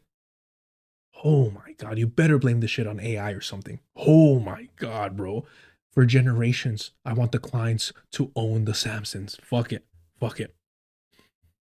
Is like some sort of good response to what I'm saying, because the term goy is no, it's not. It doesn't make any sense what you're saying, because the term goy slave is of direct relation to what I'm talking about here. My point Jewish is you're supremacy, defending your Jewish use of exceptionalism. slurs because they're funny, because they're hilarious, and because you get the right to do that. No, that wasn't the because brunt you of what think I the was person- saying, and it's not a slur. How is you it mean slur? it's hilarious? I'm sorry. Okay, question. Who? Did he not repeat that it was hilarious like 5 or 6 times? Was that not the only reason that he gave like 5 or 6 times? Look, we try to be as unbiased as possible. This is a good fucking moment for Bad Empanada right now coming up. It's a good moment. Because again, who are you competing against, bro? The Bo Burnham Zootopia guy. That's who you're struggling against. So, with that in mind, FD slips up and says a slur. He calls Zog a slur. Instead of, from what I've been saying from the beginning, calling it solely Nazi propaganda. But Bad Empanada is slimy enough to grab onto that. Who is the term goy slave a slur again? I'm sorry. I don't know enough to say that goy slave is a slur to any particular person, but I do know it's a Nazi term, popularized from a Nazi term. Chat, I know. I'm joking. Come on now. You think you think I'm serious? You think I care that much about his horrible editing? Look, I don't like the guy, and I think he's a fucking fraud. But yeah, I believe me. But hey, this is all Hasan Piker's creation. The clients attacking Frogan, Denims, Casey Tron, and now Noah Samson. It all rests on Hasan Piker normalizing Zionists. that Zionist is also a it's Nazi just a Nazi term. That's kind of a thing. But the whole point is, regardless of whether or not the term is a slur, you know and knew in the moment that it was highly offensive to say that to anyone. To who? Let alone To who is it offensive and why? to anyone, let alone a black man who is How not does just being black and change not- anything? How does saying calling a black man a slave change? A goy slave, whatever. ZOGSlave. He keeps doing it. He tries to switch it up to goy slave. It was ZOGSlave, was it not? It was ZOGSlave, right? That's what he said in the beginning. But then he's been trying to, he's been trying to switch it up. In the beginning, they said ZOGSlave. But he's trying to distance himself from the word Zog. First off, ZOGSlave. ZOGSlave. This term Zog, again, from the Turner Diaries, the Nazi I body. mean, Zog is like even your less defense. of a, Your defense has less been like calling some No, no. Zionist occupied. That doesn't even make your sense. defense has Exactly. It doesn't make sense. Because it's Nazi bullshit. been, who cares? That's hilarious. By that rationale, That wasn't my defense. That my defense was prefaced with something about how right now it's important that we challenge these sorts of idiotic why frameworks can't of like those Jewish supremacy, frameworks Jewish. Bro is such a fucking liar. Every single time he was pushed on that, he said, because it's funny. out using clearly offensive, fundamentally unprincipled, and distracting language. Because if you think that allows I you to do that all the fucking time. then call me the N-word right now on count. If you do it all the time. If you don't think there's a difference, if you Who don't said I think it use the matters. N-word all the time? No, I do it all the time. No, I said why? I Then why? I Then said why I won't you respond to call me these the- things in the then- way that then you Bad say I Empanada. should all the time. Why won't you call me a nigger right now? Because if you how is that relevant to it? Why would I call you that? Because it What shows into what we're understand the saying at all? difference, Mr. Empanada. I It shows that explained you- the difference. No, this term is no, of no. Let direct me explain the relation difference. to his You know what- behavior. Look, Wait. How is he behaving like a Zionist occupied government slave? How is he behaving like, you just said it yourself, it makes no sense. So how is he behaving like a Zionist occupied slave? Sorry, Zionist occupied government slave. And if we all understand here that Zog is nothing more than a Nazi fucking term. Now, in fairness, FD he's going the extra mile. Let's be honest. He's going the extra mile. Right? Because none of those things are comparable to the N-word. Bad Empanada knows it. That's why he did not defend Norm when he used the Yiddish N-word. Right? They're smart enough to know that there's a line. Norm just doesn't give a fuck and thought that, hey, it's Yiddish, so who cares? They're not going to call me out on it. So, we get what FD's doing here. But he is driving a larger point of it, like, hey, if it's okay to say one Nazi thing, why not say another Nazi thing? Why not say another white supremacist thing if one supremacist thing is fine? no, let me know what you can Regards get to away him with. defending Jewish supremacy. Do you understand the difference? He is defending Jewish supremacy. You could have so said I that. respond to You him could have by said, saying like, "Oh, Bad great Empanada. fucking job! You You're could have doing said- great work on behalf of the supposedly Bad Jewish community." Empanada. You could have said in this tweet, BGR is defending Jewish supremacy by such and such and such. You could have done that. That wouldn't have went off in the fucking algorithm. And that's where, whatever your criticism of FD is, he's a businessman. He's not a businessman. He's a businessman. He gets that part of it almost better than anyone. It's a little unsettling on with Dr. Ball. I've talked about it. I'm like, you know, there's a risk, there's a factor there interacting with FD that he's playing some 4D chess. It's uncomfortable, and that's just the reality, because he's that aware of how to move and how the game operates, right? So you always, I mean, when somebody's on that Lex Luthor vibe shit, you always got to be aware of that aspect of it. But because of this, he's exposing Bad Empanada. Because of how blunt FD is about the business aspect of it, he's exposing Bad Empanada. Because Bad Empanada is absolutely behaving this way for attention, not for the, to push him moving forward, but to push his brand forward. There's a reason why he's created 10, 20 fucking Twitter accounts.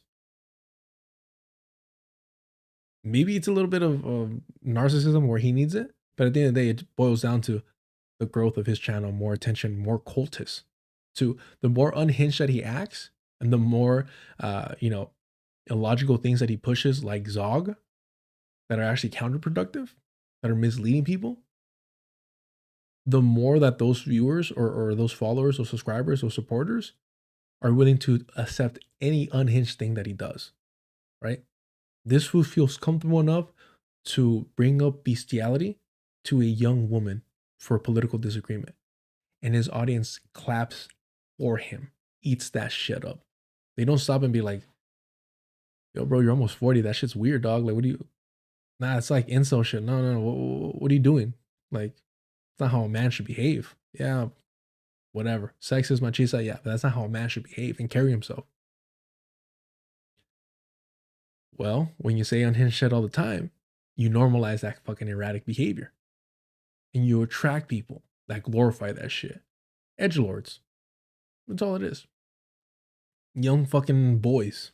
So instead, you made a hilarious. What do you mean in the algorithm? But then why did you? It's funny to you. You could have avoided that language, and you chose not to because you're unprincipled. Because you care more about the attention. Have you ever economy. called anyone a dumbass? Have you ever called anyone an idiot? Have you ever used a mean word against anyone? Those words are not intrinsically tied to Nazis or slavery. ZOGSlave isn't intrinsically tied to Nazi, is it? He's so fucking disingenuous. Yes, it absolutely is connected to neo-Nazi fucking propaganda. Either. It came like 30 fucking 40 years. ZOGSlave, I don't even... You see what I mean? It came 30, 40 years after. This is how you know he's disingenuous. He locks in on Nazis and not neo-Nazis. And again, FD, not the best debater, but respectfully, bro, I would be aware that I have to say neo-Nazi. I would have to say neo-Nazi because Bad Empanada is like, oh, it's technically not Nazi. All right, bro. White people shit. I don't think they ever use that, Jim. They just use the term Zog. It came from the This came like 30, 40 years after the actual Nazis. It literally came from Nazis. Second thing, why are you so obsessed with Nazis? Why are you always talking about the Nazis under the bed? There's you always use been their much terms, more. No, there's always been much. I did think this moment was hilarious. Why are you obsessed with neo-Nazis as you're using neo-Nazis fucking propaganda left and right? Eesh. But yeah, I don't know. I don't know why a black man in America would be obsessed with neo-Nazis. Chat, why would a black man in America be obsessed with neo-Nazis? That's weird. And you know what's funny too? Isn't it Bad Empanada the one that says that Argentina has no racism? That's all American propaganda to hide all the Nazis that they imported? Okay. Much more talk of this is in gonna your be easy, content you, Mr. than Zion. This is extremely easy. Like, you're not even dealing with the actual issue. I'm not getting owned. I'm not getting owned. I'm not getting owned. The issue was never. That is literally the height of Noah Samson's comedic abilities. The height of his comedic abilities. And you can say, oh, you laugh. No. I laugh at how pathetic his attempt to insert himself and to be funny was. And I hate the fact that no fucking energy. It's this Rick and Morty bullshit that I can't stand that got popular. Oh, I'm just going to act monotone and pretend I don't really... It's a hipster fucking style of comedy. It's funny when it's fucking animated somewhat, but all right, bro. Never. And that's the thing. You want to talk about the actual issue? The issue was no. That's the first thing. Issue from you couldn't actually material critique things I was saying. I really critiqued you completely. I responded to you on jurisdiction. You had to find, and it was so funny, and I regret it all. Despite the fact that I've been able to expose you in the moment, I regret it. How have you exposed? Okay, let's talk because about. I'm exposing the logic you operate with. Because your defense for your behavior is that Fascism Watch. I don't know if you've been tuning in and out. No, I saw the whole debate. Literally, oh my gosh, bro. I forgot how annoying you are. I can't stand people that can't like concisely send one message and need to like be heard by continually like just sending message after message. I voted for Kamala Harris. You got a problem? Thank you so much for the super chat. Luderidge? I always butcher. I'm sorry. I'm always butchering it, huh? FD is the liberal that believes in black capitalism. BE is your run of the down mill, poor white trash that believes the world belongs to him. I'm more critical of FD than these white fucks and know how they move. Yeah, I don't damn, you're gonna make me defend FD. Just based on FD's conversations with Dr. Ball, I don't think that FD believes in capitalism. He just kind of like, this is what it is. I'm gonna make the most out of it. And I don't know if you want to split hairs there. But I also I haven't really seen a lot of socialist movement on his in his work. Fascism Watch. Yeah, Bunker Cat. I thought he was cool. But Bunker Cat that was mentally colonized, bro. I've never seen somebody defend and believe, more importantly, I've never seen somebody believe a colonizer, a white colonizer, just complete face value, no hesitation, right? While claiming to be anti-imperialist, decolonial. I've never seen somebody grovel for a white man as bad, bro. It was disappointing because I think he's funny. Because I think yeah, bro, because look, just in the last, you do this all the time. You have 1, 2, 3, 4, 5, 6, 7, 8, 9, 10. You have 10 back to back messages with like no more than like 3 minutes apart from them. That's why. That's why, bro. Thank you so much for the super chat. Lude Rogue. Appreciate it.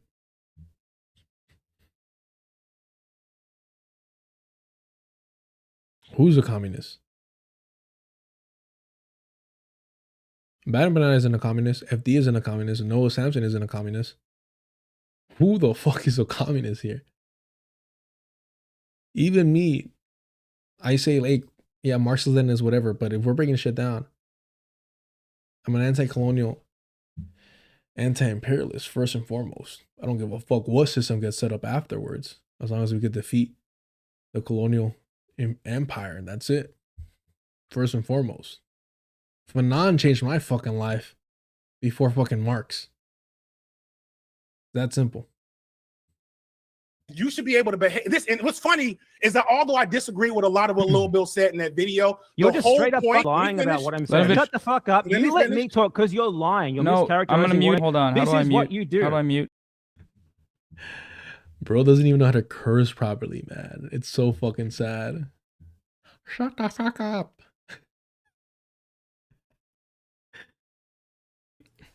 You don't fucking. Okay, he's muted. Go ahead.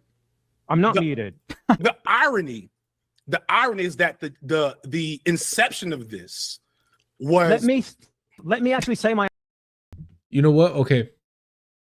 Oh, I feel bad now. So one of his fans on Twitter that was saying like, you guys have a lot in common. He said that Bad Empanada has autism. And I'm like, well, he's never said that, so I can't believe it. But I know in this conversation, he talks about having a Tourette's. Now seeing this with y'all and how anxious he gets in trying to like be heard despite talking so much. I could kind of fucking see it. And I feel bad. And usually, look, you know, white people always want to like marginalize themselves even further. So I don't like giving that any credence. But yeah, it's just, I'm not trying to be that guy, you know? My argument. Let me Give me your argument for Okay, your okay, right okay. to use You are offensive ignoring racial- part of what I said. You ignored the first part of what I said to focus on how I said, first thing, it's funny. That's obviously a minor point, right? That's not the main thing. Okay. I said a bunch of stuff before that, didn't I? Did you respond to the stuff that I said before that? Which was He said like 5 or 6 times. He only said it was funny. But all right. Was the main point. I don't disagree with the stuff you said before that. That's my point. If you don't disagree with that, then you clearly understand how it's fucking important all this shit out right now. That's the That's whole not a point. slur. It isn't a fucking I'm slur. sorry. Gore I don't State have to isn't a use slur. racially charged Nazi dog whistles in between that, and neither do you.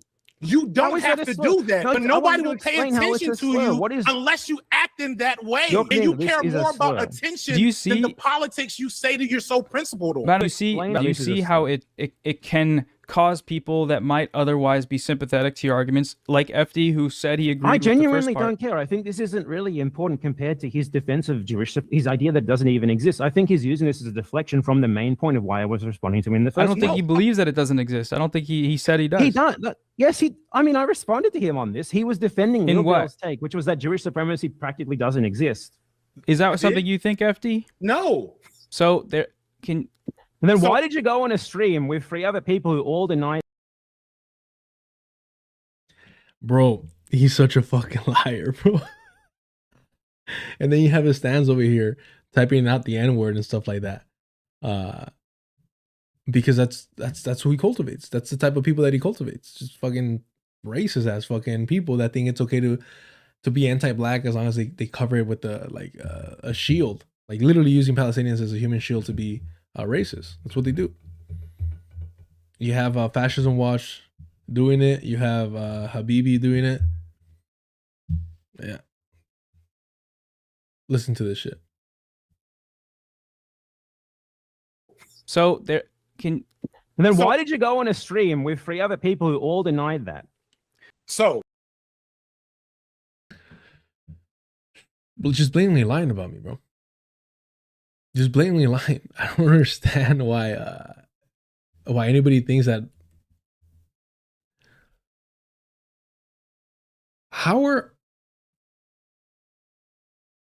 Look, Mexico, we could pay that shit off. How corrupt are Argentinian cops? Can I pay them off Michigan. too? Or Right, is that the synagogue in Michigan. Look what I literally where I'm at right now. Look what I say. Then you're choosing the sides of colonizers, and you're excusing and minimizing what Euro-American Zionists are contributing.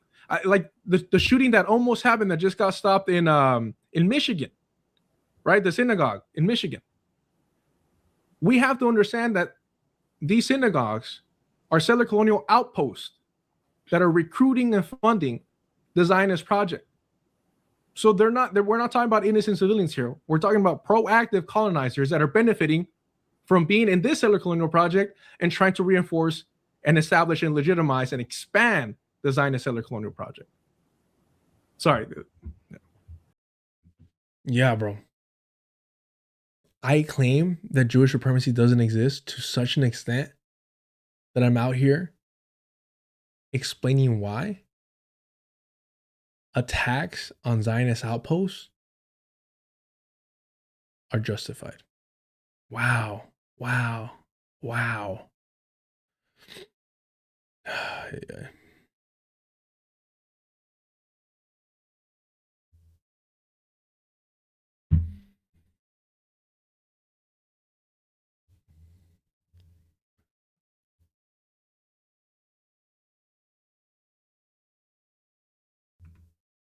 Of Jewish people, of Jewish me, but if you stand the for Of the pitfalls of liberalism, because it's such an issue. to get out there. There is just a and strategy and how they Zionists. Okay, well, we got these Zionists over here, and then these. It's Zionism. The usage of is inherently that makes no sense. Sam Cedar has literally said, I don't think Israel has the right to exist because it does exist. Here we go. That circular colonizer assimilation of Palestinians, indigenous, that makes no into the Zionist project. That is their solution because that's what they saw here, and it's worked out great for them, right?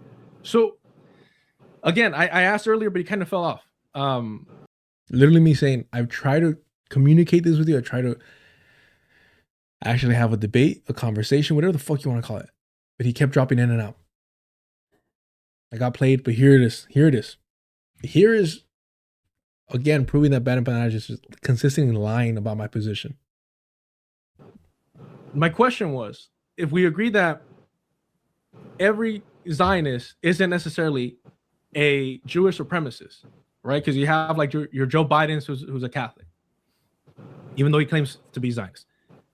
Is it that every Euro-American Jewish person who is Zionist is inherently a Jewish supremacist? And I think that I understand the point that you're getting at, and I refuses to answer directly.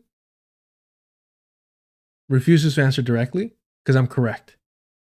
Every Euro-American Jew is inherently, if they're a Zionist, a Jewish supremacist, because Zionism within it includes Jewish supremacy the same way that Zionism is underneath the branch of white supremacy.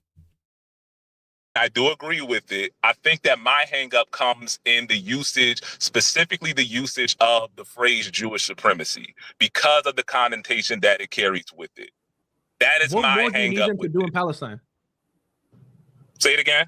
What more do you need them to do in Palestine? Oh no. Well, again, what I'm saying is that, and this is the point that I keep coming back, and I'm sorry, I gotta hop off after this, is that we have language to describe this, in my opinion. Somebody says, maybe contact BE and tell him he's misrepresenting you. He knows he is. That's what he does. He knows he is. That's what he does. He's a malicious actor. He's a crybaby. He's a crybaby. That's why I treat him like shit, because that's what he is. And that's how he deserves to be treated. He said that I wouldn't dare to talk to him face to face. So I told him I'm down to go to Argentina and have that conversation face to face. Radio silence. Radio silence. Opinion. It's Zionism. This is what Zionism is. I don't believe that we need to delineate any further. I don't believe that we need to distinguish any further, because regardless of if you believe that all Palestinians need to be exterminated or subjugated for the maintenance of a Jewish ethno state, if you are actively funding that, then you are complicit in it. You are a Zionist by definition. So we already have that establishment. And because we have that establishment, I don't believe that it's necessary to delineate any further and say, okay, well, we got these Zionists over here, and then these super duper Zionists over here that we're gonna call Jewish supremacists. They're all Zionists. Wait. You know what I mean? But do you understand why it's important to make the distinction between a Zionist and a liberal Zionist? So now I'm trying to explain to Little Bill why calling somebody a Jewish supremacist is significant by highlighting the differences between a regular Zionist and a liberal Zionist, and even some people criticize me for distinguishing them. But it's the same reason that we distinguish a liberal from a reactionary, understanding that they're both enemies of the working class. Because I've been criticized for making the distinction, right? And I'm like, the reason why it's important is to highlight their method and strategy and how they spread propaganda. When I call Sam Cedar a liberal Zionist, it's because he's being praised as somehow pro-Palestinian because he's advocating for the civil rights of Palestinians and the end of apartheid, but he's not calling for decolonization, because apartheid is just a tool of settler colonialism, right? So we have to make these distinctions in order to call it out. Do I think it's necessary to call a Jewish person that is a Zionist a Jewish supremacist? No, because it's inherent within it. But when you're talking... You see? Because it's inherent. Meaning, I don't think I need to name it, because it's obvious that a Jewish person who is a Zionist is a Jewish supremacist. It's that simple. Talking broadly, there is a difference between, what Joe Biden thinks. But when you're talking broadly, there is a difference between, what Joe Biden thinks and what a Zionist Euro-American Jew thinks.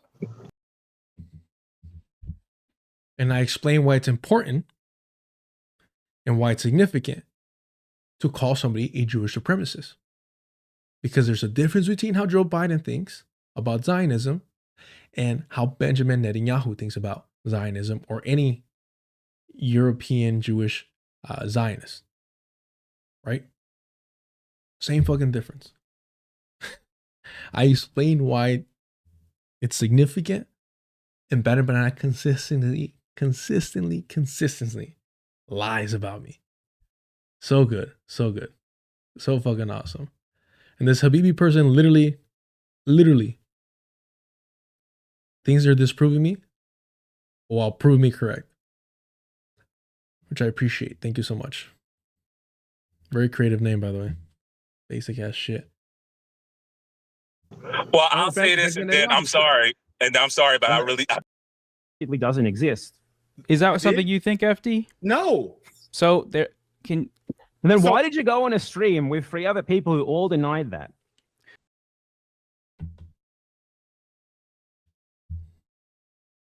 How many times does it say Bad Empanada is a liar? And he's smart. He's smart for not wanting to meet face to face. I give him credit for that. I give him credit. Stay online, homie. Live online. Do your thing online. You're very smart.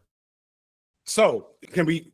Because that's it's funny because I tried to bring you to that a while ago. And also, let's talk about the let's after that we can talk about your video about how Ebenezer is a anti-Jewish Okay, we talked about that. We can talk about it again.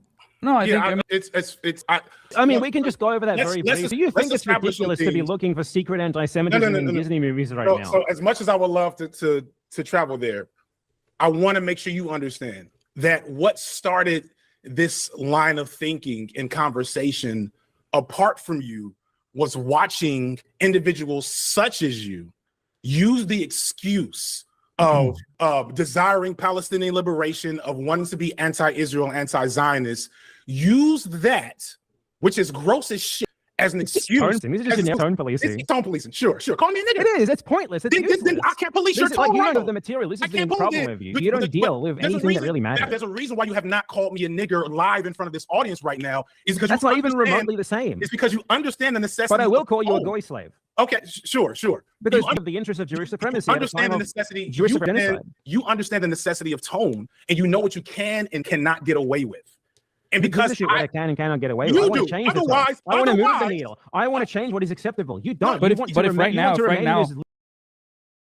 nah, bro, I said you're uncreative. That you lack imagination. That you're lazy.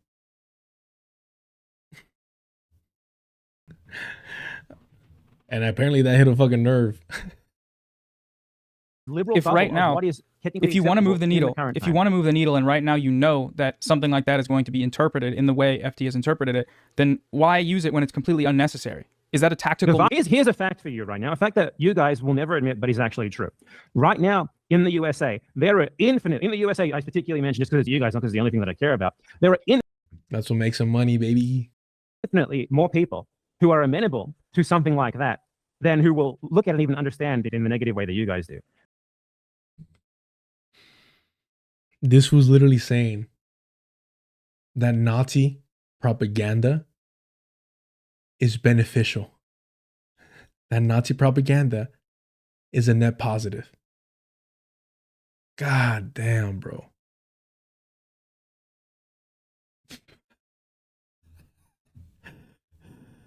Bro, if you truly believe that, why the fuck do you think that Americans would help in any way, in any regard? If you think they're more amenable to Nazi propaganda.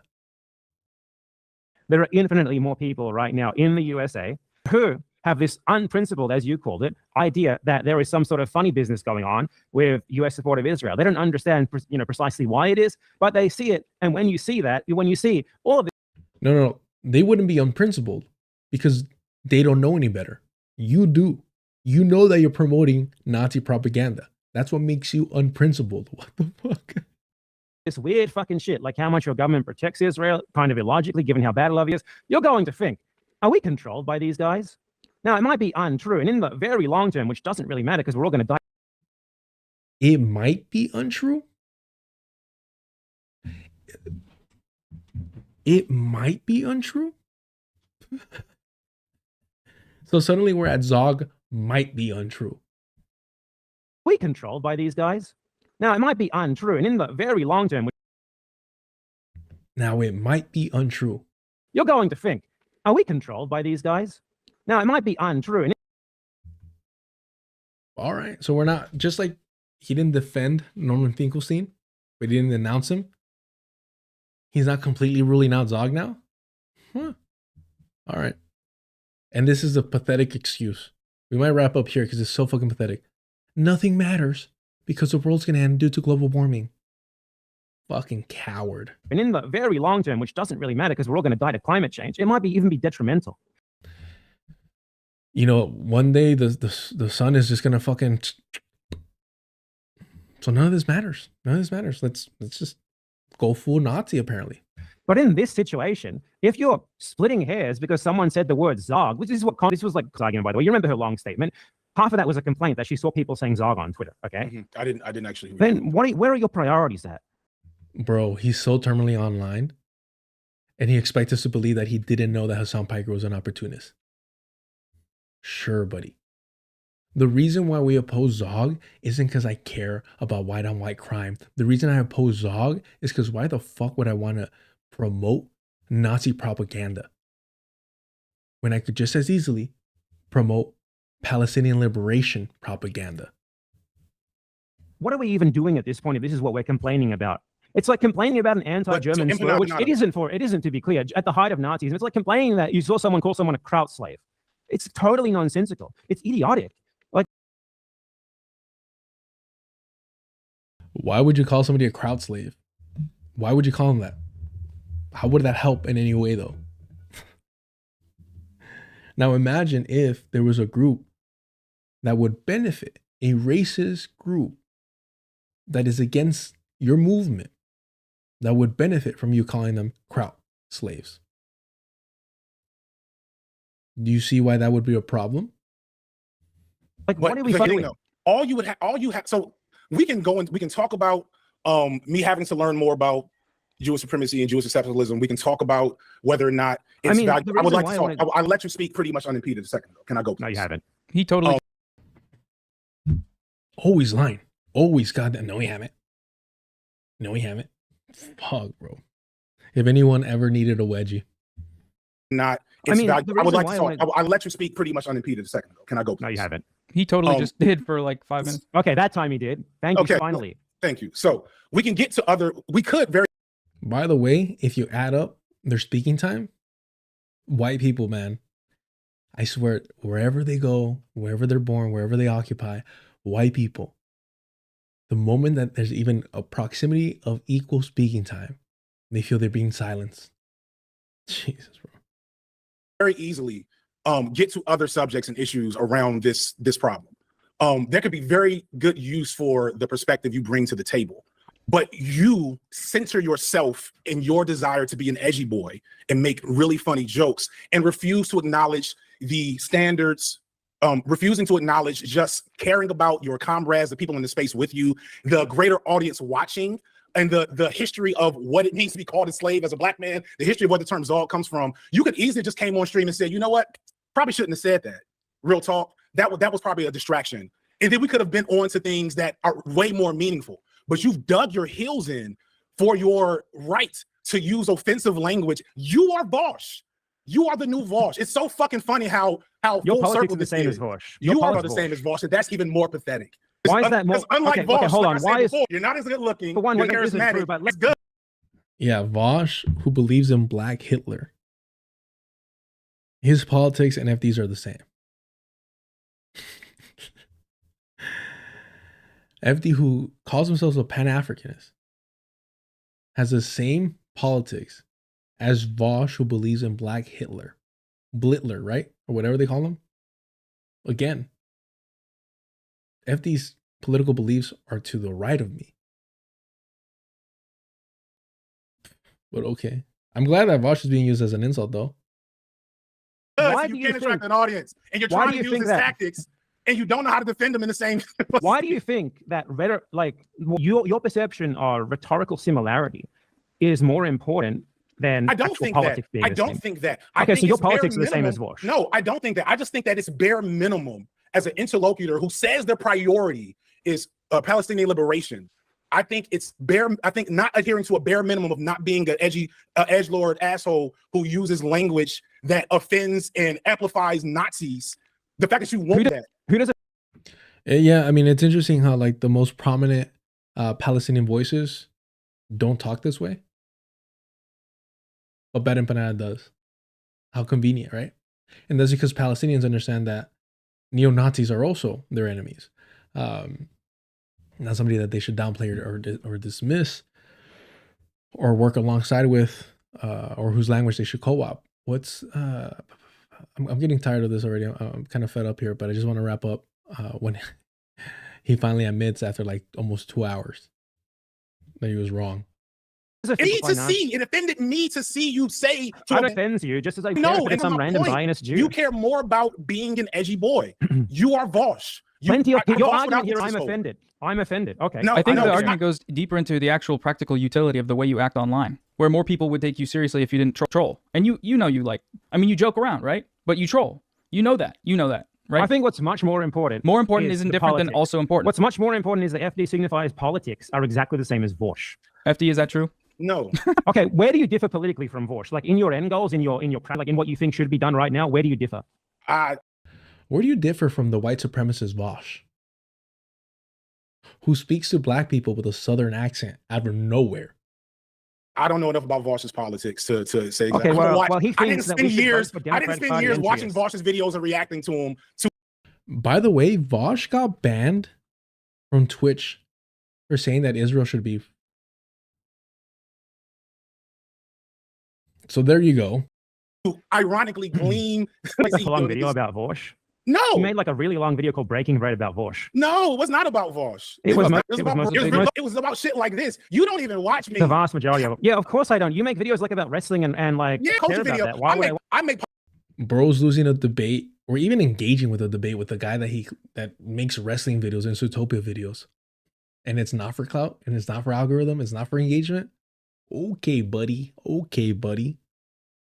But again, he admits, I don't watch your stuff, but I'm still going to claim that I know your position. I mean, he's been lying on me nonstop, so makes sense. Pop culture videos. I am not an expert on the history of the conflict between Israel and Palestine and the For Vosh, just look up his conversation with Brianna Joy Gray. He straight up uses, this is a guy from Beverly Hills that suddenly uses a southern accent. Side and not but all that. I'm not an expert on all that. I don't know a lot of things. You're a history guy, right? That's your master's in history. I think you need to know about history, not saying them constantly as you do. Let me finish. I have a different background that lends itself. I don't think that my academic studying and personal inclination towards history factors into any of this at all when you're speaking to a guy known for pop culture commentary. Okay, buddy. Self to a different type of content, and you have a different background that lends itself to a different. Literally is what I said. FD doesn't know anything about this subject, but because Bad Empanada wants clout, here we are. Type of content. We both, I believe, have the same political goals, but I know enough to not just walk around being a shitty edgelord for the sake of my own masturbatory desire to be the edgiest boy on the online left. That's what it comes down to. I think most people, and I've heard people say this, most people respect the value of some of your essays and how they've gotten into these topics, but everybody thinks you're a gross weirdo. And it's not just because of how you behave, it's because of how you behave when you're critiqued on your behavior. And this is a perfect example. It's not even like, I can't get you to just acknowledge, hey, maybe I shouldn't, like, if not just for the fact that this non-debate this non. I've been trying to push them to that, but you're talking about how under the context you've been trying to push them to that under the context of defending your use of Zog. Yeah, like, and that's the bottom line. What's wrong with using the word Zog? Hours in, still refuses to acknowledge that using Nazi propaganda, Nazi fucking lies will mislead people. Still, it is astonishing, man. It is astonishing how devoted he is to parroting Nazis. You have not explained. You just said it's insulting, it's offensive. To who? Oh my God, your hair is worse than mine. I'm so sorry, man. Well, I mean, you understand the failings of the interpretation of Israel controlling. Do you see why I don't hesitate to make fun of this fucking Nosferatu Australian? Look how quick he was to pick at FD's like balding, I guess. I've been trying to push them to that, but you're talking about how under the context you've been trying to push them to that under the context of defending your use of Zog. Yeah, like, and that's the bottom line. What's wrong with using the word Zog? You have not explained. Which also, by the way, yeah, I was gonna say that literally that Santana, it's not balding, it's his locks. Yeah, I was gonna say, literally about to add that right now, where I'm like, wait, does Bad Empanada like literally only hang out with white people? That's funny, bro. That's funny. He's not talking about his hairline, dude. Bad Empanada fans are like sworn an oath. I voted for Kamala Harris. You got a problem? And deflect his anti-blackness. That is wild. This fool says he's not talking about he's talking about his hairline not balding. His hairline is being protected by his and by the way, you can see his hairline in any moment of the stream. At any moment, forward facing, you can see it. The forehead a lot more. 5 head, right? He reacted to this when he saw the back of his head. Well, you motherfuckers are so pathetic. It is wild. Thank you for the super chat. Get the bail money ready. For real. Thank you. Thank you. You just said it's insulting, it's offensive. To who? Oh my God, your hair is worse than mine. I'm so sorry, man. Well, I mean, you understand the He literally only mentioned his hair when he saw the back, but okay. The failings of the interpretation of Israel controlling America, right? You don't agree with that. It's not important. It doesn't matter if I understand it. It's seriously not important. In the same way that I understand that Nazism is bad, but Nazism is also not a serious present-day political. Imagine if I was look at you, your lip is quivering. Like, what's my lip is quivering mean? I have Tourette's. I'm sorry.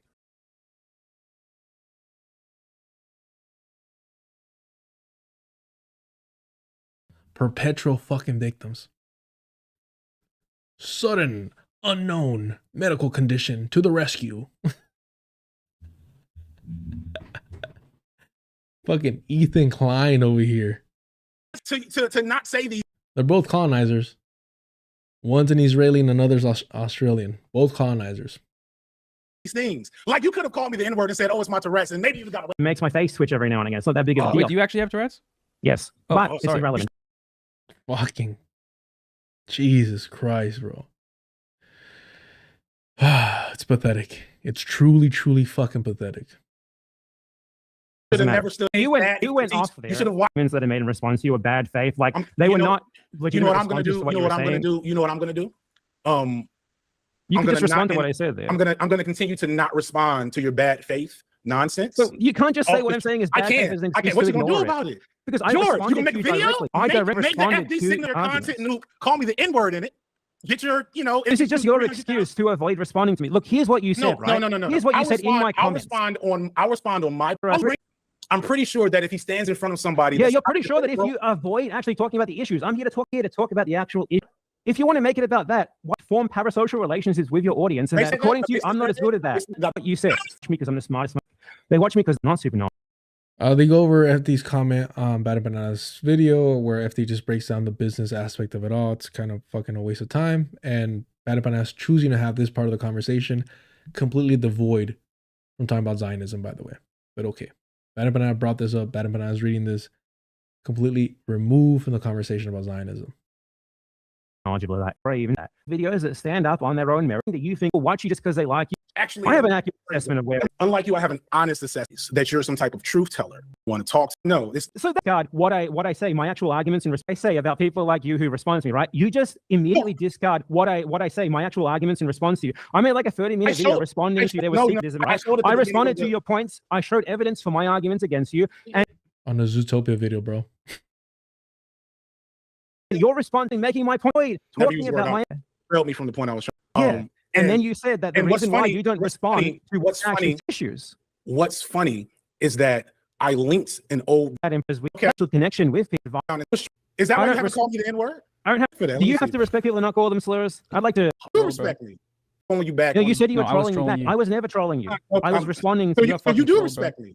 Is that why you have to call me the N-word? I don't have to. Do you have to respect people and not? What are we doing? A cracker. People like myself are not at all offensive or at all something to get up in arms about. Yeah, if you don't. Oh, they're equating the word cracker to the N-word. Great. So arc about how it's like cracker that we understand have no real power and no real influence and that don't matter. And calling someone like a goy or a zog or whatever in a joking way is exactly the same as that. Like, you know. It's not. The zog thing is not, because calling somebody a cracker is not reaffirming neo-Nazi propaganda. Why is that so complicated? Why is that so complicated to understand for a historian? For the highest intellect of BreadTube. You know, Jewish, like, anti-Semitism right now is approaching the level of fucking, like, anti-white racism, right? And so when you're using... It doesn't matter. Neo-Nazis aren't going to go for Jews first. These terms that are supposedly offensive to Jews, who gives a fuck? This is a slur that Jews use against non-Jews, abbreviation for about calling him a slave, of the way that people like that part isn't offensive at all. In fact, if anything, it's an accurate description of the way that people like that act, where they're just obsessed with like defending the honor of Jewish people as if that's something that people should all be concerned with. Well, where is it? Why isn't this working? How do I delete? I'll link it to you. No. Before, right around when I saw that, which you needed to it just now, that down video, and you said something along the lines, and you just agreed to it. So right, even what I'm saying that I'm doing it for money, right? So I say the things that I say because I do believe in them, and people happen to find that entertaining. Or and that's why he consistently lies, because he believes in his lies.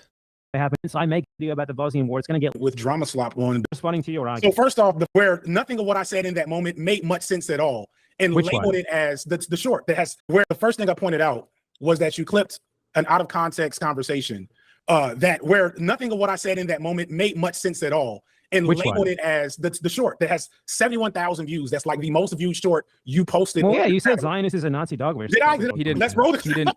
I didn't. He didn't say that. Clip, that's what he said. No, we watched the clip. In that clip, that's what he said. He didn't say it. We watched that live just now. We watched it. You labeled it as such. He didn't say that. You applied as such, but I did not say that.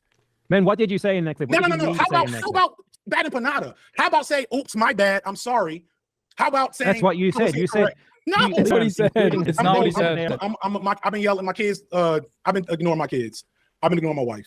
So they literally went over the video that Bad Empanada edited wrong or edited out of context. The same thing at the beginning of this debate. He claimed that FD called him a Nazi. He never did. He said he was using Nazi talking points. They went over the fact that Bad Empanada pulled a clip from FD out of context on purpose, proactively, because he's a fucking liar. He's done it to me. And look how he cries. Look how he cries. Once he realizes he's no longer going to get attention. And I've been here for 2.5 hours. If you cannot just objectively own up to the fact that you clipped something out of context and labeled it with quotes that I said. So is that short the only thing that you have a problem with? Because that. You're only upset because I purposely misquoted you one time? That short is from after you complaining about me. You're changing the subject now. This just sounds like you're looking for a roundabout way to get around actually responding to my substantive criticisms of you. Because my substantive criticism of you when I lie about your position. So brave. I made a 30-minute long video responding to you and others. It wasn't just you; it was other people as well. On Jewish supremacy. Where you lied about me. Where I showed that you lied about me. and then on you spreading Empanada. like the anti-Semitism crisis narrative. I know your standard is to purposefully. And See, this is the thing. You're just you're just insisting that you don't have to respond to me because you can offhandedly discount what I have to say because you just know that this is what I'm like. Bullshit, dude. Wait, FD, you're muted. Hold on. Sorry. Is why would I meaningfully respond to you when I know you're going to willfully misrepresent what I'm saying, lie about it, and then not apologize, and that this is a history of behavior for you? Why would I do that? Who the fuck do you think you are? Simple question here. What did I say in my actual videos to you that you think was that? Noah, I'm going to donate some money. And here's the thing. Here's the thing. Okay, you do this to me. You do what you're saying to me. They literally prove that he and I proved it here in the stream. I proved it here in the stream that he lied about my position. FD proved it to Noah that he lied about that short. And when called out on it, he goes, "Well, what else do you have a problem with?" And like the white person that he is, immediately plays the victim. No, you do this to me. Pathetic. One more time. Donate some money. And here's the thing. Here's the thing. Okay, you do this to me. You do what you're saying to me. You lie. Okay. You do this to me. Imagine losing a fucking debate to the Zootopia guy. God damn. Imagine losing a debate to the Zootopia guy. Yo, it is late. I'm gonna be so tired tomorrow. 12-hour shift. All right. I'm not one of these bougie academic types like Bad Empanada. I don't get to go gentrify other fucking countries after I colonize the previous one I was at. I'm gonna be hurting. Do me a favor, y'all. If you haven't already, subscribe to the channel. Join the Patreon. $2 gets you access to the Discord. We already know that there's a bunch of little Bad Empanada spies in there. It's fine. We have a good time. If you want to avoid getting fucking taxed, go ahead and hit me up in the Cash App, all that goodness. As always, even as late as it is, John Trudell, the Beast. In a whiff of smoke, down on a corner, there was this cat named Fortunately, talking at me from voices in his head, yelling about what Storyteller said. You gotta be careful here, child. There's a beast in the promised land. There's madness you don't understand. The beast is crazed and running wild. Little boy, man, little girl, woman, no big deal. Nothing personal. Your mind's another meal. Savoring the rush of your like heady wine. Feeding is what the beast is meant to do. Stranger are those walls built to hide. Stranger to look and learn not to see. He's in the mask you put on your face. Thoughts his favorite breeding place. In the race to midnight, it's after 11. The nature of the beast is all he knows. Behind doors of hell are gates of heaven. Doors are open, but the gates are closed. And remember what Glenn Ford told us? Organize with eyes wide open. Yes, tú.